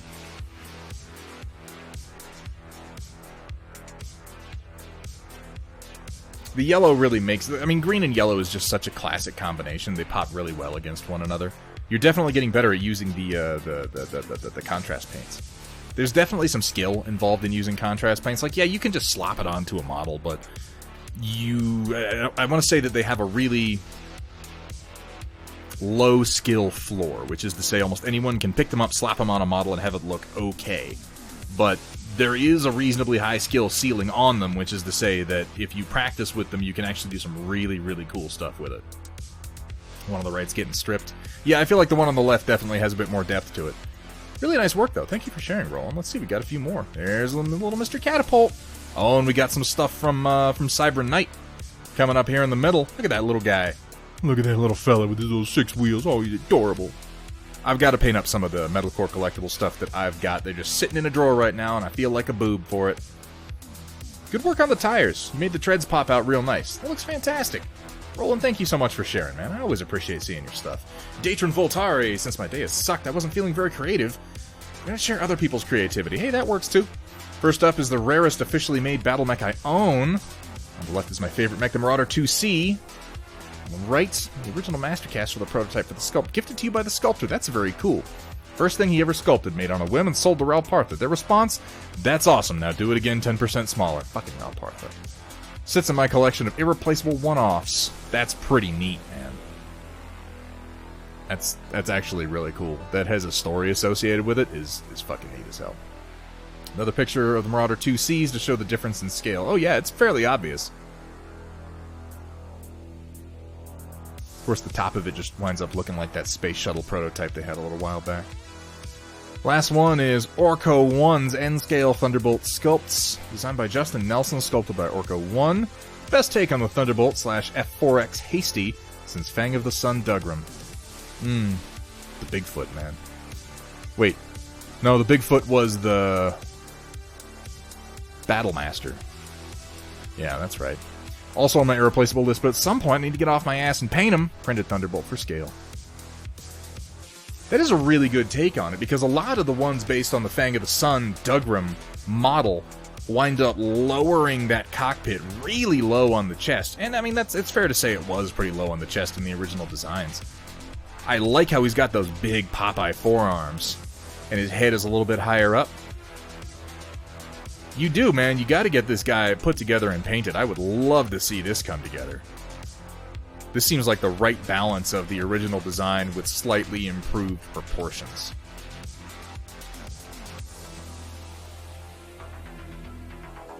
Yeah, and then there's some work over here that Vergi did. And it's live! MWO Style Swordsman SWD2. I gotta throw this on the build plate. I also have to put it up with one of Kursala's Orions, because I want to get one of the Kursala Orions painted up for Storm Chasers, even if it's just mine. Ah-cha-cha-cha. Thank you so much for posting that, Tiny Robots in a Box. I would appreciate it if you, and you may have already done this, go ahead and post this link in the general miniatures channel so that people have access to it, because the Storm report does get purged at the end of every stream. Roland, torturing me with food. This is killer because I'm hungry today. And oh, look, it's all melty and meaty and delicious. What is this? Is a bunch of chip beef? On some... Oh, that's why you were asking if I had the SOS at the DFAC. I see. Portuguese sandwich. Steak, ham, and cheese covered in a beer tomato gravy. Oof. Damn. This just looks creamy and delicious. I even like peas. Kevin Kitsune, finished Necromunda bases. Need to redo the pick with a new camera setup I have. Man, I say that about everything. Those are looking really good, man. It's kind of tricky to pull detail out of these bases, honestly. And I mean, you see a bunch of people paint the same ones. But I like the green down in the grates. It makes it look a little bit less techy and a little bit more like maybe it's going over like a toxic sewer or something like that. That's pretty cool, man. Really good job. Thank you so much for sharing, Kitsune. NB Toby, very AT-AT-ish. So this is one of my least favorite redesigns. Like, is this the Goliath 2C? Or was it another model of it? Because I really like the the original Goliath. The one from Fang of the Sun, Dugram. I know it doesn't get a lot of love. I know it's got funny... This is Ion Raptors? Okay. It's got funny, kind of weak-ass... what's its... ankles on it, but I'm really a fan of the original. This one's just, like, too divergent for me, and it does look very AT-AT. Like, this model taken on its own is really cool looking. It's just every time I see it, I think of the original. And I was just enamored with that mech, because it's basically just a tank with 4 fucking legs strapped to it. And it has a real janky sort of appeal to it. Looking good on the pre-shade, though, man. I look forward to seeing some paint get slapped down on this. Thank you so much for sharing, Toby. Manro Fasal, working on some 40k from the look of things. Ultra Smurfs. That's a really good blue. I can't see the face very well. I'd love to get a closer-up shot of the face. Oh, you got the Auspex back here. It looks like you've done... Am I seeing that you've done some little radar blip details on the Auspex? Again, I would love to see, Manro, if you're here, some closer shots of this. That would be wonderful. Based on Bishop Steiner's redesign artwork. That dude he's done some really good redesigns.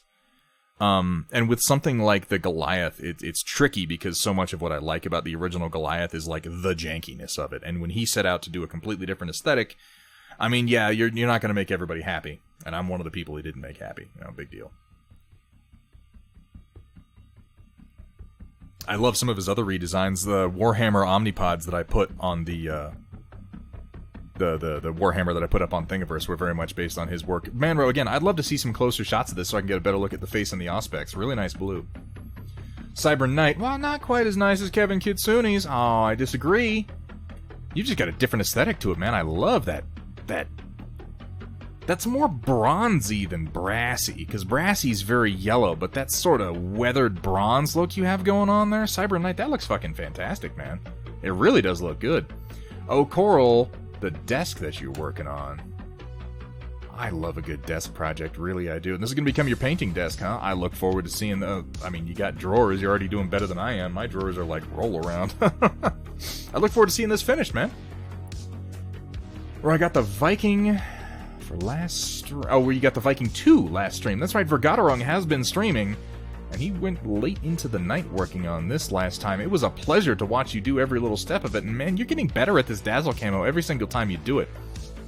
I loved some of the patterns that you wound up putting on the broader spots, and this is really, really good looking. Look at that.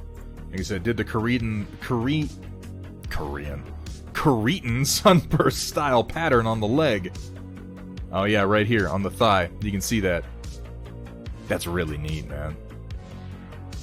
Every single time you do one of these, you get better at it. You stick with patterns more than I do. I get bored, and I move on to other things very, very quickly. I'm like, I gotta be doing something new, or I'm not gonna like what I'm doing.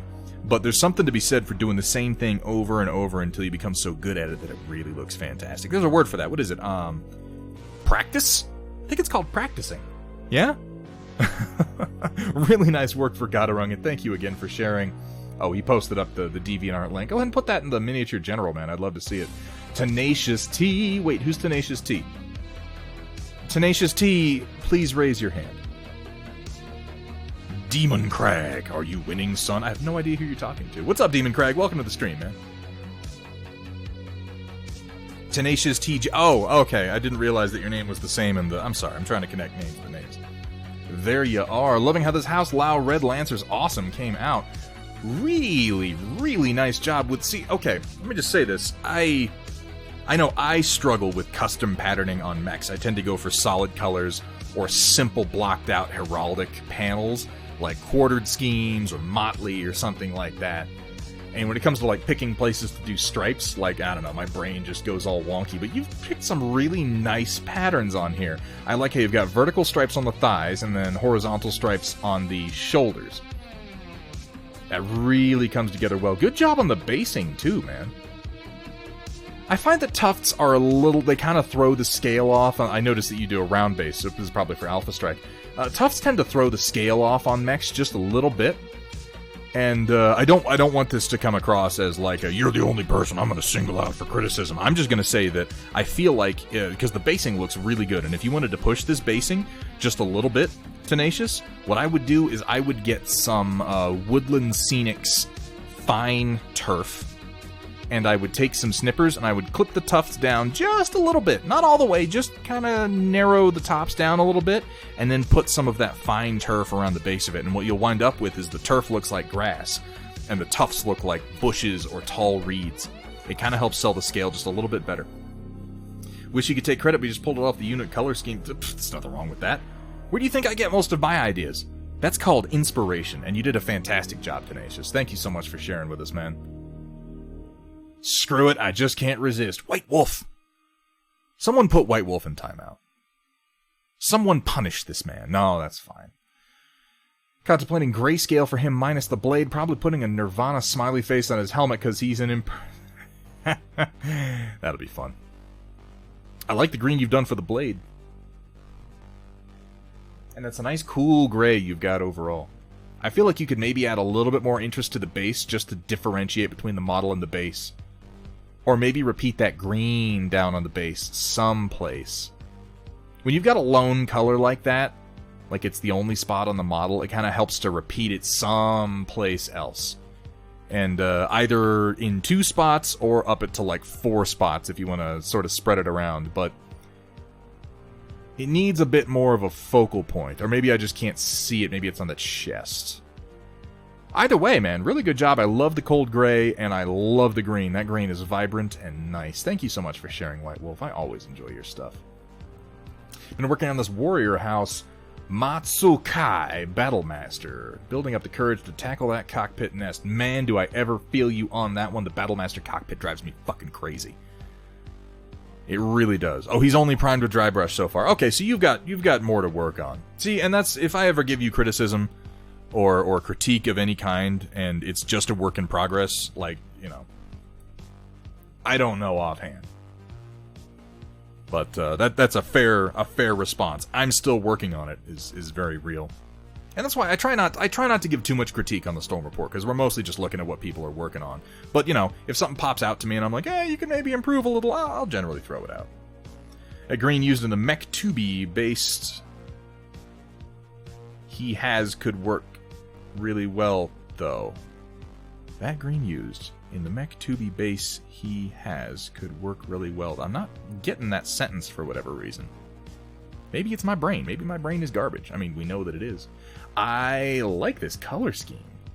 I don't know, this is another one that you pulled off of unit colors. I mean, there's nothing wrong with that. I like the freehand you've done on the arm going from the PPC. That's fucking cool, man. I feel like if you worked a little bit of... because it's like a fiery pattern coming back from the PPC. And if you worked a little dark brown to black into the forward part of the PPC, like around the barrel, that would well, maybe not there. Fire effects are tricky, but I feel like you want a couple more dark colors in there, just to contrast against the yellow and the orange, because they blend together a little bit, but I can see how you've done the actual fire pattern there. And it would only enhance the work that you've already done. It looks really good, though, man. It's really fucking cool, and I like the idea that there's a fire pattern coming off of the PPC. That's fucking neat. Thank you so much, Tenacious. Oh, here we go. Hethrir doing some work for his own table. That's a little bit more restrained. Okay, so this is going to be more the theme of the table that you're putting together with your crazy mushroom stuff. I can dig it. I like it. Yeah. Definitely more restrained. It's still UV. Oh my god. Oh my god. You with your fucking... It's the mech that Guy Fieri uses to defend Flavortown.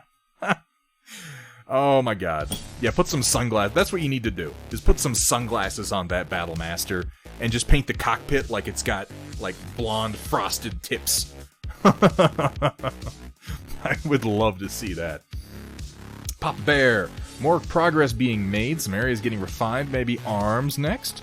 Learned that I could mirror things today. Well, congratulations. Mirroring is very useful. Ooh, Skullface. Look at, he's a big old chonky boy. Look at them shoulders. Oof. Mr. Steal Yo Mech. I'm glad to see the face details coming together. Yeah, he's got big old... This is a fucking linebacker of a mech right here. Really nice work, man. Manro Fasal with a closer shot. Yeah, now I can see the face work. Okay. And the old Space Marine faces have some of the most hilarious looks. And he's... Over there! Really nice looking blue, man. I like the work that you've done on the bolter. It looks like you haven't done the text on the purity seal yet. Altogether looking really good. That's a good Ultramarines blue, man. And yeah, nice work on the face. You can actually see his rank studs. Nice work. Thank you so much for sharing, Manro. And, okay, this is the same... I see. Stock studio paint job on the same guy. Give you a better idea of the base that he's on. Okay. Oh, mechanical tubes. I see what you're saying. You want to repeat the green, huh? Oh, man. That base is fantastic. Yeah, it's just got a lot of detail on it, and it's going to take some time to pick it out, but I think it's going to be worth it. Because that's a nice base. It really is. That's maybe my one complaint about some of the crazier models from Infinity and the single poses from Games Workshop is that they have to go on a specific shape of base, but it's a cool pose. I like what he's done with the visor on this one, too. And that sort of olive drab green on the upper part of the head going down into the more bone for the armor plates. It's a good-looking mini. I look forward to... I always enjoy it.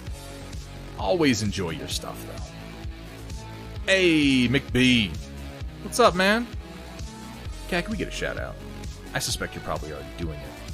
But, let's get one anyway.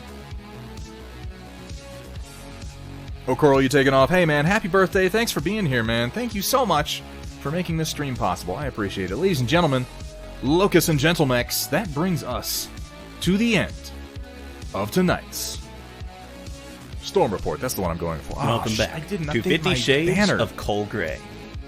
And as he pulled his stiff bristles out of my wet fluids, I yelled out, "No, Thunderhead! You need to thin that paint first!" As you leave. Thanks for giving us that one on your way out. Oh, Coral, happy birthday. Thank you for being here, man. I hope to see you again Here soon. at Thunderhead Studio, we specialize in turning your shame into more shame. Yeah, that's how it goes. I didn't update my banner, so it says that my next stream is today, but that's not even remotely true. Guys, my next stream is going to be this Sunday. We were looking at doing the Storm Report Special Edition this Sunday. I think it's probably going to take a little bit longer just so that I can get all the material for it together. There's some logistics associated with it.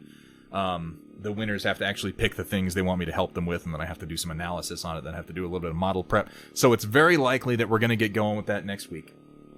I will make sure I let you know well ahead of time for the Storm Report Special Edition. I think it's going to be a good time. I think it's going to be fun. I think it's going to go well, and I look forward to making it a more regular thing, assuming that everything I just said is true and not complete nonsense, which, to be fair, it is a lot of the time, unfortunately. Yeah. So let's find out who the hell it is we are rating today, shall we? Who's on? Who's doing what? Well, we got Crocodile and Clovens. We only got like one painter going. Hang on, let me check. Painter going. Hyperphase. Oh. Nope, don't. Don't double up my audio. Let's not do that. It's like Crocodile and Hyperphase. Let me see what they're actually painting, okay? Because I've been fooled before. Oh, I got a fucking commercial. Fucking Twitch with your damn commercials just because I'm not subscribing to somebody. That's absolute madness. Come on. Come on. Alright, what are we doing? Working on Sisters of Battle over at Crocodile. Pop on over to Hyperphase. And we're working on an unknown Asian-looking model. What is that? I couldn't possibly say. I'm not sure what range that's from. Probably Warlord or something like that, if I had to guess. Alright. Steiner Minis just went live? Oh, well then we're going to go over to Steiner Miniatures. We're going to do that. I haven't rated Steiner in a little while. It'll be nice to do so. I'm gonna have to type it in. I'm just gonna have to type it in because for some reason the stream manager does not like me anymore.